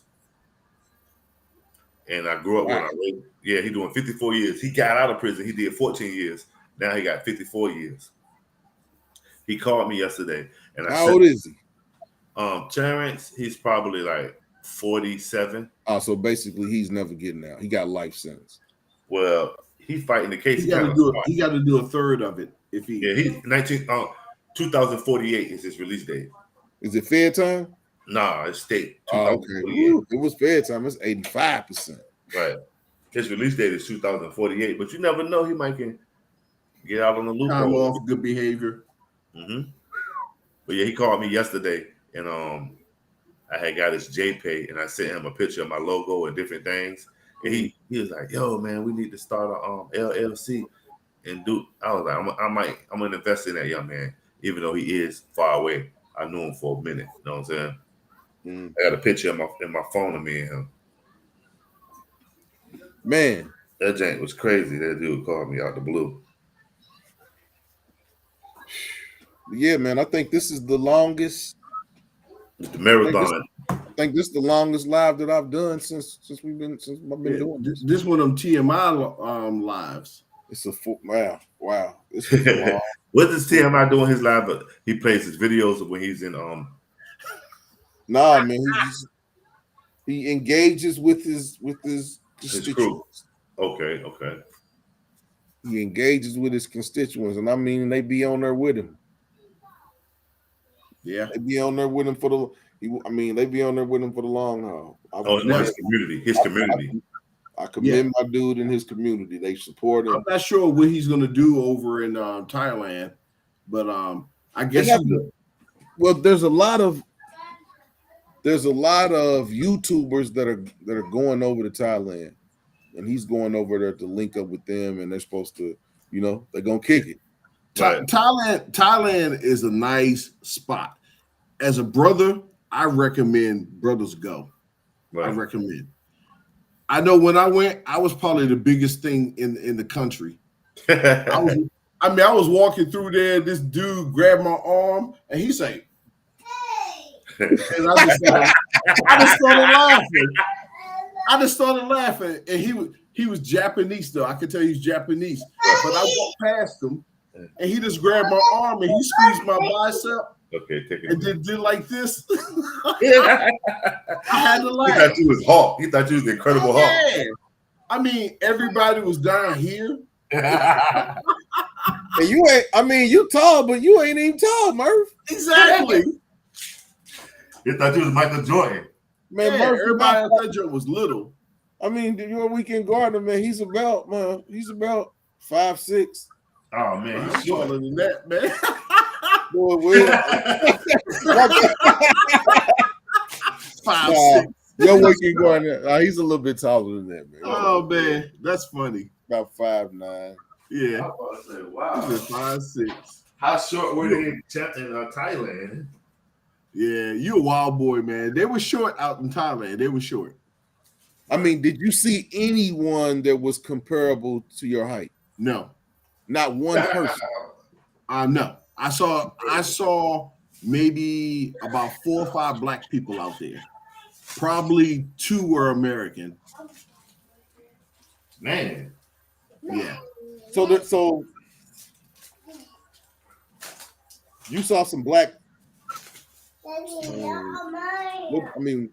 Were they Thai? They were African. Okay. Yeah, they were African. Okay.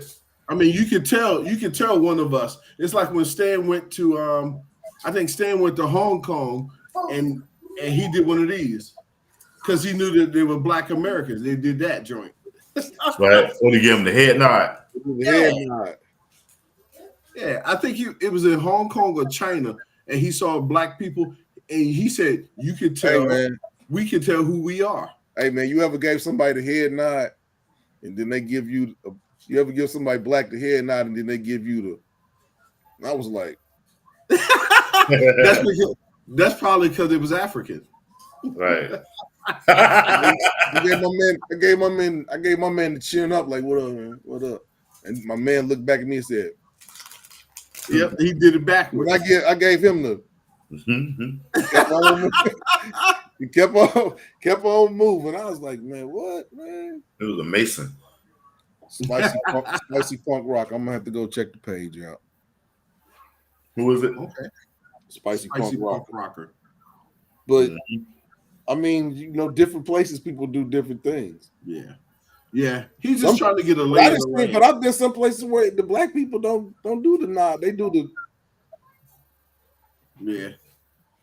And in some places they don't do nothing at all. You speak to them, they just look like. Yeah, they just look at you like, we don't do that around here. Yeah, but when you go out of the country, it's almost like you can see who you know is from home. Oh yeah, most definitely. That's how I knew they were black, because when me and Shorty was eating, we went to a chicken spot, and I hit Stan up. I said, "Yo, Stan," I said, "There's 2 brothers in here from America." He said, "How you know?" I said, "They eating fried chicken like me." It's safe. They're staying on what they know. So Yeah. when you went to Thailand, you were there for like 2 weeks. Close. Yeah. Yeah, that I mean, It was a nice experience, man. yeah, that ain't really. I mean, if I was to go there, it would have to because that ain't no trip that you want to fly over and then jump right back in 5 days and Yeah, bro. No, sir. no. It's a 12-hour time difference. It have to be at least a week, at least 7 days. Yeah, they're 12 hours ahead of us. Oh, they are. Yeah. So basically, it's 2:00 in the afternoon Friday there. Yes.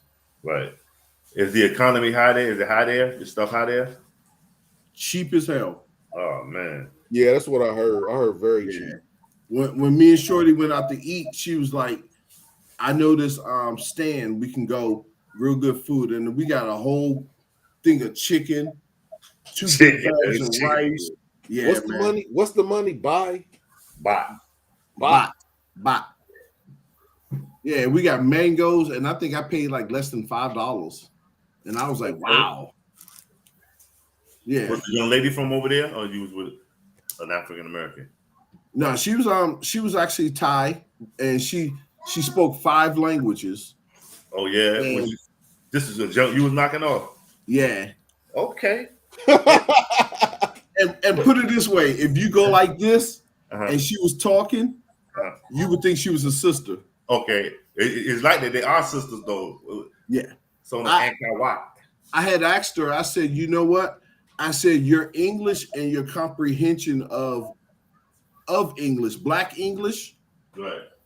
I said, how did you learn English? Yeah. She said, my teacher was from South Carolina, a Black lady. And I was like, there you have it. Yeah. But you saw she learned English, she learned Geechee talk. She's from South Carolina. Like their attitude. She had the swag. And I was like, wow. I was like, you just like a sister. Yeah. You're not gonna eat off this candy. And she had a donkey. You did. One thing I will say about my dude YWG, man, he's a world traveler, man. He done had a chick in Thailand. Had a Yeah. No, you can talk about I'm being funny. It's in the past. Had a chick in Africa. Yeah. They tried to man, they wanted that money. They was like, international player with a passport. My child needs to go to school. Hey, you know how I got that passport? It's because of that dude over there. The young man down there. Together, Stan, he was like, man, you better get your passport, man. He said, black man without a passport, that's a crying shame. Man, I didn't have a passport for over 20 years. Yeah. Right? Yeah. That dude right there, that was the original passport, bro. He was doing that joke back. Man, he was doing it back in 07. Wow. Does he still travel? Not since he been married. Oh man. Yeah. YWG, you got about 4 more months. Nah, dude. I was talking to her, man. She thinks she gonna be here at the end of May. Oh wow. You about to get married? Yeah. Is she from Thailand? She from Brazil. Oh man, you terrible. Is she a Afro Brazilian or is she? Okay. Yeah, she got a YouTube channel too. It's linked to mine. Okay. That's the homie. Evie. African young lady that's in Brazil right now. She got a channel. You know Evie gonna come back and watch the video. So what up, Evie? Nah, she ain't gonna watch this video, man. Why? It's too long. It's too long. She'll probably, if she watches this video, she'll jump on to see what I'm talking about, and then she'll get off. Yeah. But okay, you know all these international women. What made you decide to get married? Right. Yeah. You know what? I got married because I saw a good woman, and I said I got to lock that down. Okay. Stan's the original international lover. He's the one who he taught me. He the sensei. He the sensei of this international lover. He got her from Mumbai to Mombasa.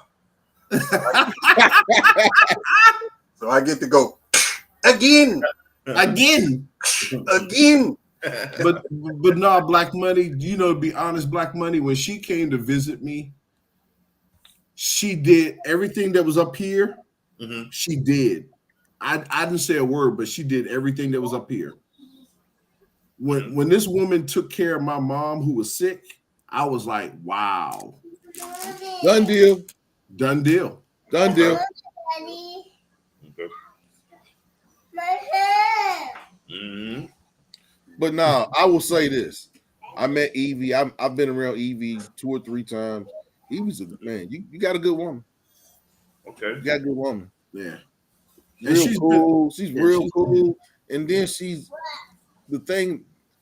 What let me know is she immersed herself in your culture. I mean, you immersed yourself in her culture too. But when she came here, she totally immersed herself into what Is it a culture divide?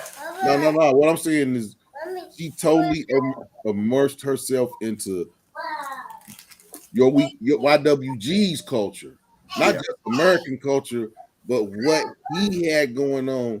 She did a swan dive. She did a swan dive in. What he's saying is when I work overnight on the weekends and I come home and I go to sleep. I woke up, she was out in the garden cleaning. Right. Sweating, cleaning. With yard gloves on out of hey man. I want those. Does she have gardening in her background? I ain't gonna say nothing, but I'll say this. It wouldn't have been, it's not a whole lot of sisters that you would wake up and they gonna be out there working in your garden. Yeah. If they in the garden, they about to bury one of your people. I mean, she just fell into the slot. Right. Yeah, she fell into the slot. No, she Went bam, right into the slot. Took the slot and took the trophy. Yeah. My wife did the same damn thing. She got here and she said, "Oh Lord, look at this mess." Next thing I know, she just took over the house, and that's what they're supposed to do. Right. I stepped back out the way. Yep. And I told her, I said, I stepped back out the way. I said, good, because this is got married and everything. I said, this is yours. This is yours. Go Your ahead. wife is from out of the country too. Yeah, she's from the Philippines. Okay. And she stepped in right into the slot. She saw what was going on. She saw what was going on, just like a sniper. She saw what was going on, went like that, popped the cover, pulled the bolt back, and let that 50 cal go off. It was over. It was over. So, you know what I'm saying? But women here in the West, not likely, very rare. They are out there. They are. Right. But the ones that are not are making so much noise and covering up everything that they heart. It's like looking for a needle in a haystack full of needles. You're not gonna get, Man. you know what I'm saying? It's like a slow movie. And when you're older, you ain't got time. You ain't got time for that. Trying to get a woman is like a Saw movie, man. Yeah. You're gonna get beat up by the time you get to the end of the process. You might be dead. You're gonna waste too much triple T. Time, talent, and treasure. And sometimes you never know what you're gonna get with them. Like, Hey, they totally turn out to something else. You're like, wow, I didn't know you had all these hangups. We've been married twice. You gotta be careful. What's up? You know, we've been married twice. This is my wife. I'm gonna be on my second one. Yeah, Okay. in a minute. In about a minute. Yeah, because when she get here, boy, you ain't got no time. It's gotta happen. About a minute. And Evie going like this on that paperwork.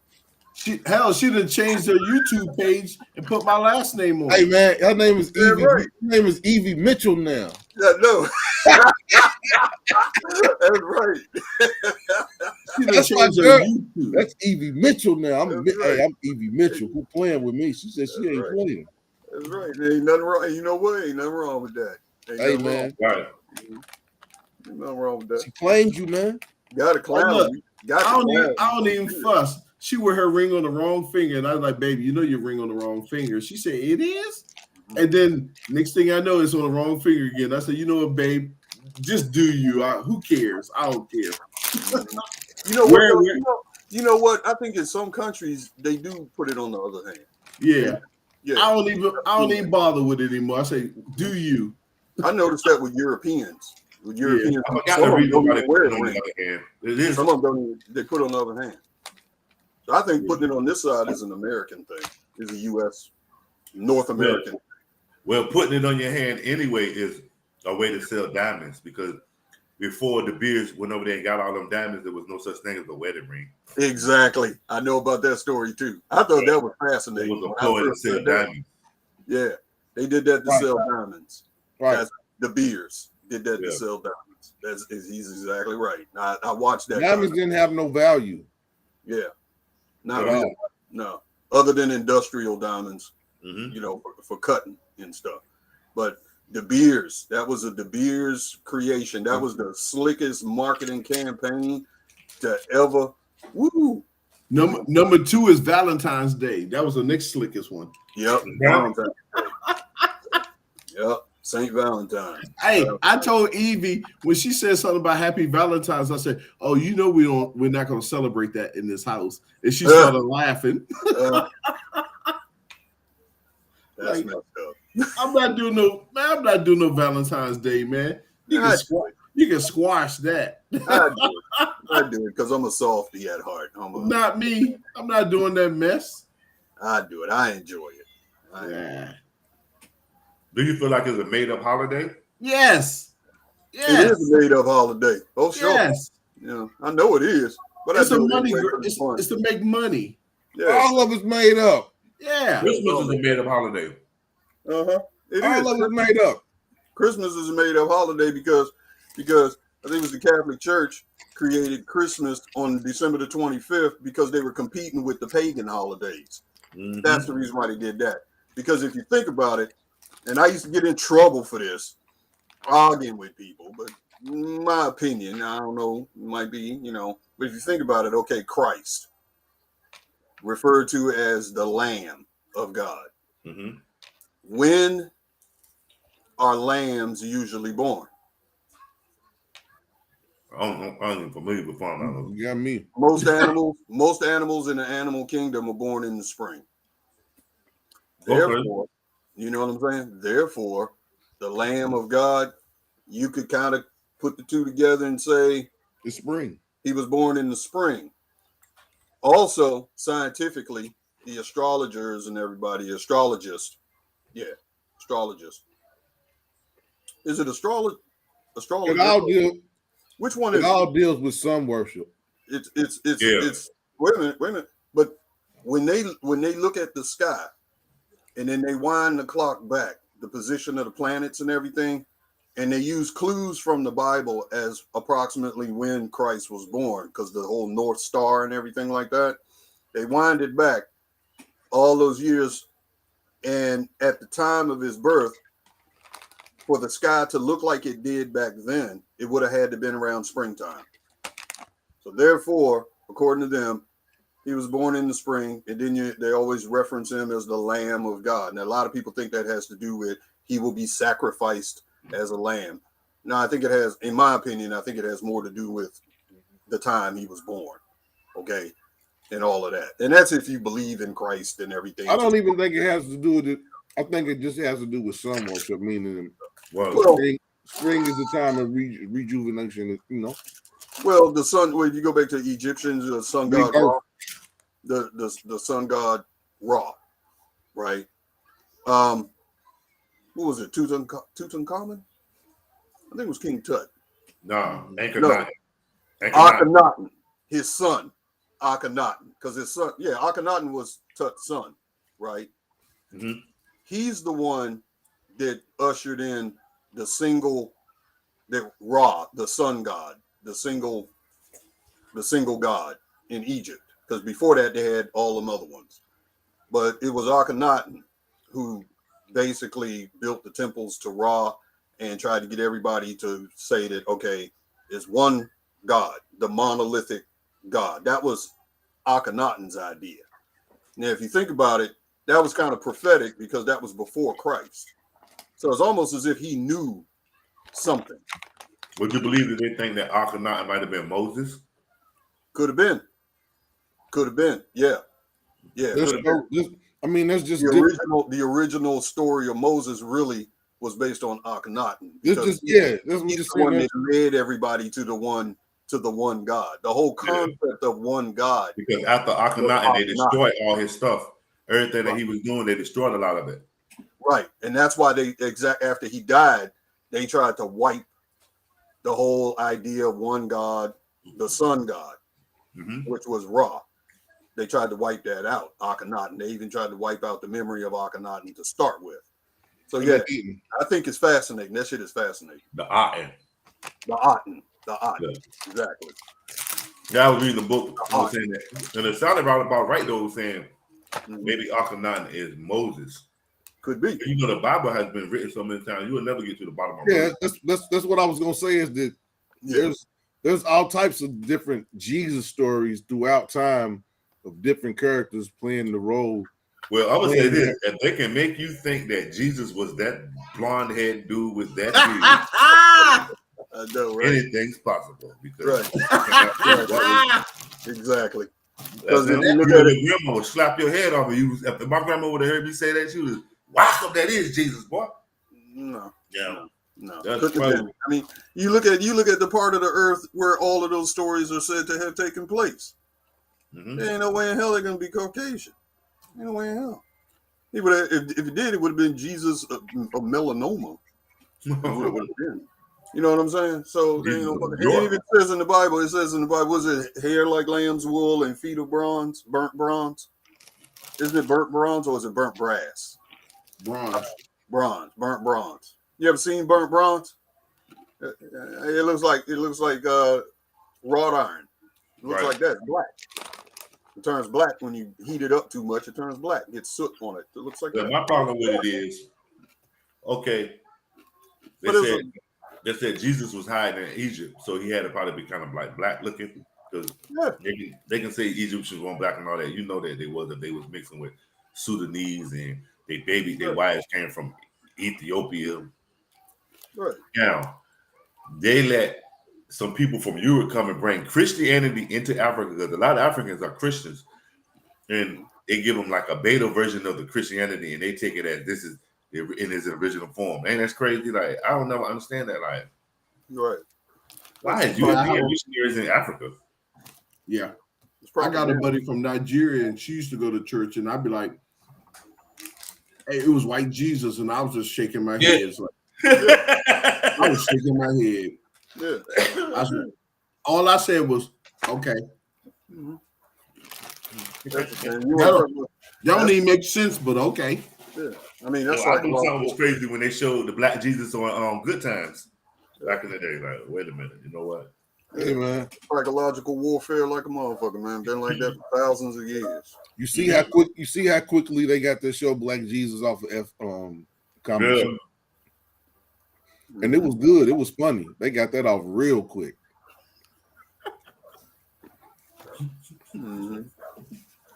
Black Jesus. Anybody ever see that? Anybody ever see that? I think it was on the History Channel, or it might have been Discovery a long time ago, where they actually, based on a whole lot of different evidence and information and things like that, they actually did a bust of what Christ most likely looked like, based on biblical references, etc., a bunch of other things. And he looked like a brute, big, strong neck, curly hair. Crooked teeth. 5'6". Did you see that? Y'all, did anybody see that? I thought that was fascinating because they did like a NCI kind of NCIS or whatever type of reconstruction with, like they do from the bone of a person, and they can build a face based on bone structure and shit. I thought that was amazing. And if you think about it, it probably makes sense because, I mean, at the end of the day, Christ, back in those days, sons took over whatever trade the father had. And in this case, Joseph was a carpenter. Joseph was a carpenter. So Christ, or Jesus, would have been a carpenter. So you would have hand tools, hands that are used to using tools and, all that kind of stuff. So he wasn't light skinned. Yeah, because he was kind of light, and I thought that was kind of strange. No, I said he wasn't light skinned. Who wasn't light skinned? Jesus, because he built stuff. Oh yeah. Well, see, again, see, keep on messing with us. But see, the thing that people don't understand is we was in the house. Okay? We was in the house grinding up glass and putting it in Master's mashed potatoes in order to get everybody, in order to kill him off, to get everybody free. You're a wild boy, man. Don't forget that. Don't forget that. You know, the most dangerous, the most, you know, the old saying, keep your friends close and keep your enemies closer. There you go. Light skinned, the high yellow ones was in the house. See, the enemy keep them closer, and the master knew that because we try to kill him every damn chance we get. That's why we consider it so sneaky now. They probably was the master kids that was in the house with them. That's exactly what it was. They was in the house because master was trying to hide what was going on. That was why they would hide that shit. But at the end of the day, still a nigga. According to white folks, you know what I'm saying? According to Jay-Z. According to Jay-Z, still a nigga. You know what I'm saying? Because it wasn't like you got, you know, it wasn't like you was gonna get anyway. But you know, corruption. But yeah, I thought that was fascinating. Can you imagine? Okay, Christ being a carpenter. So that means that they built furniture, him and his father, Joseph, everything. They built furniture, chairs, all that kind of stuff. That's what they did. Can you imagine what it would be like to have a dining room table that was built by Jesus himself? An artifact. You think about that. Imagine that. Because he was a carpenter. Imagine a piece of furniture that he built when he was, you know, before he went off on his ministry. It's Jesus shit, dog. Can you imagine that? You could just set Do you know that? Do you realize that food on the table and it just cooked by itself?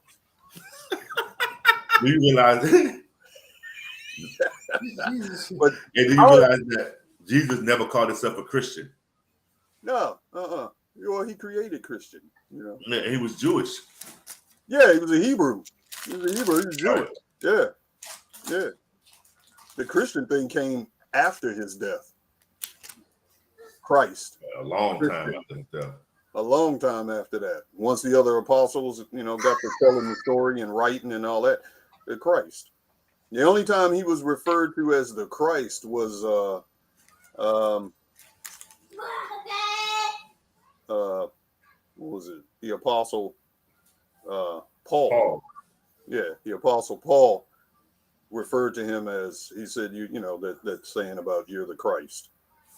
I don't really believe none of it. I'm gonna keep it real, man. Who knows? I don't know either. Not sure. I'm just going by what is written. Like, I don't know. What's older than the Bible? Yeah, plenty. It's got the same story.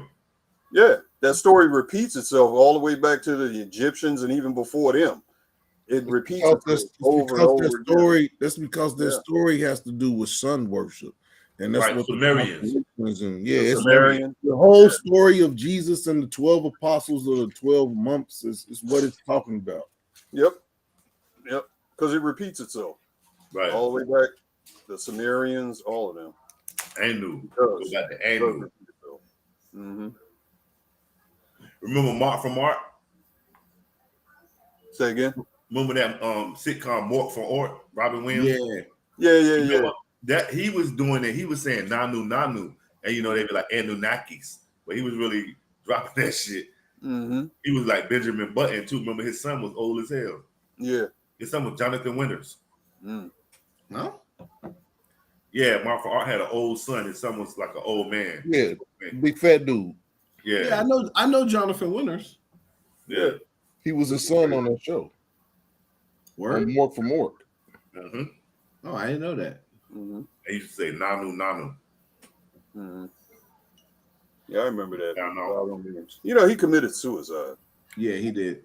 Yeah. They say he was real dark and depressed. Why? Yeah, he was. That's what they say. Who knows? They'd be at the height of their career. They doing their thing, and he's depressed for what? Mm-hmm. Hey man, depression don't really money and fame and Mm-hmm. notoriety. That don't Yeah. depression don't have nothing to do with that. This is internal. Yeah. Like you said, person you can think a person is at the top of the mountain and everything is going, and they could be going. It could be a turmoil on the inside of them. You never know. Okay. Yeah. The easiest way to fight depression is just eat some ribs. Mm. With mumbo sauce on them. Yeah. Almost Yeah, always works for me. Robin Williams. He was. They like he's so talented. Oh Mhm. yeah. Yeah, he was. Oh, you know what? I forgot something. I'll be back, y'all. I'm about to dip. Yeah. Well, if I don't see y'all next time, Okay, All right, brother. all right. Yeah, we said we was gonna end this 40 minutes ago. Is that young man right there? Is he a YouTuber too? Nah, Nah. he was a Oh, he's long a hell time of a ago. debater though. I like that. I thought he was a YouTuber. Mm-mm. He was I going like in. I like Stan keep the Stan is somebody I can debate with. He's a thinker. Stan was a YouTuber back in 07. 2000. I've been trying to get him to do it again. Can I tell you something? What's up? I was a YouTuber too in 07. I got a video from 06 on YouTube Yeah. called Neek the Champ. I videotaped my son doing fighting. It's like, what are you doing? I'm about to put you on YouTube. Yeah. Yeah, that's crazy. I'm trying to get that brother to do YouTube, man. Right. I told him his lane should be since he's one of the original Passport Bros. Mm-hmm. I told him he should talk about his success because Passport Bros talk about leaving. He did it and he got married. Right. Talk about it. How long have you been married? Wow, 10 years maybe 8 to 10 years. I told him Stan wasn't married when I first started working in River. yeah, he was married. Shit, he been married longer than 10 years then. Yeah.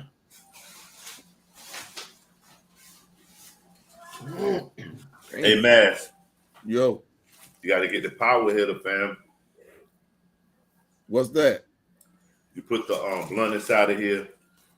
Oh, that white lady was advertising that joint. What white woman had one of these?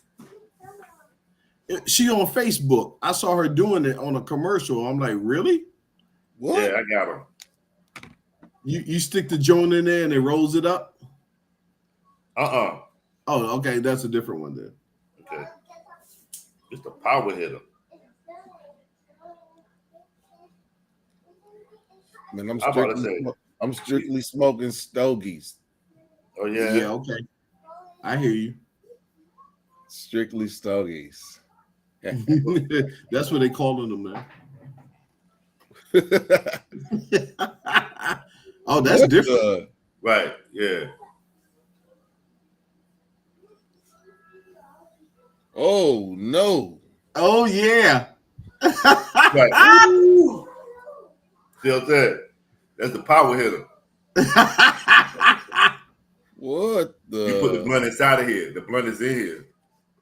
Wow. Uh-oh. I'm gonna have to show that, man. I'm gonna have to show that to some of my people who watch.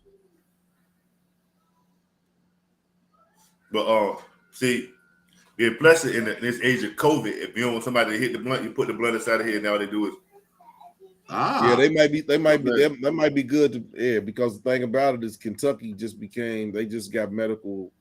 I think they got medical, and I don't think they got recreational, but it might be recreational too. But I know weed is legal. it come with an indestructible. I got an indestructible ashtray. This ashtray glow in the dark too. Wow. So that's the new merch you got? Yeah, and I still got that grinder, that 3-in-1. Black Money, man, you need to start doing your show and have a strain of the day, man. Look, got a 3-in-1 grinder. Smell proof, waterproof, airtight. Got the grinder in the bottom of it. In case you want to be the street so nobody won't smell it. Wow. Man, you need to, man, you need to, man, Black Money, man, you need to do a weed show. I know. I got some weed hoodies on my website right now, BMC the Formula. I got a weed hoodie like Drina be selling. I saw Drina with it on her video. Yeah, she sells them. She buys them from me and sells them in California. Wow. Drina be moving them. They call I'm a little high maintenance. Yeah, she be moving them joints. She was selling them in the mini mart. She had them selling in the mini mart. What? Yeah. Drina be making moves. She an entrepreneur, her and Dirty Weather. Wow. Dirty Weather doing okay? Yeah, he all right. I ain't seen him on in a minute. Oh no, he got something in the works. Okay. Yeah. In the works. When will he be back? I think he was on the other day when his homeboys died. Oh, really? Yeah. Somebody he man. was in prison with. Oh man. California culture is different, fam. I know. Man, that little thing right there you got, man, that's kind of wild. Right, that little power hitter. That jank shotgun your head off. Black Money, when the next time you going on? Live. When the next time I'm going on? Yeah. Probably I'll be random with it. I might go on tomorrow at around 2:00 Eastern time. 2 p.m. Yeah. Because I'll be like random with it. Like if I think of something, I see something in the news, then I'll make a live and go and talk about it. Okay. I might be in the streets. What you doing in the streets tomorrow? Man, Friday I don't work during the day, so I try to run all my errands. Okay. Yeah, and I work overnight on Fridays. I'm gonna be in the streets tomorrow too. Oh yeah, you a gardener. Yeah. Do you have any 420 friendly seeds? No.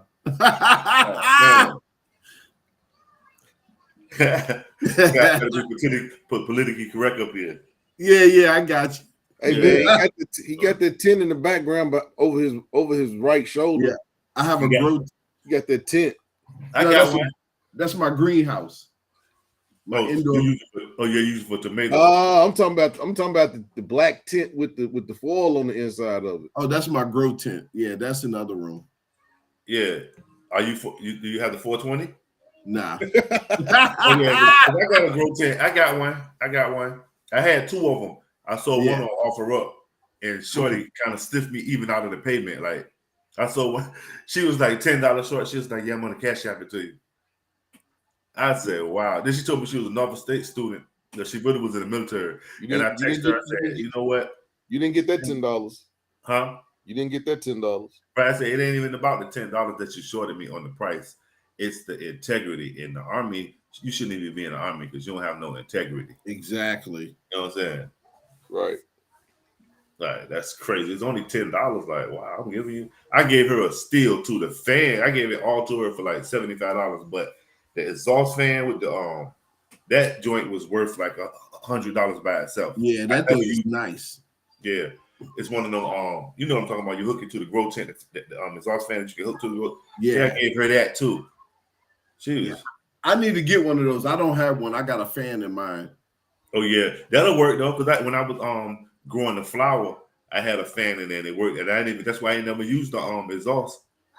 And I got a pretty good yield from it.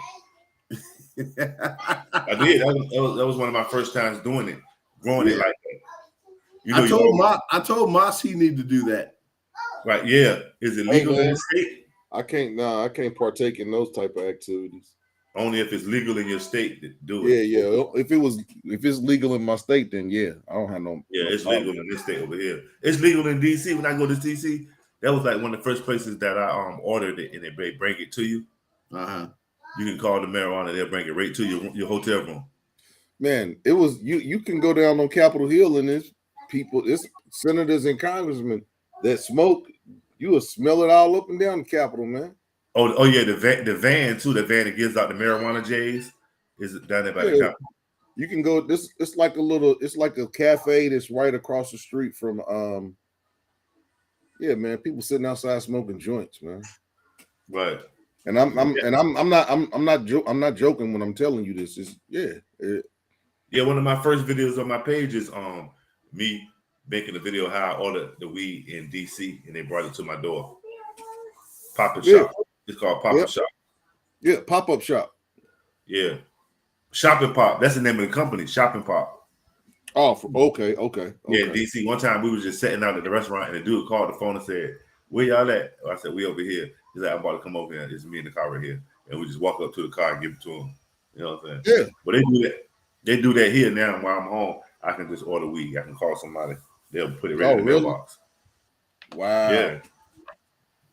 And it's supposed to be illegal, I think, because the sale of to be able to sell marijuana is not supposed to be legal until 2024. But somehow this company is probably experimental because the lady that she's like a senator, I think Louise Lucas, she owns a lot of that weed stuff. So she's probably she might be doing some unlawful shit like the one lady that was selling fentanyl in Tennessee. Did y'all see that live I just did earlier? What's that? The mattress. I was talking about crystal meth, fentanyl. I missed that when I was gone. Opiates. I was just talking about. I had a few statistics on the screen and stuff, just talking about it. Yeah, it's putting a whole lot of brothers in jail. I know. With crazy football numbers. I work with teenagers on the weekend, and a lot of those cats be sniffing the pills, the fentanyl pills. They be sniffing them. And I'm like, why? Why? They hooked, man. They hooked. Crushing pills up, sniffing. Hey man, I was in the corner store today, and it was a dude in there. He was grinding his teeth so hard you could hear it. Oh man, he was on that. It was on Molly, wasn't he? I don't know what he was on, but he was on Molly. I've seen people that do crystal do it too, man. But yeah, he was just grinding. I'm talking about you could hear it through the whole store. It was like, dang. Like his jaw was about to fall off. Yeah, man. One of my family members, man, I had to slap him. Whole jaw was vibrating. I was like, man, this dude is grinding. Jaw looked like it's on a hinge. Oh man, who wants to do that to themselves? Have you ever seen that Kensington? Yeah. In Philadelphia. Yeah. TMI did a video with Kensington. Man. Hey, they got a new drug in Kensington, man, where it leaves big sores. I was talking about that trank. The sores don't heal. And they get bigger and nasty. And who wants to do a drug that's doing that to them? That don't make sense. These kids.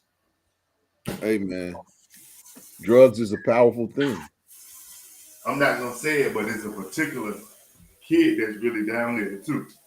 Drugs is a powerful thing. Right. That's crazy. Who want it, man? I mean, yeah, man. But Kensington, man, that's probably one of the worst locations I've ever seen. They need to drop a nuke on that place. Yeah. Yeah. They need to move. TMI did a video there, and Philly Dom did a video there, man. And it was powerful. It showed if anyone was thinking about doing drugs, all they got to do is look at those videos that Philly did from Kensington. Show them that Kensington place. Show them Kensington, man. What's Kensington? What's that? It's a section of town in Philadelphia where it's just open air, just druggies. They look like zombies, dude. Type in Kensington, Pennsylvania. And they got this park in it called Needle Park. It was just crazy. I mean, you got people, you see them, they like this. Yeah. And then you see people bent over. Yeah. And it's like the whole city, man. As you see a car driving and he's filming everything, man. So they look. That's something. So they look like performing arts. Yes. Right. Yeah, man. I had watched a joint on Kensington, and then I did a video on it's OPLX. Okay. It's mostly white folks, right, on that meth. Yep. I wouldn't say that in Kensington. I say everybody. Damn. But it's mostly mostly white folks, but yeah, you're right. It's everybody. Narcan. The narcolytes. No. This stuff that we talking about, Trank, them Narcans, they don't work. It doesn't work on it.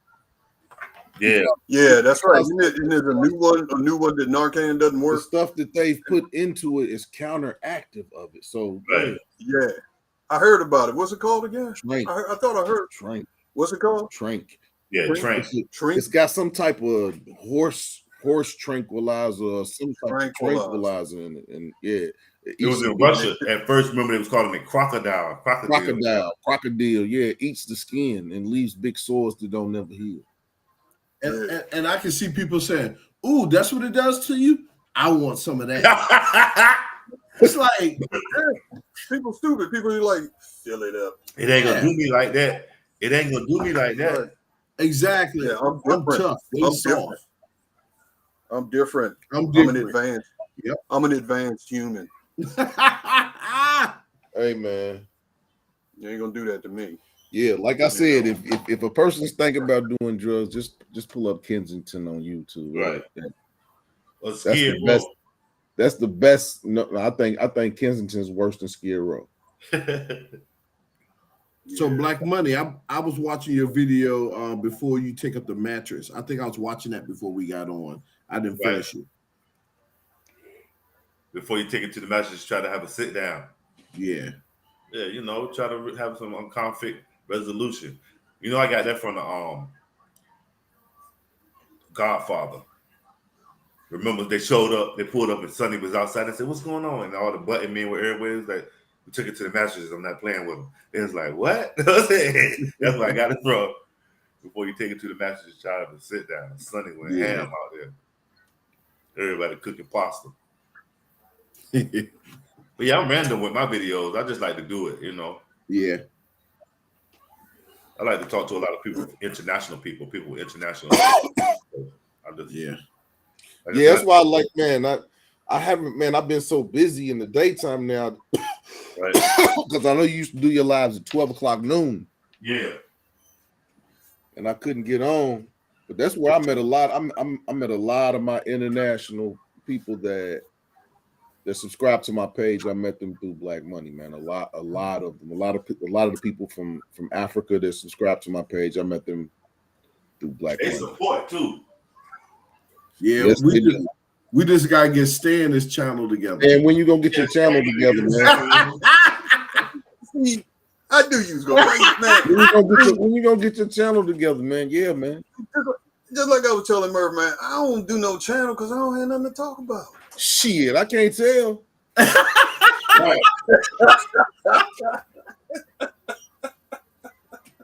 Oh man, Stan. I can't think of anything worth for me to do that and to spend the time doing it. For me, it's got to be something that I think is worthwhile. And I can't think of anything that I can talk about that ain't already been talked about. Whatever. It don't matter. It's worthwhile. You can call yourself. Yes, they will. You can just man. You call yourself the angry. Just sitting there. Yeah, man. Call yourself the angry goatee man and just go off every day. Angry goatee. Hey, come on. Hey, ain't nobody gonna watch me. I ain't nobody. I don't know nothing. Black Money. You know what I told him? I said I watch dudes cutting mowing lawns. They gonna watch you. Yeah, watch you. Yeah, watch you just sitting there just like that right now. They're just sitting there watching, looking at the camera. Hey, somebody's gonna pop up and say, "Hi, Stan." I'm not even gonna lie. I watched this lawn mowing video one day. How they do the designs in the baseball fields, and I watched that. I was in amazement how they put those. Man, I was like, "Oh yeah, it's a lot of engineering that goes into being able." Does Stan have children? Do you have children with your wife? Filipino children? No. Okay, but you still can do something around that, like how you met your wife, and did you go to the Philippines and meet her family and stuff? Yeah. You got a video of it? Yeah. Yeah. Have you posted it? Oh no, that's 10 years. 10 years ago. No, but that's a whole journey. Repost it. That's the whole journey because you can revisit it. Because next Thursday, I want to interview you, man. I want to pick your brain next week. Who, me? Yeah. Or yeah, you. I want to pick your brain next Thursday, man. About what? About traveling. Murph know more about traveling than me. He been to more places than I have. Yeah, I'm not gonna lie. When Murph got that passport, that dude was out. I know he was. I'm going to Tyler. What? Yeah, I'll be back in 10 days. I'll see y'all later. Then he came back about 2 months later. He's like, yeah, I met a chick in Africa. I'm going to be gone for about 10 more days. I'll see y'all later. Like, dang. Yeah, wasn't that the first place you went was Senegal? Senegal, yeah. Yeah, man. Yeah, he just up and went to Senegal. Didn't tell. That's when they put the pressure. That's when they put the pressure on him and brought the uncles and the grandfather and everybody out. Like, in Senegal, some lady had the pressure on him in Senegal. Hey man, they put the pressure on him. He was like, man, they had the uncles and the father, and they had everybody lined up, and they was just looking at me like, man, they ain't make you buy a goat, did they? They ain't make you buy a goat. The child has to go to school. Are you going to help? What child? They're coming there with a goat.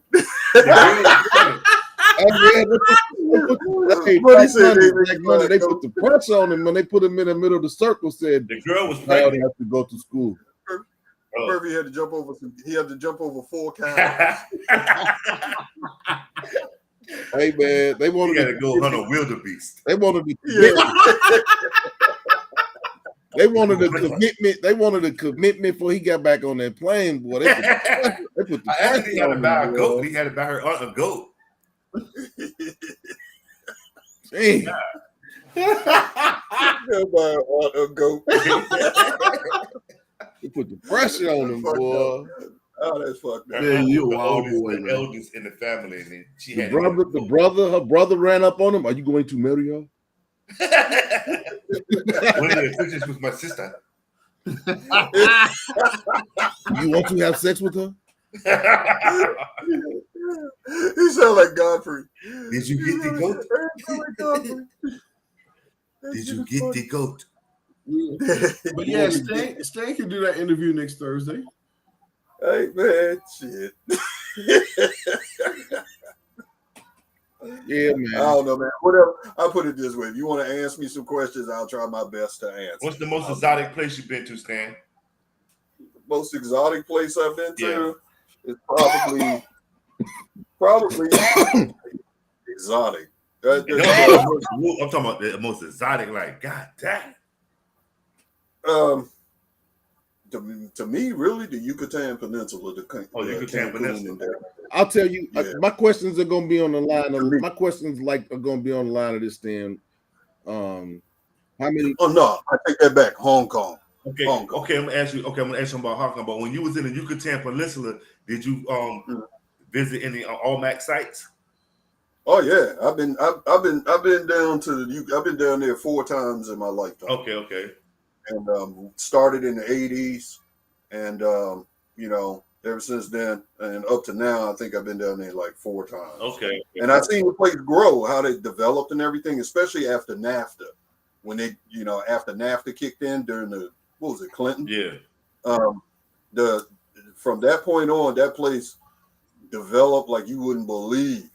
I mean, you go down there now. I don't know if you've been down there recently, but anytime you go from people riding around in Volkswagen Beetles back in the 80s, because that was like the family car, because you can still buy a brand new Volkswagen Beetle in Mexico. Right. All the way up to BMW dealerships and stuff down there now.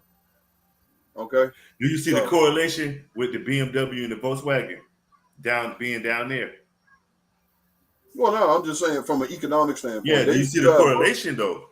They said a lot of Nazis went to South America. Oh yeah. That was a lot of their businesses. BMW, that was Argentina. Argentina. Yeah, they said Hitler was in Buenos Aires. Right. Buenos Aires. Yeah, that's what they say. That's a conspiracy that he escaped. Hey man, that's what they show. And he might have. That's what they show. That's what they show. The Hunters is about. If you haven't watched the Hunters on Amazon, watch that. Was interesting. Odessa. They got some Confederate. There's a place in South America. I think it's in.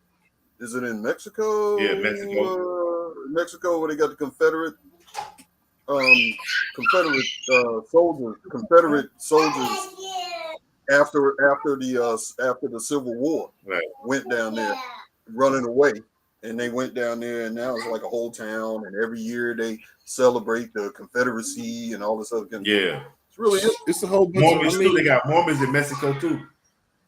Yeah, they got Amish. They got Amish down there in South America. They got Amish. So what's that country that we giving money to?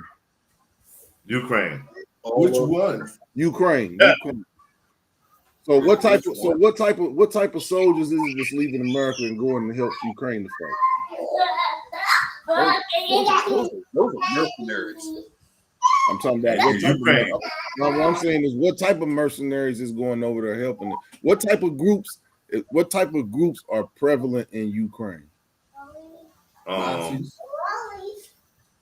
Why is Putin fighting Ukraine? Who are the people that Putin is fighting in Ukraine? Who is he going after in Ukraine? He's going after Nazis. Exactly. He is. Why y'all say that? Is Zelensky associated with Nazis? No. Ukraine is. That's why man. That's who Putin is going after, man. Putin is something he want from out of Ukraine because he ain't even using Russian soldiers. He's using mercenaries from that company. What's the name of that company? His homeboy company. Hey man, they said that Wagner. They said he's going to look for Nazis and hate groups. Wagner. I think it's called Wagner. Yeah, Wagner group. Exactly, OG. That's the group. Putin playing. He doing what the United States was doing in the Middle East. They was subletting out to like Z, Blackwater. They weren't really fight. They was fighting a conscript war. They was in the background, letting security guard type people fight. Yeah, and private military contractors. But what I'm saying is, there's a certain group. There's a certain group of people that they're going after, man. They not. I mean, that's why they're not fighting all over Ukraine. It's certain pockets they're fighting at. And they're fighting wherever those groups of people that he's looking for. That's where they bomb. So you don't think that the reason that Russia or Putin really attacked, invaded Ukraine is because Ukraine basically telegraphed that they wanted to join NATO, and Putin does not want NATO right at his doorstep because Ukraine and Russia border each other. But I think he wants Ukraine because he wants to be closer to, he doesn't want them, like you said, he doesn't want them to be NATO, but I think he wants that as a strategic hold, just like the U.S. wants it as a strategic hold. Well, yeah, strategically, yeah. If he took over Ukraine, then they would never be able to join NATO. Right. So that's They was already in charge of Ukraine before, weren't they? No. Ukraine was part of the USSR. That was back during the Soviet Union. All of that shit. That was like in 89. It fell in 89, so they was already in charge of Ukraine. That was in Reagan. Reagan was president. Yeah. That was during the Soviet Union. But after the Soviet Union collapsed, all of those Soviet countries, right. They split up and went their own way. Yeah, was Ukraine a member of the Warsaw Pact? That's what it was called, the Warsaw Pact. A lot of them countries, Muslim countries now. Right. Yeah, some of them were like Bosnia, Chechnya, and places like that. Chechnya to tear you up. Yeah. But all of them countries that used to be former Soviet Union, they're all independent now. Yeah. Ukraine being one of them. But Ukraine got attacked because they're right on Russia's border. Right. And they would start talking about NATO. Well, this ain't the first time they attacked them. They attacked them like 4 or 5 years ago when they took Odessa. What is it, Odessa? Yeah, Odessa. Yeah. But the people in Odessa are pro-Russian. Yeah. They're pro-Russian. So if they didn't even have to fire all on origin is in Kiev, ain't Kiev in Ukraine. Yeah. The Russians, baby. Sleepy. The roots. That baby still awake. How old is this? Her brother trying to scare her. Whatever they eat, and I need some of that. Whatever you feed them. How old is your daughter? 2 and 3. Oh, you got 2 of them. Yeah. Her brother trying to scare her. Chill, baby. Yeah, man. Black money gonna be that cool 70-year-old dude at graduation. Right. Yep. Chill. That's late. Woo! See? You about to get Hey, married. man. Is that lady talking about kids? Hey, man, that hit that, She that was, right but there. she can't do it anymore. That right Okay. there. Hey. That right there hit different than 50. That right there. Okay. I need some of that for my car. Whatever they got, I need it for my That's it. car. Cut it off. Hey, that rambunctiousness right there, that hit different for a 50-year-old father than a 25-year-old father. Yeah. Right. A 25-year-old father ain't gonna know how to handle it. Matter of fact, he's subject not to even be here. Like, yeah, that's what they say about the black community. He's subject not to be there. Right. 25-year-old father. Yeah. It is different from raising a kid at 25 and now, because I do have a 30-year-old. So what is the difference now than with your 30? What's the difference? What are you doing different now I got patience. Back then, that I was you like, didn't do man, with your 30-year-old? got patience now, and I'm putting a lot more stock into this raising this child and these 2 children. And like, to be honest, when I was young, I was like 19. I didn't put as much stock into it, and I was walking around like a chicken with my chest pulled out. Yeah, this is my kid. I really wasn't thinking about like, yeah, I got to make sure everything is right and exact with this child. Right. So yeah, that is a big contrast. So okay. So is it safe to say, and not saying that you were a bad father, but you are a better father at 49 than you were at 19? Oh yeah, I'll say more better than I was back then. Yeah, what's up, baby? Right. Okay. Because back then I was young. I really wasn't gonna like a Cliff Huxtable type of father. Daddy, So I'm gonna go okay. But yeah, it's they say when we was young, we have all these kids when we're young. If I would have knew then what I know now, I would have not had kids then because I wasn't ready to have them. You know what I'm saying? Right. I ain't put no time into it. It was just like claiming a kid across town. That's kind of. But that was the culture back then. I know y'all got any kids? I do. I have my son's 25. 25 years old. Mine's 24. Okay. So did you marry the young Hell lady? no. I've never been married. So it was did you live with her? I was engaged. I was engaged to his mother. Okay. Did you live with her? After he was born. Okay. See what I'm saying? Y'all know. You know how that go. When we was young, we didn't really put too much stock into it as opposed to buying Nikes and baseball caps and school clothes. The only time you really talk to them on school clothes and she wants you to beat their butt or something, they acting up. I'm about to call your daddy. Yeah. Well, my son pretty much lived with me his entire life. So yeah, my 30-year-old lived with me like that too. So both of you were single fathers. You all had custody, but the mother was around, so you were the single fathers. Y'all had the custody before. I probably had my son from age 3 on up. But yeah, my son was off and on because his mom's played the game of chess with him. You know how those ladies, when they take a child and they use them to their advantage, like when she wanted him around, she got him around, but when Richard's in town, he's not around. She don't want him around when Richard's there. You know how that's it. Yeah. My son was kind of she kind of like spoiled him, but she ain't really give him nothing else but that. Like that was one. You better do this, or I won't buy you the new Jordans. Oh man. Yeah. And then when she's mad with him, she take it all back. You can't treat him like a boyfriend. Right. Well, she passed away now, though. She passed away too. Man, sorry to hear that. Yeah. Wow. I wasn't really close with her. That's another thing. I really didn't know her like that, and I had a baby by her. That's something I really regret. Just out here, Yeah, yeah, not thinking. I didn't know her like that. I probably got to know her probably in life, having a child by her, but and there was that. I didn't want to date her anymore or anything like that. Like I felt like I'm like, dang, what was that for? Why did I do that? Just it don't make sense, man. Some of the stuff we did when we was young people, like, why did I do? yeah, yeah. And me and one of my friends were having a conversation about that, and I was basically saying that, some of the decisions you make as a young person, even though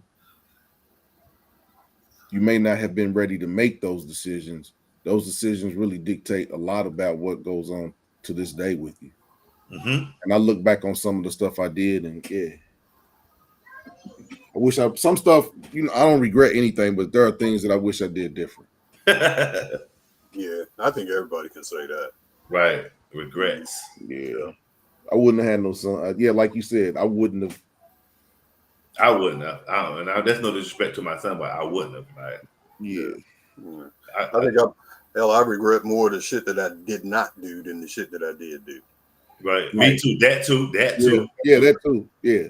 And that it's like the choices you make. Mm-hmm. But some of us, I don't know y'all background growing up, but I come from like people like, how Europeans, when they turn 16, they get a car, they get their granddaddy watch, they might get a piece of land, pops and go to the safe and be like, I've been holding this since you was born.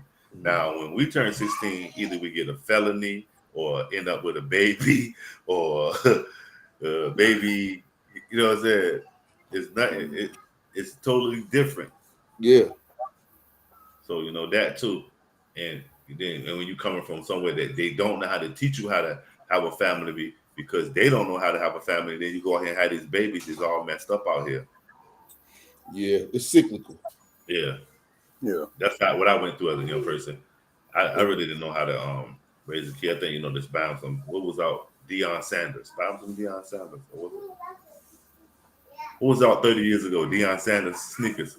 Yep. Yeah. Wow. Deion Sanders. Get some Deion. Some Julian Sayers. Now you did something. Some Julian. That was the culture. That was the culture back then, though. How many pair of sneakers can you buy this baby instead of investing in his college? Taking time to go spend with him. You dropping off Jordans. That was the culture. Yeah, and I mean, just like you said earlier, Stan. If you knew what you knew now, you'd have bought a fourplex as opposed to, and then, and like you said, if by now you'd have probably still had the fourplex and had another house. And that's the way I'm looking at it. I'm old. I'm later in life, but I want to see if I can get a fourplex. Like I said, live in it for like 5 years, get some equity, and then move out and rent the whole building. How much was something like that? I mean, everybody says hindsight is 20. Here in Cincinnati, you can probably find one for about, I've seen some for $125,000, $150,000, $170,000. I mean, yeah, for the low. And that's a 4-level apartment house. 4 unit. 4 units. 4 units. Okay, for $175,000. Yeah. What's the real market look like out there? The real market is, most people here rent. This is a renters. There are people that have houses, but what's the rent? The median income here is $44,800, and they have 2 pro teams. They have a pro baseball team and a pro football team. Okay. So median income here is incredible. So is the cost of living high? What's the rent? What's rent? What's like a 3-bedroom? But I'm saying, okay, I'll tell you like this. In this area, I'm doing research between $100,000 and $250,000, $300,000. There's 247 houses for sale. Man. How many multifamily? I haven't really looked at those numbers, but I'll put it to you. When I first moved here in September last year, they had a 28 unit. It was 7 buildings with 4 apartments in each of them, and it was $126,000. Get the hell out. What? That's a whole project. That's a whole project. Yeah, Say that again. 7 apartment buildings with 4 units in each of them, and it was like 120. I showed it to Murph. It They was like selling The whole thing. the whole thing was $125,000. All 7 buildings. All It 7 must ain't buildings. have no plumbing. No roof. Oh, no roof. No, Oh, they no were roof. no. All the buildings were intact. Oh, okay. They must have. But okay. I think it was, it was probably ran. I mean, I'm pretty. What I'm saying is, still, it probably needed some work. But yeah, somebody bought it. It was 7 buildings with 4 units in each. It was $125,000 Man, Get the fuck in Cincinnati. in Cincinnati, Ohio. And okay, it must have been like the part of Cincinnati that don't nobody. No, there are no parts of Cincinnati where people don't live. Okay. was it a nice looking building? Hold up. Now do this. While you over there, hold on, I'll show you. I'll do it. I'm about to show you something. Oh my God! Don't say that to Stan. I see his tail wagging. Hold on, man. God, Hold on, man. I'm about to show you, man. I'm gonna show you what I'm there's talking got to be about. a catch. There's a catch. There's a catch. Motherfucking place. Like Money said, it ain't had no plumbing. The whole fucking. Look, it's sitting on radar. It's sitting on Hold radar. on. But hold on, I'm about to show you. Yeah, it's radar. It's radioactive. They call it little Chernobyl. It's called got to be. Little That's a Chernobyl. whole project. They about to sell a whole project. That is crazy. Let me change this to full screen so I can see that shit. And that's on Zillow? I'm about to show you. Holy shit. For sale. There's some Cincinnati. I'm gonna go to Cincinnati, Ohio. Look at that 150. for sale. And that ain't even all that far.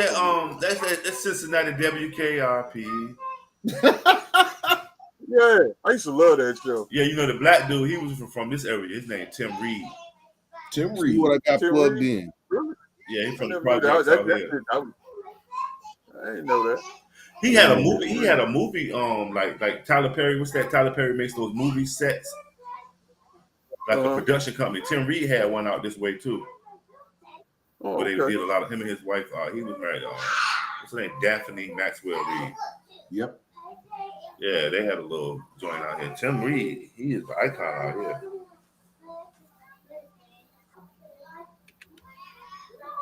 Cincinnati's on the water. What's the river that Cincinnati on? Cincinnati. Ohio. Oh, okay, Ohio. Okay. Ohio River. That's part of the Rust Belt. The Rust Belt. Yeah. Yeah. Okay. So what's their number one? What's they what commodity is in Cincinnati? What kind of big businesses they got? Procter and Gamble, banking. Okay, Procter and Gamble. See, the thing is, U.S. economy being, what it is, that's the only thing about stuff like that is that getting people to be able to have jobs that can pay the damn rent. Right.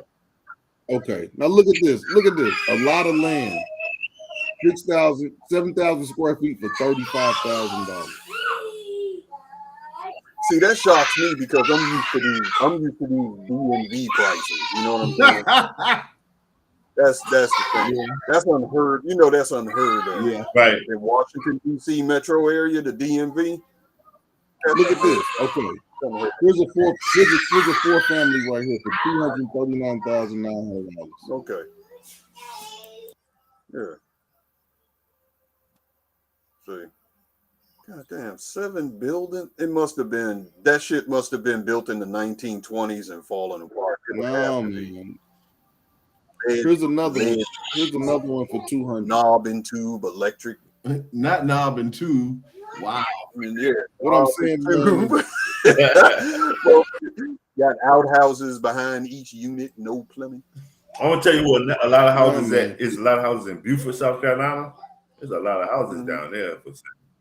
when I first came here, man, that was one of the reasons I came here, man. Is the housing market is great here. 7 buildings, 4 units each, $125,000, $125,000. and it's not in a radioactive area. No, Well, it that's wasn't 28 it apartments. wasn't That's in the 28 original- apartments. Yeah, 28 that's what I told you. 28 Man, buildings. that's a little project. 28 units. I'm about to take You land. can off. take Section 8. You can accept Section 8 to get paid. That's 28 damn units. And look, everything on here is multifamily. and check this out. If it's in, okay, and it was supposed, it was, I know it's gone now, but it was in Cincinnati, Yep. and it wasn't in a war zone. It wasn't in a war zone. But I'm telling you, it needed a lot of work. Well, I'm guaranteeing that. But still, $125,000, 28 units, man, you still get your money back on it at some point. Well, see, what you do is with something like that. I mean, just the way I see that, the value is not even in the buildings. The value is in the land, Right. and the infrastructure in the ground.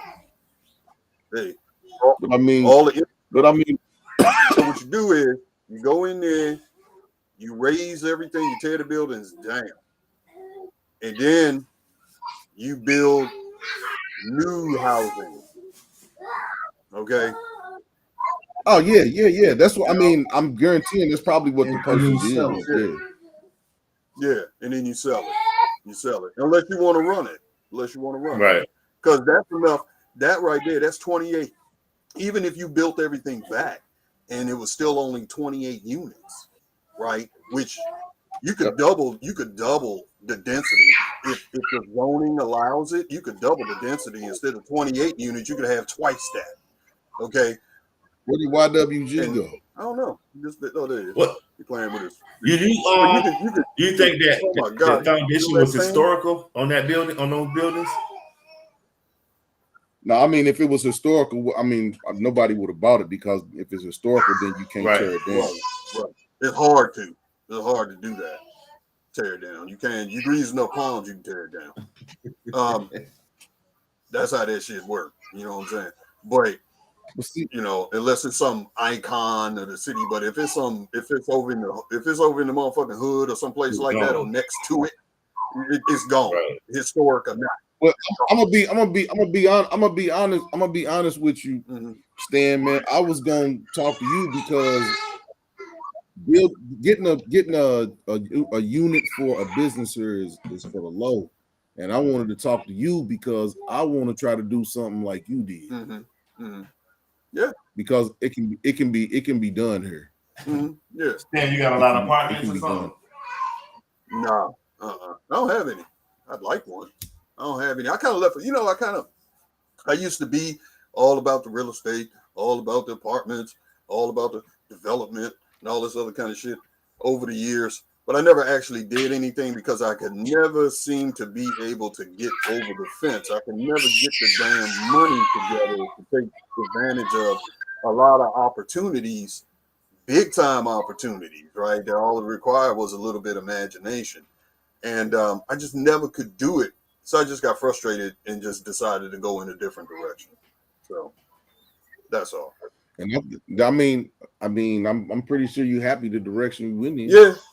Yeah, I learned a lot and it's doing okay. And I want to do it again. I think I'm gonna do it again. So I'm gonna start scouting. You see, that's what I want to. Yeah, I want to do it here because that's always gonna be needed, especially in rental areas. And that's what I'm saying is this is a rental area. Yeah. You just got to look for, if you find something, the first thing is don't buy it. Okay, don't buy one because they free. Don't buy what it. Is it? Okay, laundromat. Okay. Yeah. So don't buy it, rent it. No, don't buy it. What you do is you put the strategy. The strategy is this.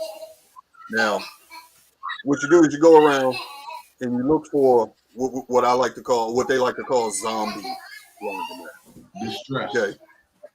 Yeah, distress. Okay. These are laundromats that have been closed, Okay, they close. Chain on the door. They close. Look at those. Okay, look at those. Okay.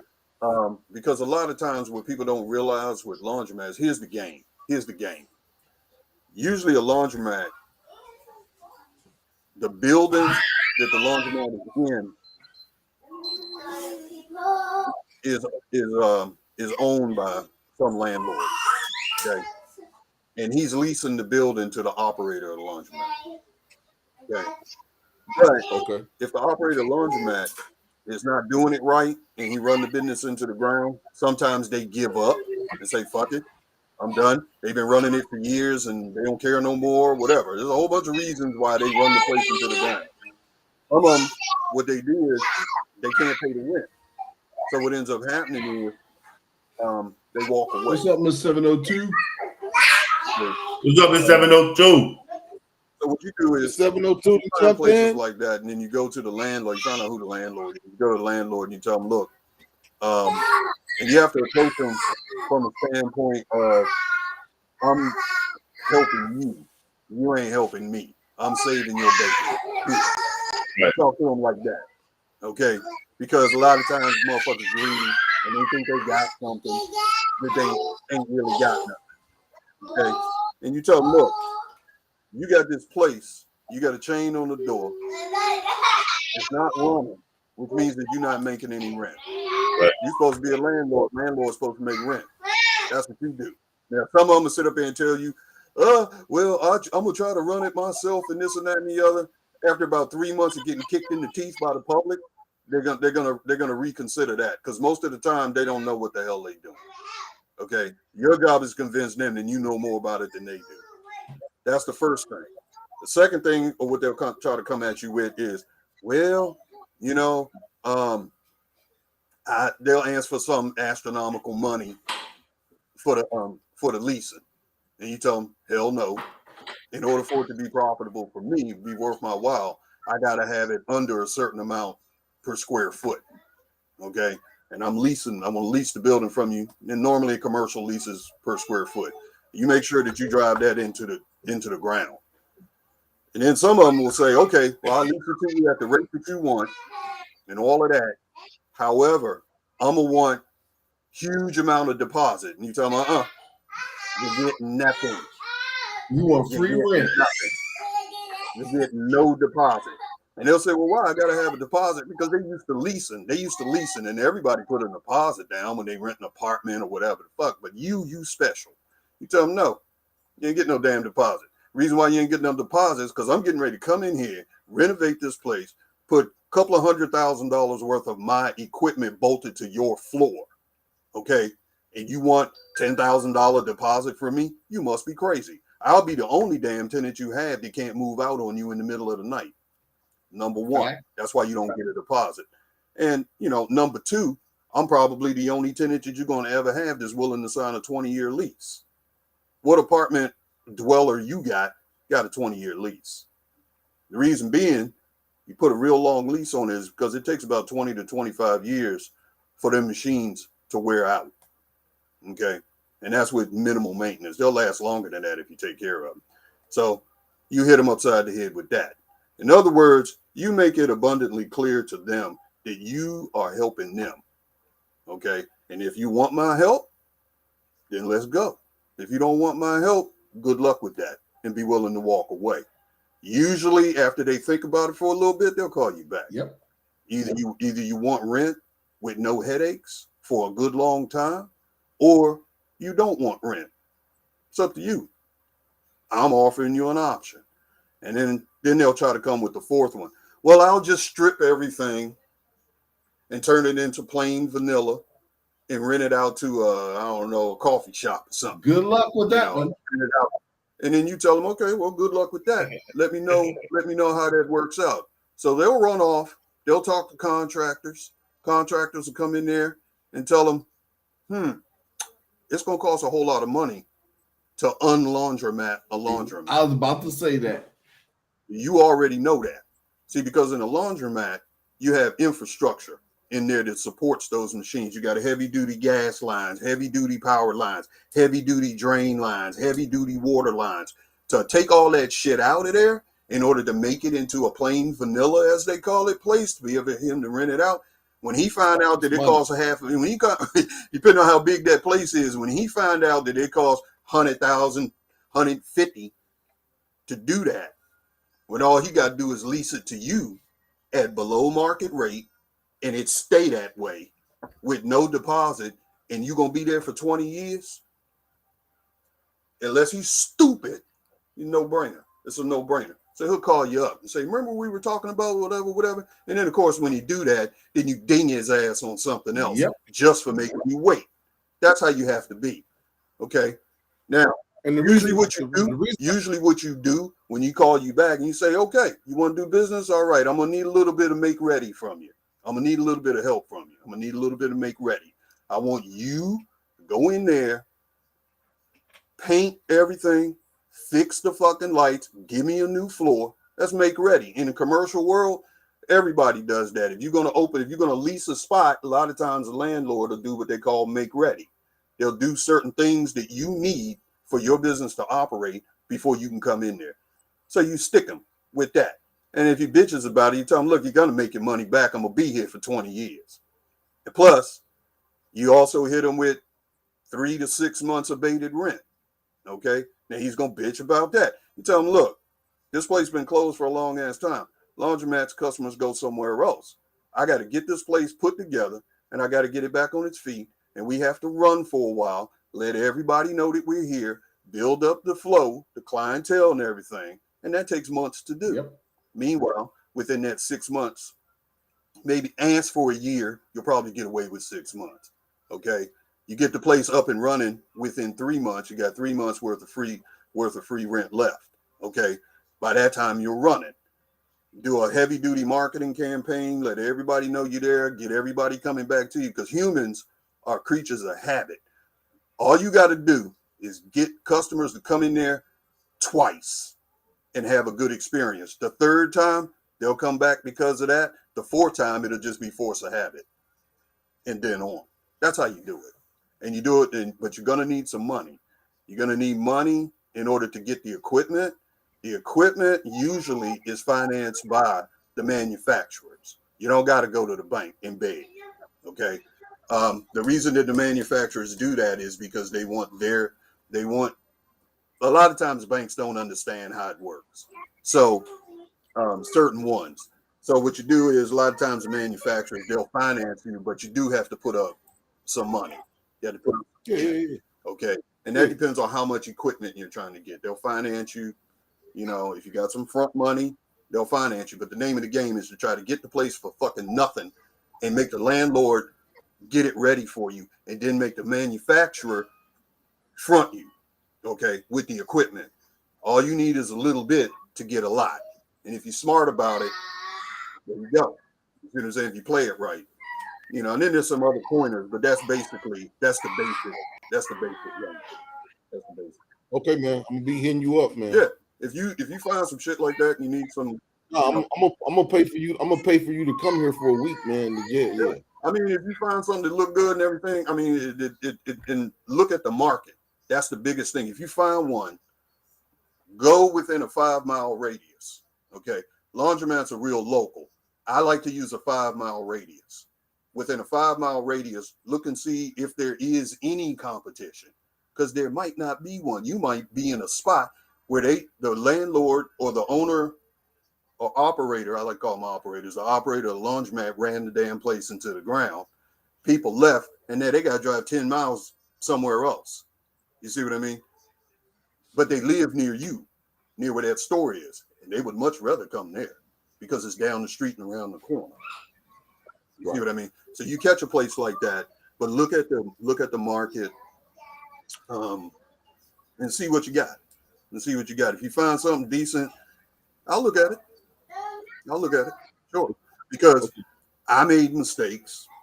I got kicked in the teeth because I did it the first time. Now the first one took me almost 2 years. Too long. But that was because I was working by myself mostly and renovating the place with my own 2 hands.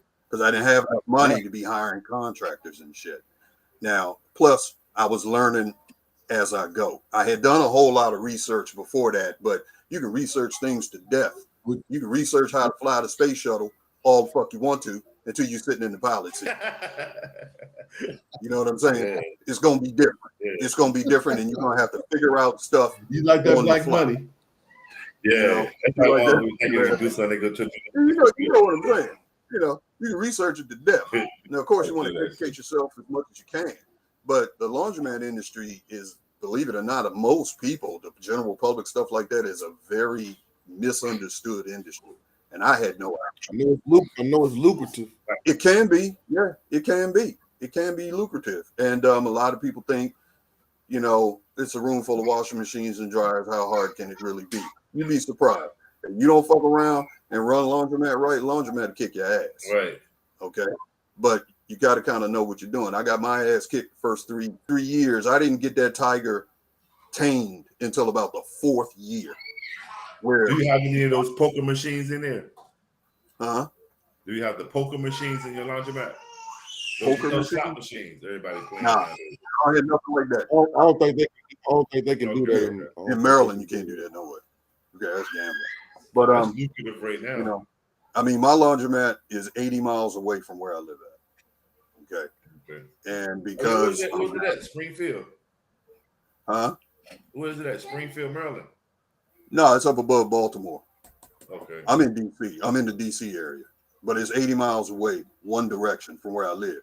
But I rigged, man. I knew that's a long ass way, and for many a night, I'm running back and forth, you know, from home, going up there, working on the place. But at the end of the day, I knew that through technology, I would be able to rig that place up so that basically it's a giant robot that I can run remotely. The only time I go up there, I only go up there once a month now, and unless something happens, But I control that place from the keyboard. Right here. So all the machines are automated like with the card. Yeah, the machines, I got a card system. The machines themselves are on the internet. So I can control the machines. I can control the machines from computer. The payment system, which is what Money is talking about, the card system, that's installed on them. I put all those on there myself. I learned better. I ain't gonna do that next time. I ain't gonna do it that way. It was a bitch drilling through that stainless steel to put them fucking cartridges. Next time you make your distributor do that shit. Okay. But anyway, little stuff like that. But I learned the hard way. What amenities did you offer them by the people waiting? Do they have color TVs, plasma screens, and yeah, I got a color TV up there, but don't nobody really care about no fucking TV nowadays. Everybody's doing this. Yeah, that's crazy. Nobody my TV. They want plugs to plug they. I got a 50. I got a 50-inch TV up there, right? And what I do is I just play music on it, and there's some little videos that do nice colors and stuff, just to have some background music. And I got speakers I got nice speakers in the ceiling, so it sounds good. But most people are on their phones like that. I got free Wi-Fi for them. I got comfortable chairs. See, all of that was part of my business model. And basically, when I finished, there are two other laundromats in the town, and my laundromat, Laundrolux of Havre de Grace, everybody says it's the nicest one. It is the nicest one. So, and that was the idea, was to come in there and come, because you got competition, so you got to come from the top rope with the flying elbow. You have to, you know. And then the technology, because I can control everything remotely, customer call, I can take care of it right there. They're shocked. You know what I'm saying? Start a machine, stop a machine, whatever, all kinds of stuff. And then there's even a whole lot of more shit that I can do that I haven't even implemented yet for the customers and everything. I mean, we've been running for like 5 years now. So do you have an employee? No, don't need one. That was the name of the game, is to not have no employee, because people are a pain in the ass. Okay. You can depend on yourself, but you can't depend on somebody who has no stake. Not real. Do you pay somebody to clean it? You hire a service. You don't hire a person. Okay. Don't have no damn employees. Don't do that shit. I have a service. It's a sister that, see, I used to go up there once a week or twice a week, really. Drive 80 miles up, 80 miles back. But I used to go up there twice a damn week to clean the place, right?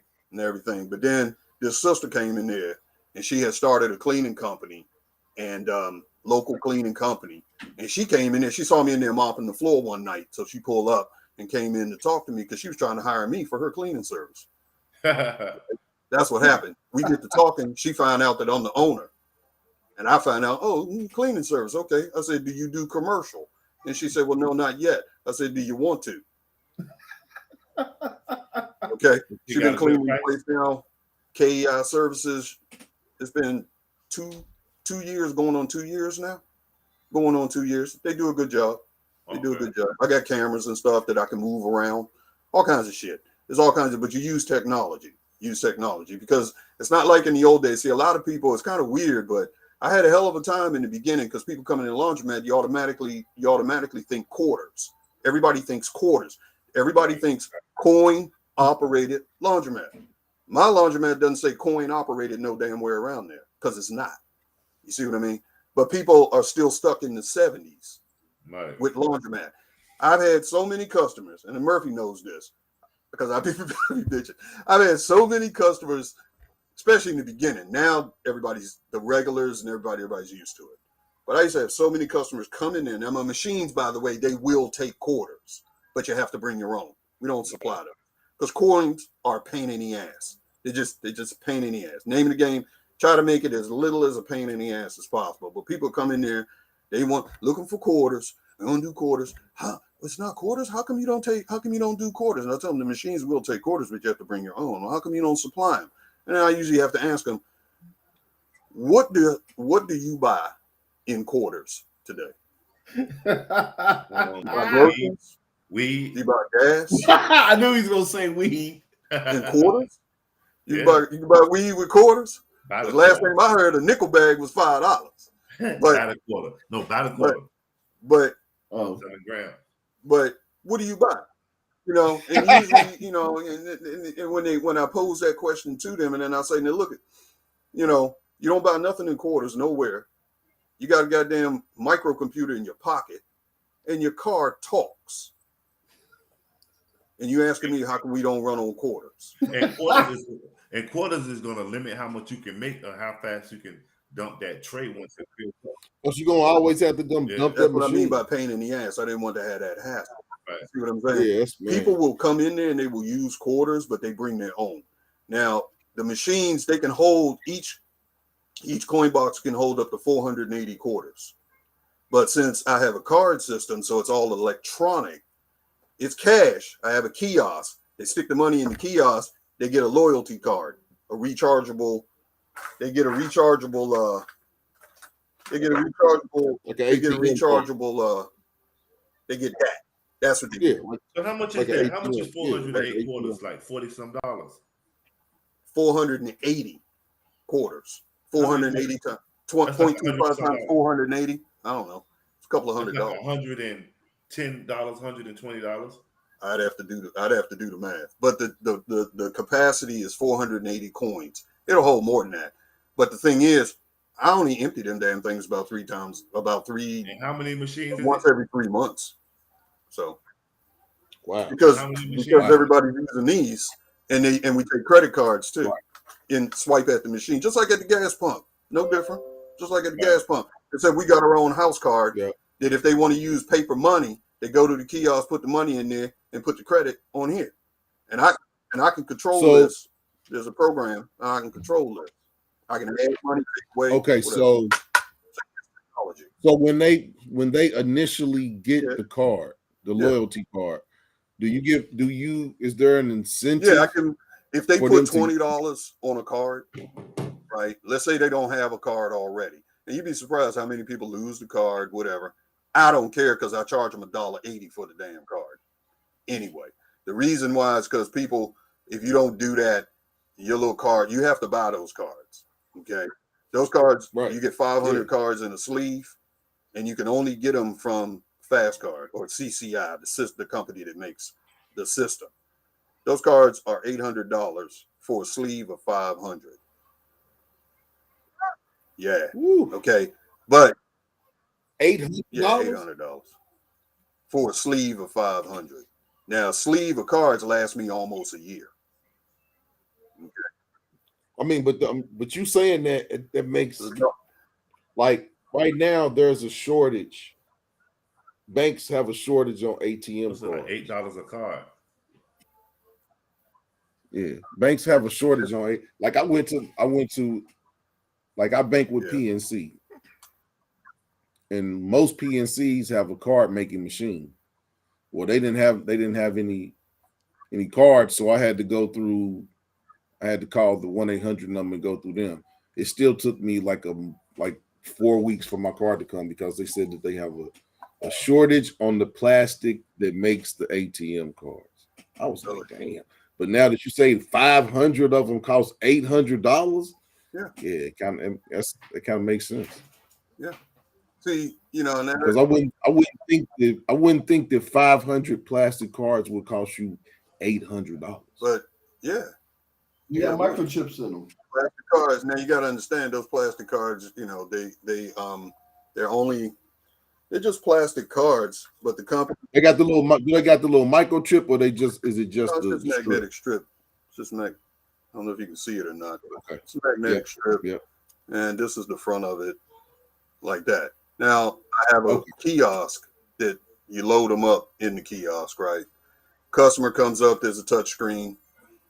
Okay, they do all that. They put their money in. There's a bill validator. They put their money in, and when they put their money in, the card spit out with whatever money on it they put. Now, when they get the first card, when they get the card out, it's $1. Actually, if you do the math, the cards come out to be $1.60 each. Mm-hmm. I was just saying that's $3. So are you getting are you okay? So are you just when you give the people the card, are they getting it at cost, or are you making a profit? It at cost. Actually, they're getting it 20 cents cheap. No, I make 20 cents off the card. You make 20. Yeah, that's not on purpose. I just did it that way because it's $800 a sleeve, but it ain't always $800. Sometimes my distributor charge me less. Kind of, you know what I'm saying? But I mean, but they charge. But what it does is, it'll let's say somebody would, and I get this happens sometimes. Somebody just want to get a card. They put $2. They go through the touchscreen thing, get a card. They'll put $2 in the machine, right? So when they get the card back, there's only 20 cents credit on the card. You see what I'm saying? Now, by having a card system like this, it also allows you to set your pricing on your equipment in non-25-cent increments. Even though the machines take a quarter, you don't set your price in 25-cent increments. You always use an oddball number. Reason why you understand why. Reason why is because it's really hard to get this down to zero if you do that. Okay. And if it's because people are the way that they are, if you get this down to zero, and they done already paid $1.80 for the damn thing, so that's one incentive right there to hold on to it. Okay? Right. Second, it might still have some credit on it. It might be $1, might be something like that. Right. Well, ain't nothing in the store, ain't nothing I got in my store that costs $1. All right. But what they'll do is hold on to it. And if you make it 25-cent increments, it's real easy to knock this down to zero, nothing on it. And guess what they're going to do? Throw it in the trash. Yep. That's what they're going to do.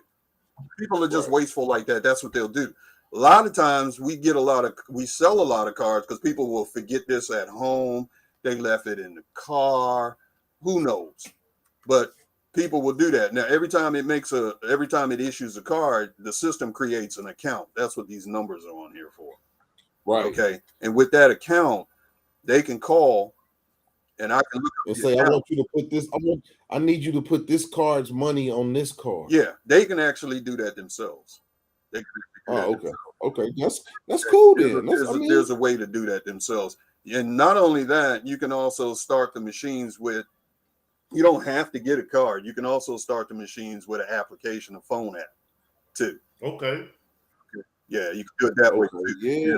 Okay. Yeah. I have a few customers that do that only because I haven't marketed that feature that much. I only told a couple of customers, they told a couple of others. So I have a few people that do it that way, because I can run all kinds of reports upside down, backwards, frontwards, everything about everything that's going on.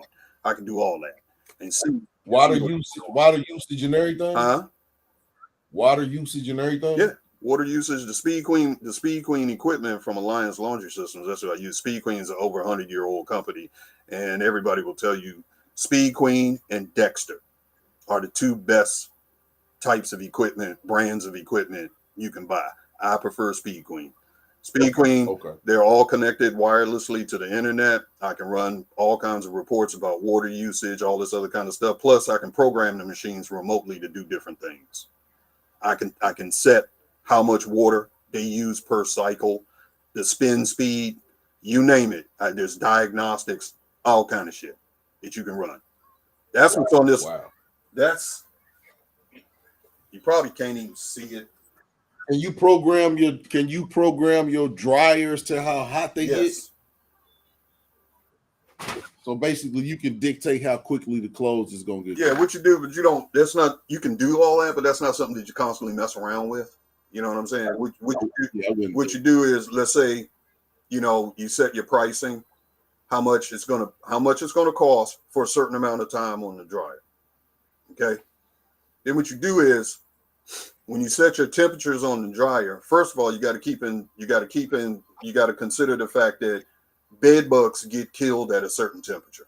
So you want to keep it at least usually above that. So you want to make sure that your dryers you don't want to be too cheap.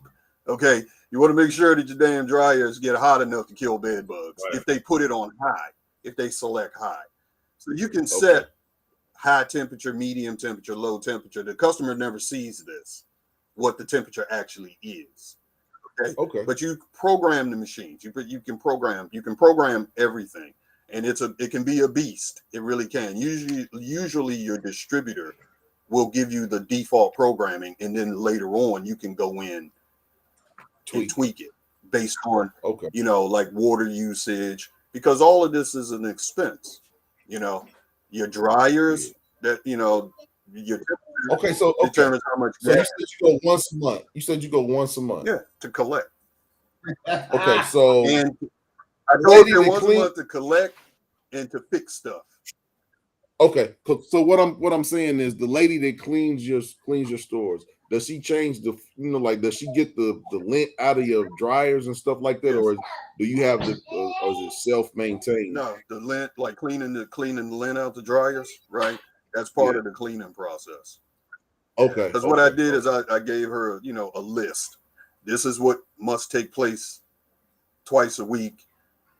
When you come in, when you send your crew in, this is what I need them to do. And I showed her everything, and they do it. I supply the bucket, the mop, the broom. I supply the cleaning solution on the floor, the stuff that we use to spray down the stainless steel on the machines so they're nice and shiny. One thing about a laundromat is cleanliness. Yeah. And we built a reputation for being the cleanest laundromat in town. Okay. People love it. But then when your stores so with your stores being like that, do you think your customers help keep clean and help it stay clean because they want it to be clean? You'd be surprised. You got your trifling. Okay. People come in there and they just trifling. They just disrespect. I don't know. It's an American thing. They just don't have no fucking regard for other people's property. Okay. That's the thing that you'll learn about a laundromat, that people will go in there and they will do shit in your place of business that they would never think to do nowhere else. Right. Seriously. And it's just a general lack of respect for somebody else's property, which I find is an American thing, because operators in Canada don't have that problem. There's an operator in the forums, a laundromat forums, where operators, we talk to each other around the world.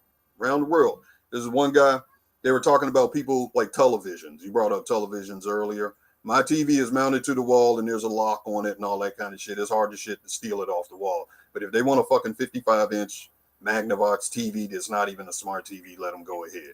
But people were talking about how their TV got stolen and they had a chain on it and all this shit. This is one guy, he was in Japan, and he showed a picture of his TV in his laundromat. It's just sitting up on the shelf like it's at home. and the remote right next to it. That motherfucker, and he said, "Oh my God," he said, "My TV, here's my TV, and this is the remote, just in case customer want to change the channel." TV been sitting there for 2 damn years. He bought it 2 years ago. Ain't nobody ever touched it. And everybody was laughing because they was like, if that was the United States, the crack that motherfucker would have lasted about 10 minutes. If that Somebody, but it's a cultural thing. somebody that wasn't even a customer would have walked in and walked out. So No, it's the dude a that's cultural sleeping in the back.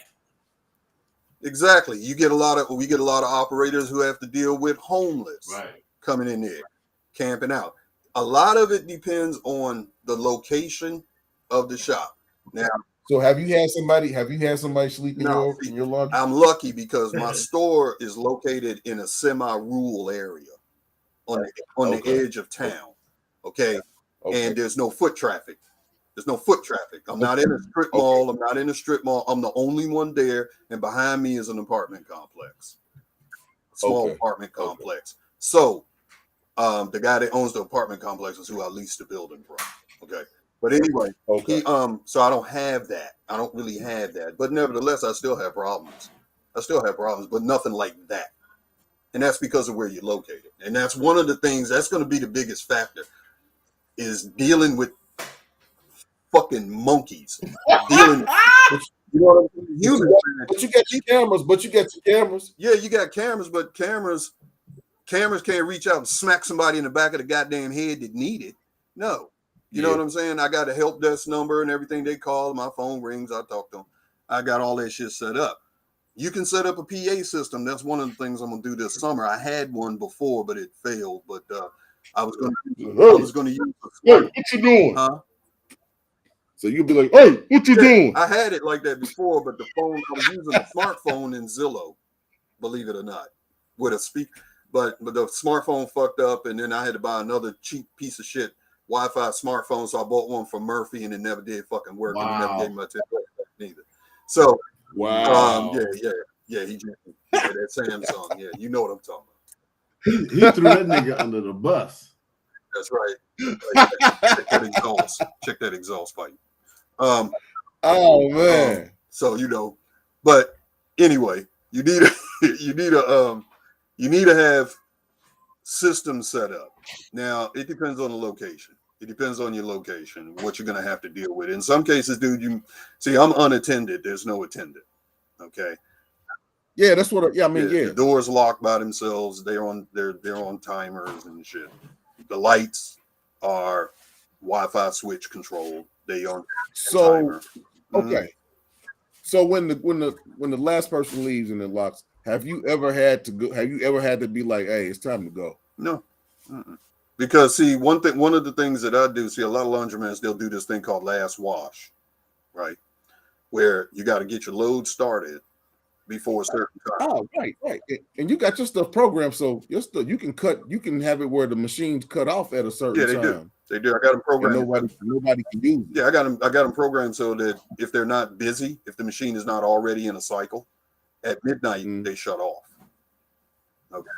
That's one thing. And another thing, of course, I have signage up saying that the door locks at 10 because we close at 10. All right. And the door automatically locks. And there's a sign up there so that people don't go outside and lock themselves out the building. Which I've had so far in 5 years, I've had 4 people do that anyway. And they call you and you let them in? They call me. Yeah, basically. It's but I'm getting ready to reset that thing up so that I can open and close it. I can unlock and then unlock it remotely. Okay. A few times I keep a spare key outside in a real estate lockbox. Okay. Around on the side of the building. And what I've had to do is call the cops, the local town cops, and they'll come up there and I'll give them the combination to get the key out to let the stupid customer who fucking can't read back into the goddamn. Because I got a sign up there, but people, if it don't look like TikTok, Twitter, or Facebook, motherfuckers don't pay no attention to it. I told you the angry. I don't have a lot of patience for just lazy and mentally lazy. That's your name now. That's your name now, man. The angry. That's your name now, man. The angry. It just pisses me off because you got to put people through a whole lot of, you got cops coming up there, all that shit. They got better shit to do. than to let your dumb ass back into a laundromat just because you fail to read a sign that's right in your face in bright yellow right at the front door. What the fuck is the matter with that cuts into their skull cracking time. Exactly. Okay, now one more question about your cards. Do you make your cards where they can use it for your vending machines in your store? When I get my new vending machines, I am, yeah. So they will be able to. Yeah, okay, they'll be able to buy the Fritos and sodas and shit off the card. I got two vending machines already, but they both fucked up, and it's a long story. But the new ones that I'm gonna get with the soap and all that kind of shit in them and everything, I'm getting ready to read because Do you own those machines? I'm getting ready to redo that. Do you own those vending machines? Mm-hmm. Yeah. Okay. So yeah.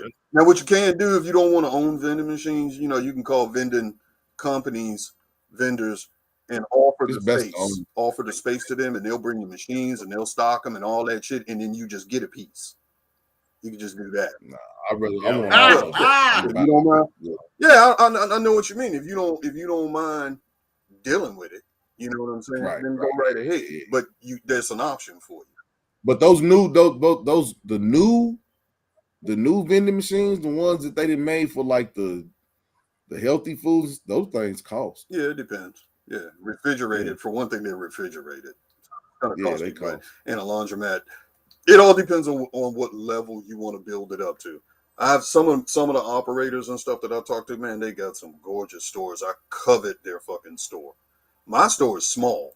Some of these people got huge, gigantic, and those things are beautiful. I mean, you know, it costs, you know. But the most important thing, back to acquiring one, what you're doing is you're going after the infrastructure. Now, of course, you never tell the landlord that because it's not going to really occur to him. But really, all you care about is the infrastructure because that infrastructure is where the value is. And you know, Black Money asked you a question on how many machines you got.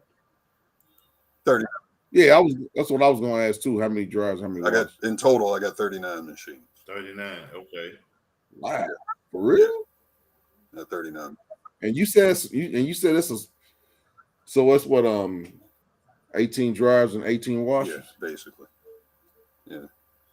Man, that's not small. Well, it is compared to some of these gigantic, gargantuan fucking, and that's one of the things that you should look for if you're gonna look for an old laundromat. Make sure that Godzilla don't live around the corner, because if he do, you'll never make it. I don't give a fuck. I don't give a fuck, and you'll never make it because humans, they will go to the gigantic place. Okay. You just look, see what your competition is. A lot of times, if you find an old laundromat that's run down like that, look for Godzilla because that's probably the reason why it died. Okay. Just keep that in mind. But yeah, man, I mean, you know, that's the thing. The real value is going to be in the infrastructure of the building. That's really what you're after. Because to try to pull a laundromat from up out of the ground, fresh, of any kind of reasonable size, man, you're talking about millions of dollars. And you got to deal with the city because you get ready to flush a whole lot of dirty water down their damn sewer system. You're gonna pay for that. There's gonna be fees to be paid. Right. Whereas if it's an old laundromat, gonna have to get greased. Palms gonna gotta get But if it's an old laundromat, motherfucker was built in the 60s, 70s, it's grandfathered in. Ain't goddamn thing they can do. They can't touch you. Right. If you want to come in there and renovate and put new equipment in there and run that thing again, you don't got to pay nothing because it's grandfathered in. They already got their damn. There's a word for it. I mean, Money probably knows what it is. I can't think of it now. What is it? It's like an assessment fee. You know, I forget what they call it. It's like an assessment that they tax. The cities will tax a business that is going to put an extra strain on the infrastructure of the city because of the type of business that they do. Oh yeah, I know what you're talking about, but I don't know the name of that.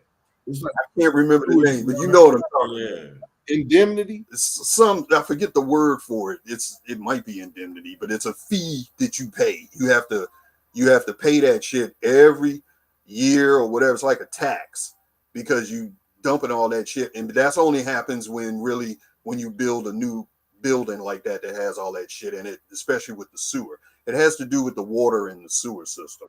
Right. Okay, so because so basically your bills are your equipment, Well, equipment is over. I finally got my shit paid off. It took me 5 years. So I own all the equipment now. Every goddamn thing in there. The only thing I don't own is the building itself, and I don't want to own the building. I want the landlord. I want the landlord own the building. I pay him the rent well below market rate. That's what we negotiated. Now, I set it so it goes up a little bit every year. It goes up by about $10 or something. But then Maas, he wrote his own contract and then gave it to the dudes to sign this. I did. That's right, though. He knew his worth. He a book. I did. I wrote my own commercial lease and everything. And of course, I was fair. I didn't take, I didn't take advantage of them too much.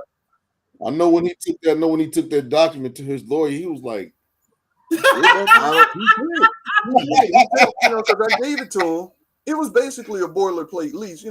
Money know what I'm talking about, how you can just get a boilerplate and then you can edit it like that. And that's what I did. But I added some stuff in there, of course, in my favor, but being fair. I give it to him and he said, okay. Because at first, see, he's renting apartments and he never did that before. He's renting apartments. So he's trying to treat a laundromat like it's an apartment. And I told him, no, it's not an apartment, dude. This is commercial. This is different. And you have to have a different sort of lease that protects both parties. Right. See? And that's really all it was. I mean, I don't believe in taking advantage. So did you have to get bonded? Did you have to get a bonded? Are you bonded? Murph. Don't need to be. I mean, Gardner. The reason is because I don't do wash, dry, fold service. You heard what this dude said. I'm not trying to take advantage of nobody. No. It's one thing to be shrewd. I'm shrewd. That's the good bit. But I'm not trying to do it. I ain't trying to straight dick nobody. Right. Or maybe I'll put the tip in. Just a little bit. Do you have a? But the thing is, do you handle the money changer, the bill changer? That nigga said he put the head in. I do everything. Okay. I'm a one-man show. So you got an ATM in there? No. Mm-mm. I was thinking about putting one, but I'm not sure yet because it's not a lot of. Like I said, I don't have a lot of space. But I know I don't have a Bitcoin machine. Bitcoin, I've seen those around, and I see cobwebs all over them. I don't listen to them damn things. Right? Bitcoin. In this area, Bitcoin is big because a lot of people are scamming. The scammers need that Bitcoin to pay for their stuff. Yeah. Now, see where I'm at. I think that has to do with your location. Where I'm at, them people had a hard enough time understanding the laundromat that don't use. Oh my God! So the last thing I'm gonna do is, you know what I'm saying? I had a hell of a time with that in the beginning when we first started because they never seen no place like that before. Right. A high-tech place like that. They never seen that. So I had to kind of train the customers, which you might have to do. But a Bitcoin machine, oh my God, they be calling NASA talking about it's a UFO in the laundromat. Motherfucker. They ain't no, I would never do. They ain't ready for that. No, not them. Right. Now in another location somewhere else, they might be. And it might be a good idea. You got to kind of like match the market that you're in. You got to look at the market that you're in. Yeah. So that's the thing. So look for that. I mean, that's about. I mean, let's something else. Anything you want to know. If I know the answer, you know what I'm saying, I'll tell you. If I don't, I can ask somebody. I can find out, or I can show you where to go to find out. Who can tell you what the answer is? But it's something you can do. Because what I'm saying, this stuff that you've done, I can possibly do it here, but at a fraction of the price. Because stuff is just so much. Stuff is just so much cheaper here. Like this guy that I know up the street, he has a storefront. Well, one thing I'll ask you: are you handy? Yeah. Okay. You handy with tools? Yeah. You don't want to start with it. All right. Okay, because you don't want to get in a situation like a lot of people that get into that and they can't fix nothing. Because you're gonna do a lot of fixing. You're gonna do a lot of fixing stuff after a while. If you scared, I know an Indian guy up the street that opened a smoke shop, and I think his rent is like $300 a month. Mm-hmm. And when he first started, it was just him. He was working all the hours. He was working 12 hours a day, 7 days a week. And he did that for, I think he did that for about a month.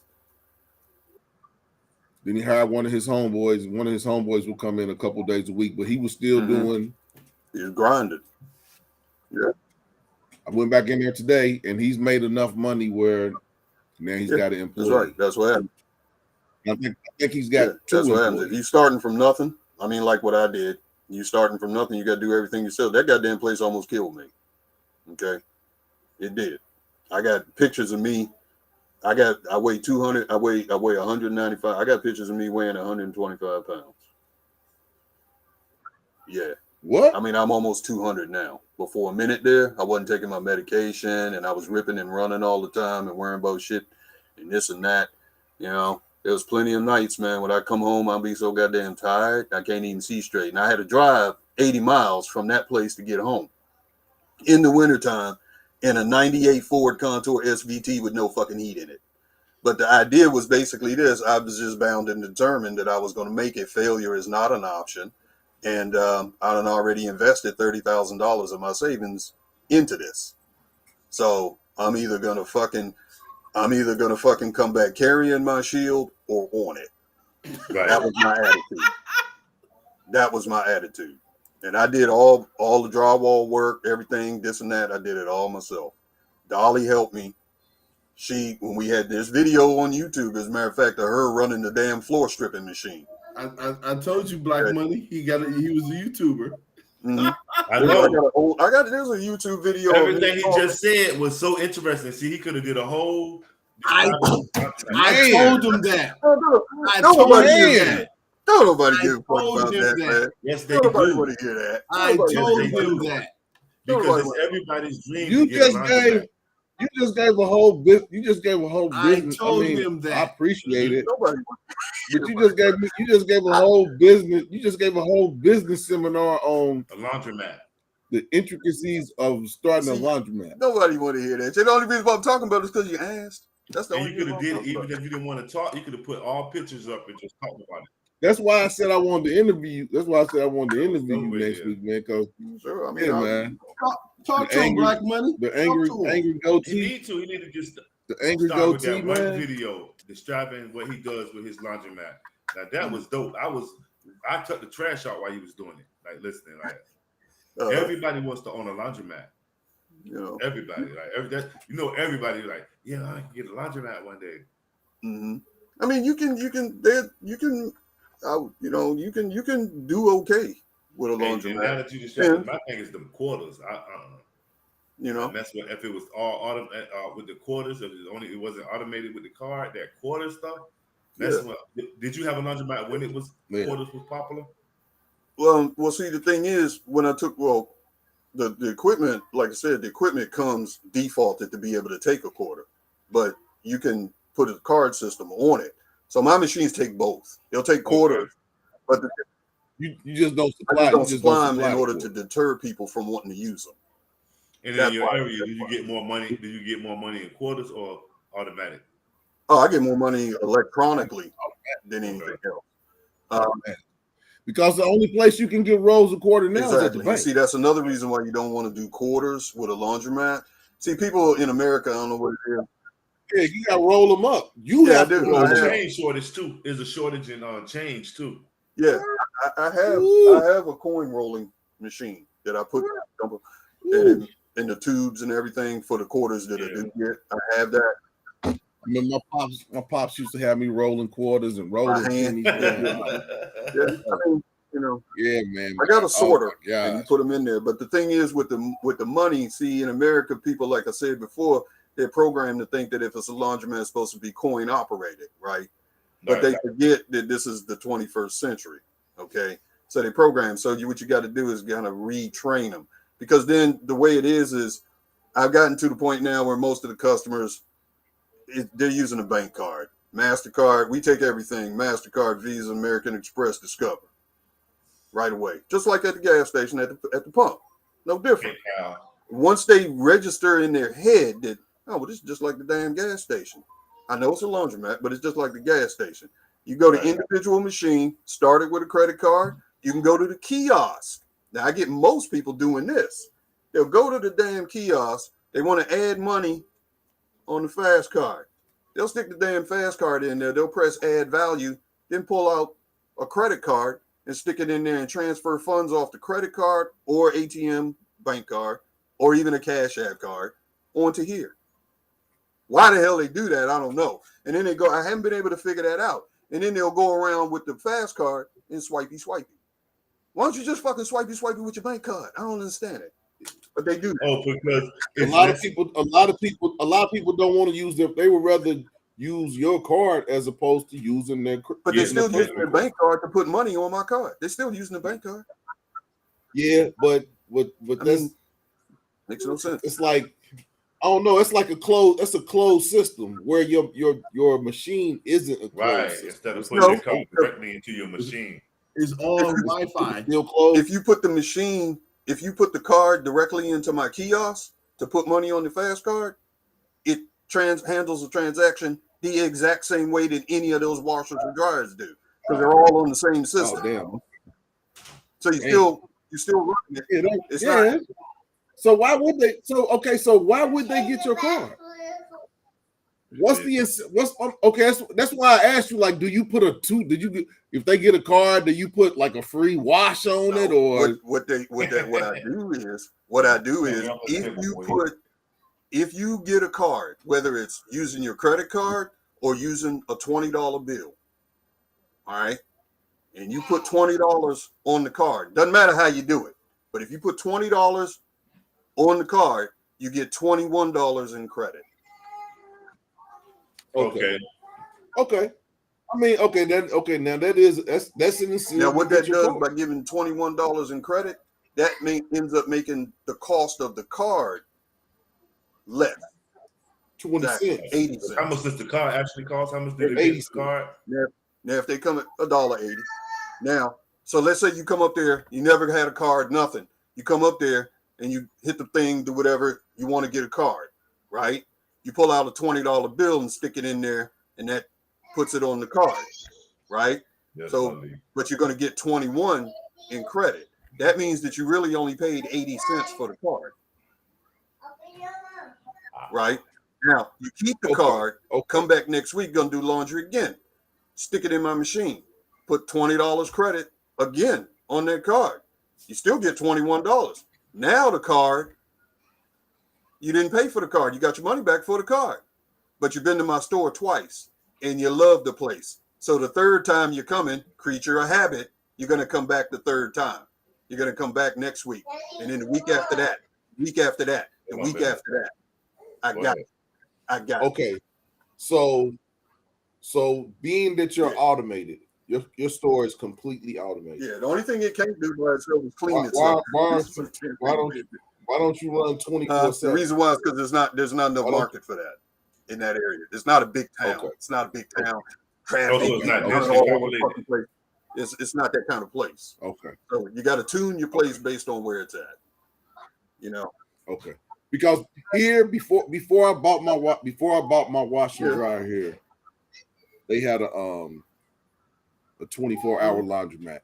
And that's the one I would go to because I want to go in there when ain't nobody. I would go on a Friday night, like 2:30, 3 o'clock in the morning, when there's nobody in there, and I can just put all my stuff in a row of machines and be done in 45 minutes. Yeah, I get people like that because see, we close at 10, but we're the only laundromat in the town of the other two that don't do last wash time. Actually, it's 3, but the third one on the. So I can basically they can come in at 9:45 and start washing. We don't kick people out. What we do is say, if you get in here before 10 o'clock, before the doors lock on you, then go ahead and wash your damn clothes. We don't care. I got it on the thing in the front, the electronic sign. It says no last wash time, coinless, credit card. I hate going to. Ain't nothing worse than going to a crowded laundromat where you jockeying over dryers. People come in. They come in. I get this one group of people, this family, right? And it's usually about 5 of them together, and they bring in a huge amount of damn laundry. Okay, they always come in there at 15 minutes to 10, 9:45. They come in there. Yeah. There ain't nobody in there. There might be one other customer, maybe, and they end up using the whole damn store. Okay, that's how much laundry they bring. They use all of my 40s. They use usually all of my 30s, and then my 60-pounder. I got 4 of them. They'll use maybe 2 of those, and they always use my 80-pounder.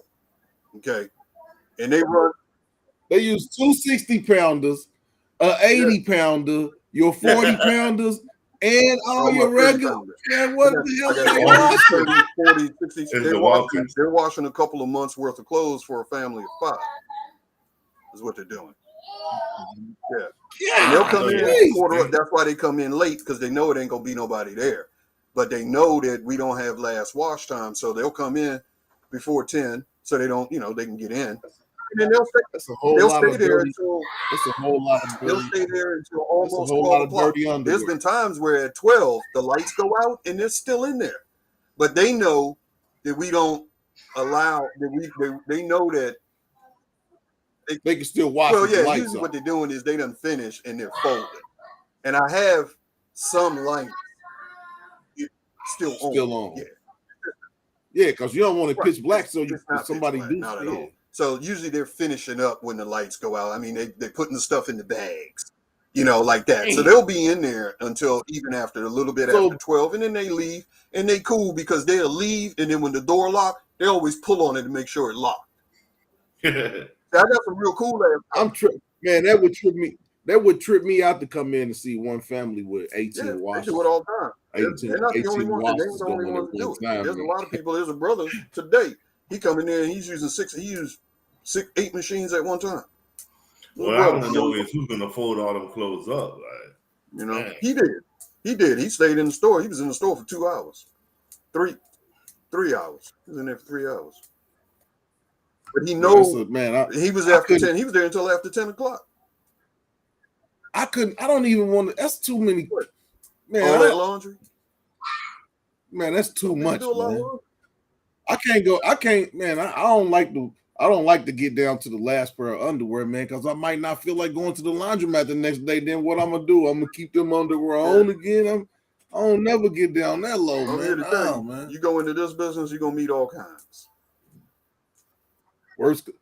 Okay, well, have you had that person to come in and take their underwear off when they in the? I've had people change clothes in the bathroom. And see, that's another thing. Wow. We don't do last wash time. That sets us apart from the others. Second thing is people, and people know they can stay until 12. They know that we close at 10, but if you get in, okay, and it's on the Facebook and everything, they know. So what if they don't leave after 12? Huh? What if they don't leave after 12? That's fine. They can stay in there. They can stay in there all damn night for all I care. Oh, you wouldn't matter if somebody was like sleeping in there?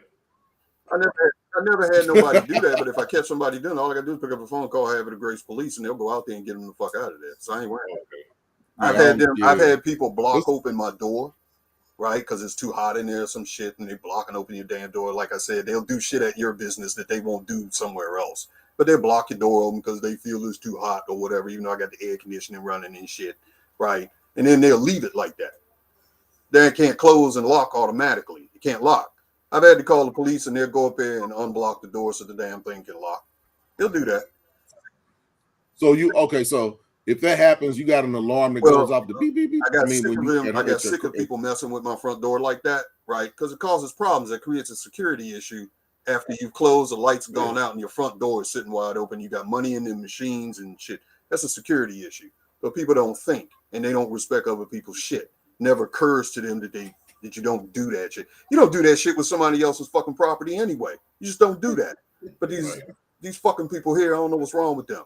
But anyway, so I put an alarm. I found the perfect thing for that company called Dtex, they're the security company who do the security shit, and they make these fucking devices. You put it on the fucking door, And what it does is if you prop the door open and it's open for more than 15 seconds, you can adjust the time.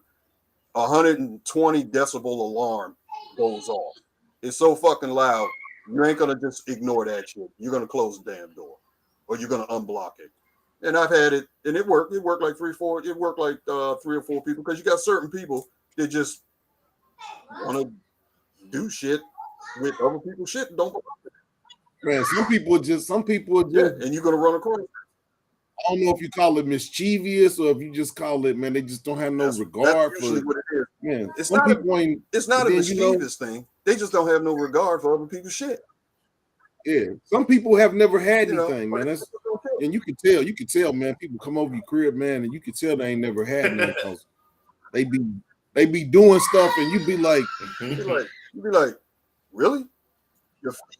Really? like, really? You know, some people, yeah, but people are just like that. And with Hey, a man. laundromat, the thing about a With all the laundromat, M&Ms in their pocket.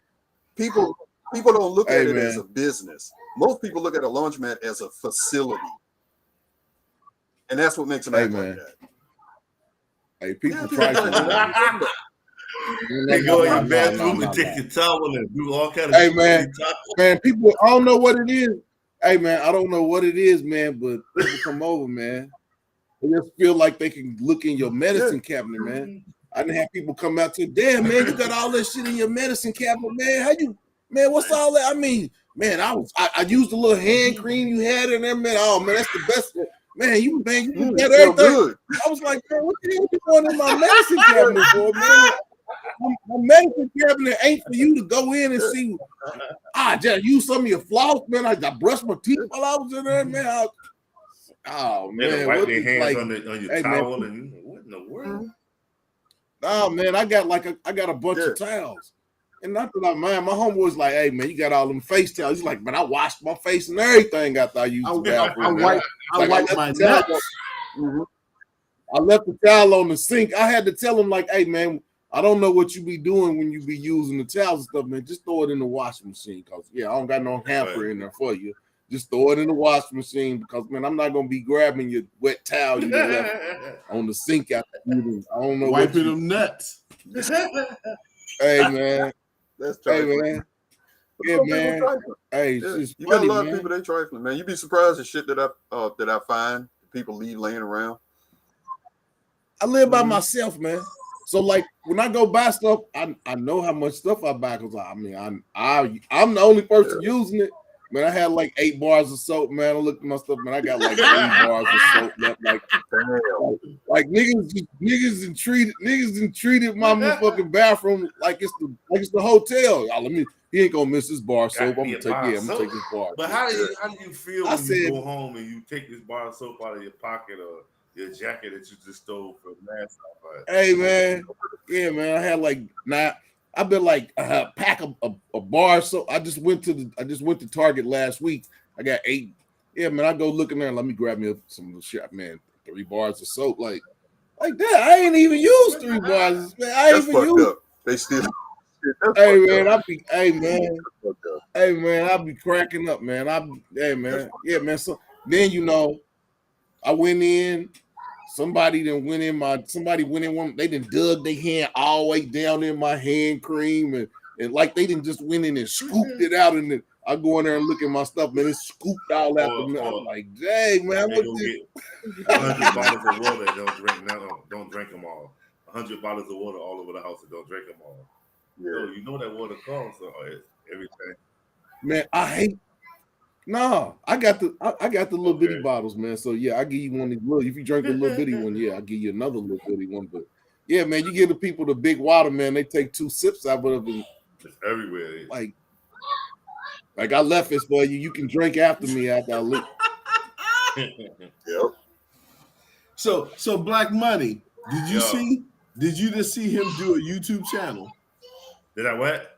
Did you just see him do a YouTube channel? Yeah, he just did a whole YouTube video with the explaining about the laundromat, showing the pros and cons. That was a dope interview. Man, that was Hey, look, he got videos of him building the place. Yeah, I do. He built the laundromat. Yeah, now I got pictures. I got photographs. You got video of it? I got one video where I was demonstrating a pneumatic floor scraper that I was using to pull the floor tile up off the concrete floor when my wife and I were getting the floor Did you ready. post it?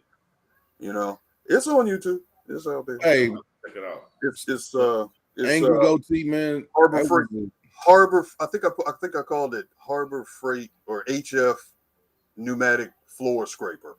Do a search The for one that. reason our videos don't get a lot of play is we got to start understanding what is it called, SEO, SOE. We got to start understanding how to link words to link the proper words to our videos, Yeah, the proper tags. Yeah, I gotta. Yeah, that's one thing that I need to. I got to get much better at my tags. yeah. Right.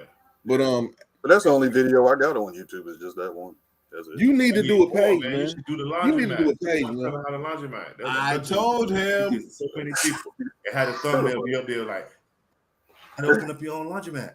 Yeah, They'll love it. I told man. there's so him. many other people.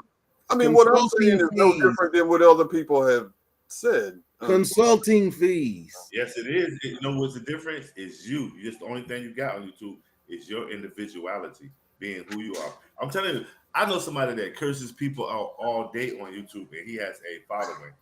They donate money. They make sure it's like crazy. It's like y'all go on his channel so he can tell you that SMD, like it's random, like, cursing out everybody. Like, and he be like, my supporters are broke. I need some more supporters. Y'all dudes is broke.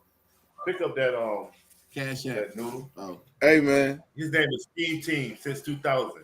Hey, man. He is crazy. He be like, bunch of broke supporters on my channel. And you might see somebody pop up with a $50 cash out. I'm like, man. Are you Hey, serious? man. Really? No. Peep this. Have you ever watched? Man, he's a funny guy. I like his video. Have you ever watched The Lead Attorney? yes. I see you. Yeah. Hey, man. No. Listen to this, man. That dude. He be having people battling Yeah. to give him the most the largest super chats. And man, I'm talking about it was two dudes going. One dude gave him 50, another dude gave him 50. I remember that show. Somebody gave him 75, and somebody gave him 100. Then some gave him 150. I'm like, man, where are these? I'm like, he's giving some good information, but hey, man, he made like $2,000-3,000 in super chats. I watched that His show. community believes in him. His community believes in him. Trucker, what's going on, Trucker Z, man? How you doing, brother, man? I jumped in your live today, man. I jumped in for about 5 minutes today, man. You funny guy, man. Hey, Trucker, man. Go truck out Trucker Z. If you ain't trucked out Trucker Z's channel. Man, hold on, Trucker, man.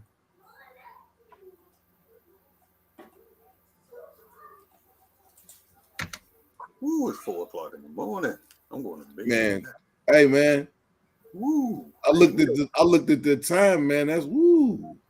It's 4 o'clock in the morning. Jesus. Well, tomorrow's Friday. 6 hours and 37 minutes we've been on here.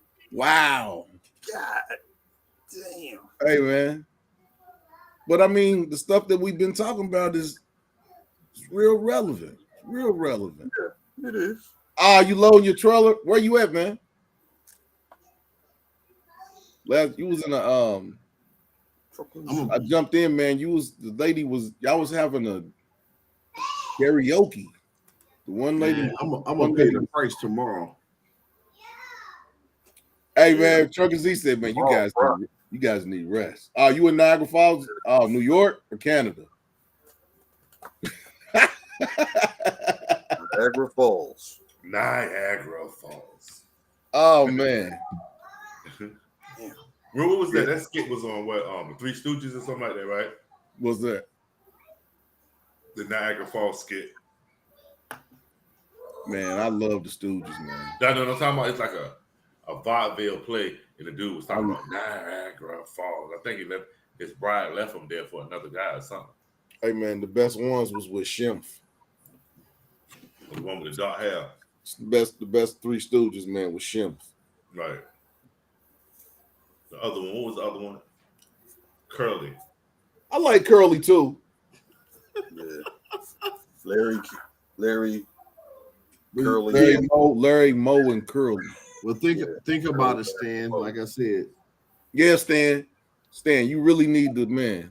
Because I'm still gonna interview you. I got man. I'm I'll gonna do the hey interview. man, I'm gonna squeeze all the juice out that sponge, man. Top of your neck. Whatever you want to ask me about, I'll be happy to answer. But I ain't Hey, going what you you- could have did a video I on wish mambo nobody sauce too. I'm gonna be honest with you. The laundry. I'm gonna ask you about the laundromat. I'm gonna ask you about the laundromat again because man, it's at the end of this video, and that was some good info.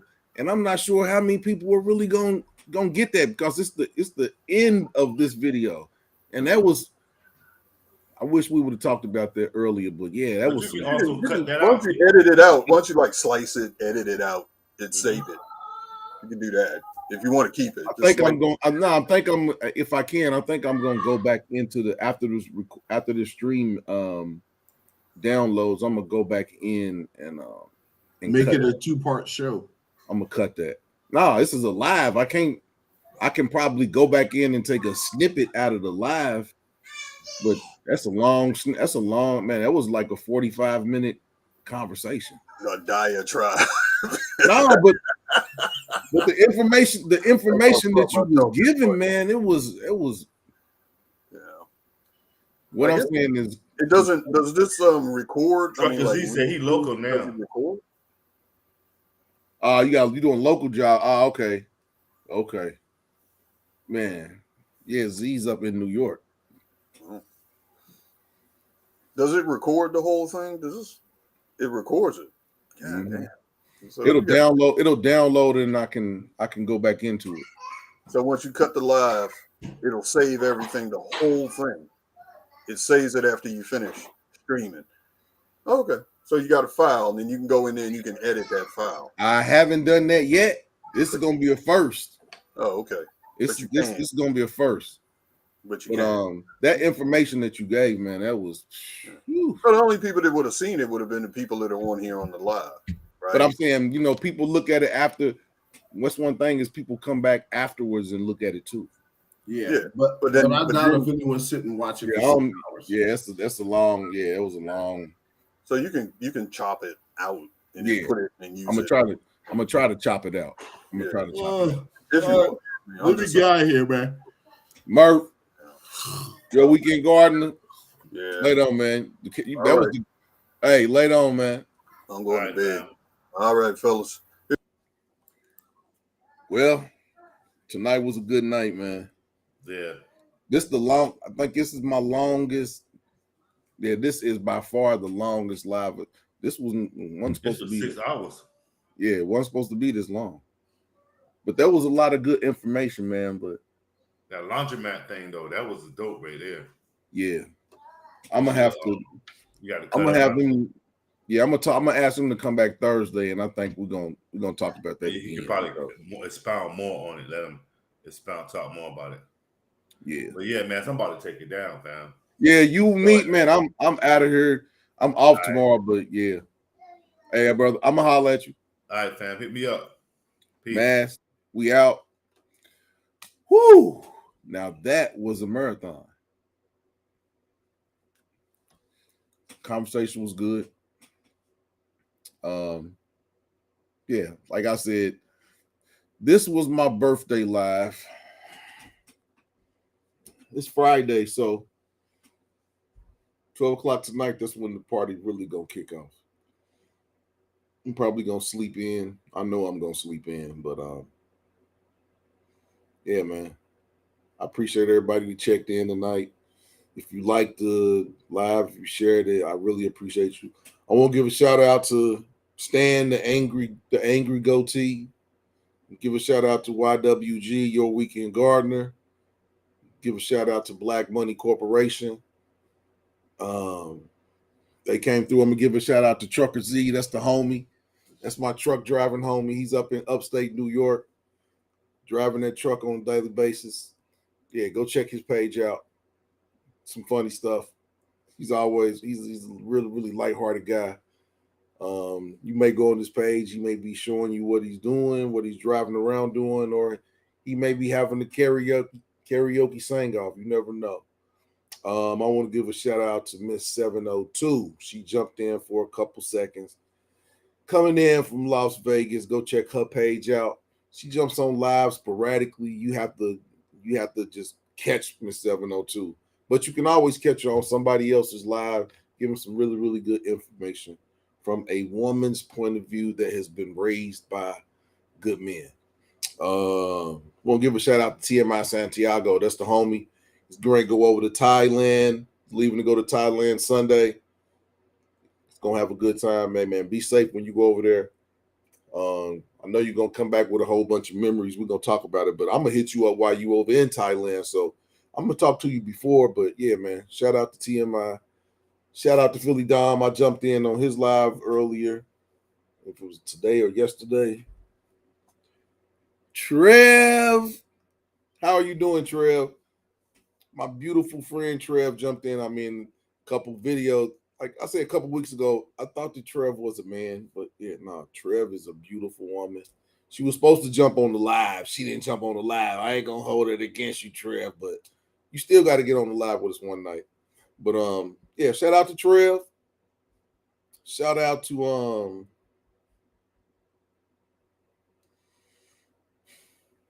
man, shout out to me. I'm on my 51st rotation around this thing we call the sun. 51st. They said we weren't gonna make it past 25.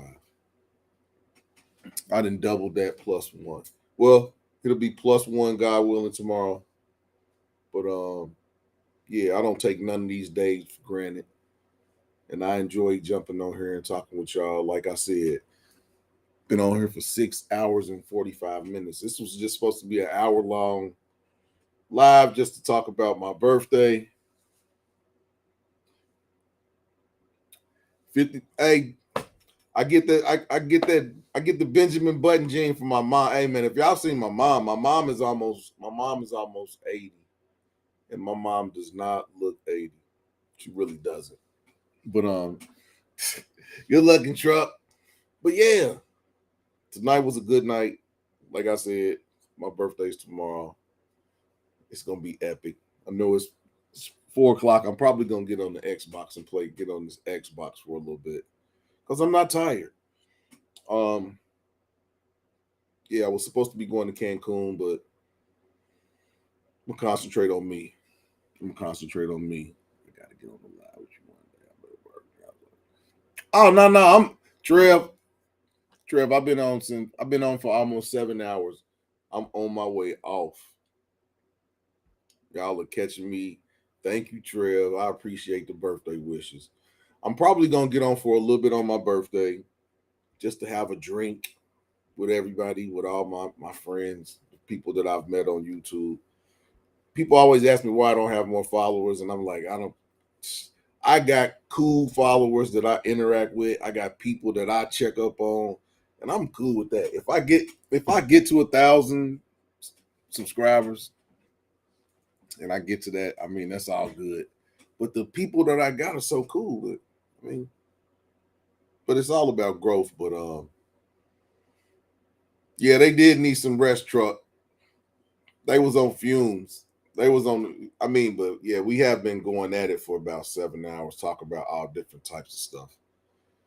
But the last conversation that we had about my homeboy, he has a laundromat. He has a laundromat business that basically he's had for over 5 years, and he really gave us a breakdown of how he started it and what he did. I'm gonna have to bring him back. I'm bringing him back on next Thursday, but when I bring him back, I think we're gonna start with that conversation from the beginning because the information he gave was incredible.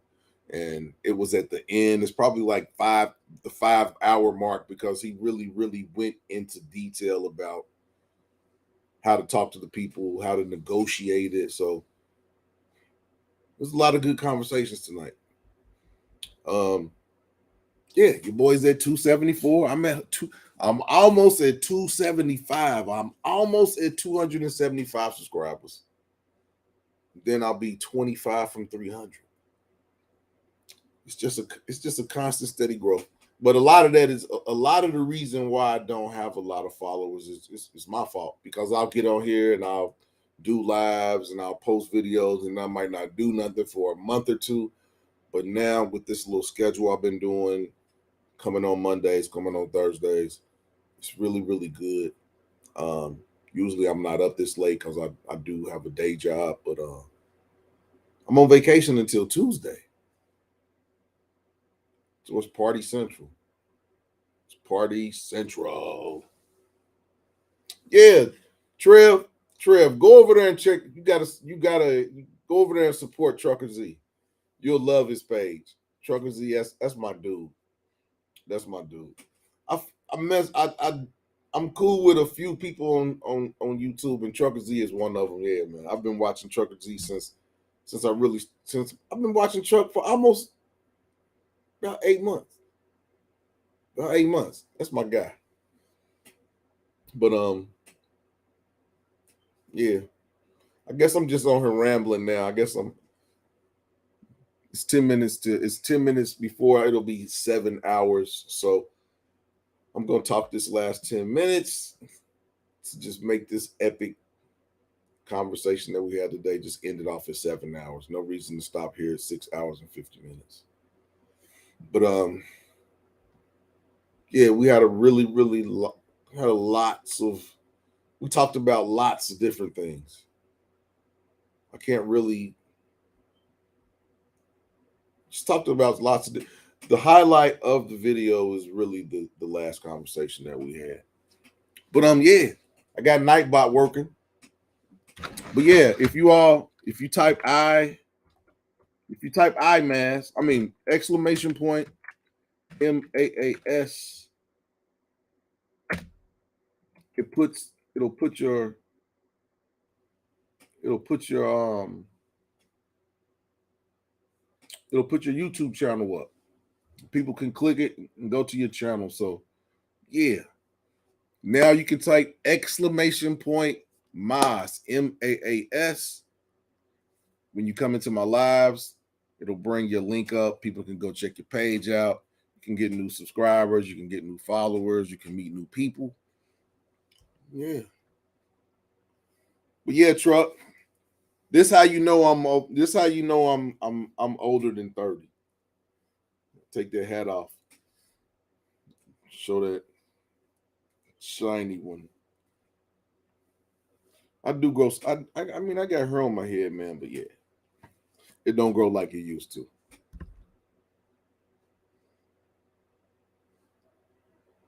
Trev, we know you're a woman. Trev, we know you're a woman. Did trucker not know you was a woman? Now you know I know you're a woman. We already went through that. But yeah, Trev is a woman. She's gonna come on my live soon. I don't know when, but she's coming on the live. So people can stop thinking that she's a man. She's not a man, she's a woman. But yeah. Thanks beforehand for the birthday wishes for people that may leave them in the comment section. I really appreciate it.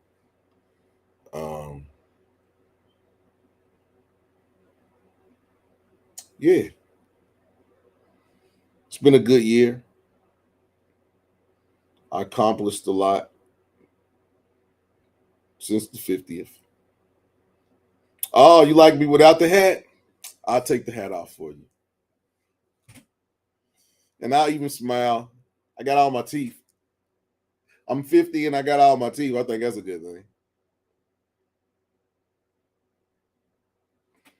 So, I mean, yeah.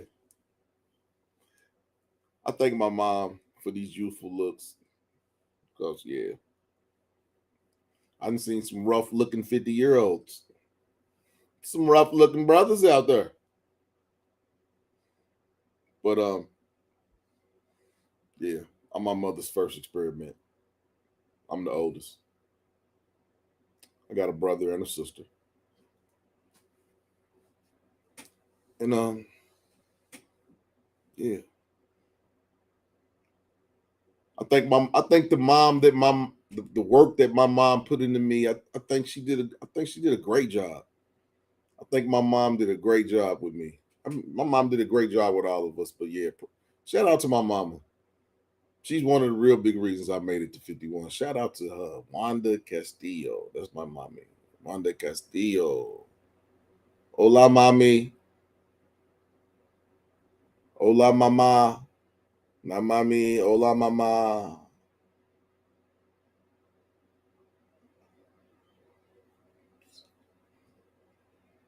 Yeah, mi madre. Mi madre es bonita y inteligente.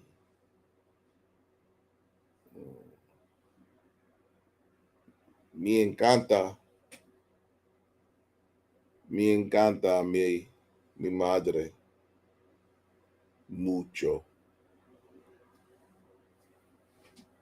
Me encanta. Mi madre.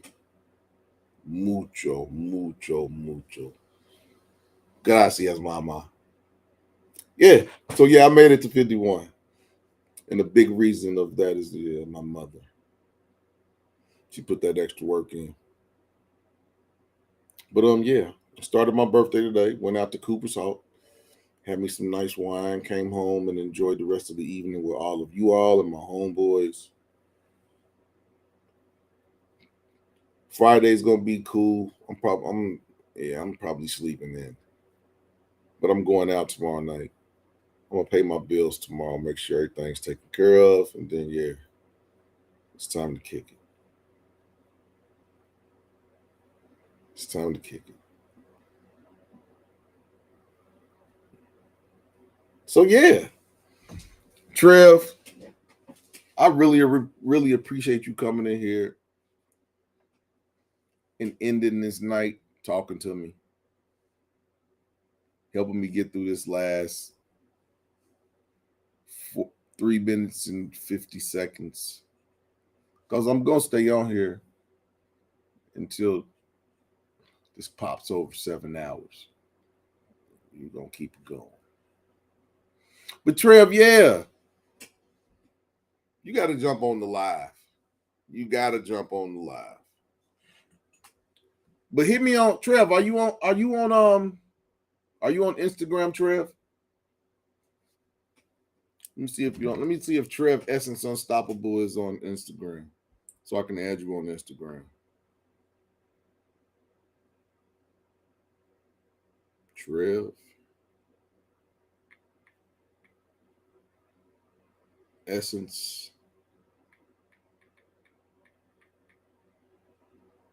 Unstoppable. I got you, Trev. I'm Trev. We are not the same. Trev, who got on your nerves that day? Uh-oh, Trev. Uh-oh. Uh-oh. Uh-oh, the unstoppable Trev.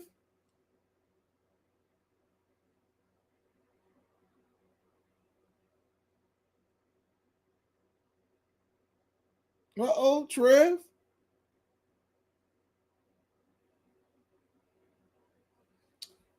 Oh, boo, Trev, boo. You told me, yep, I went to your Instagram page and I looked back up and you done left. Somebody might have came and, walked up on you while you were at work. Uh-oh. Ching ching.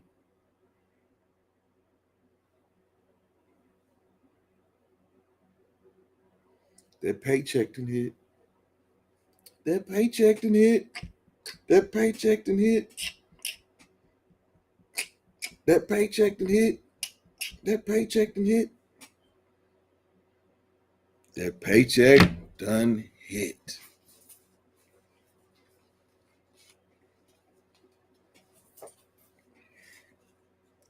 That paycheck done hit.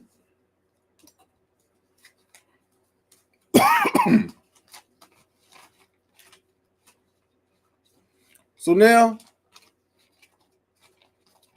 It's gonna be an epic Friday. It's gonna be an epic Friday. It's already Friday. It's already been epic. My homeboys came on here and chopped it up with me for a few hours.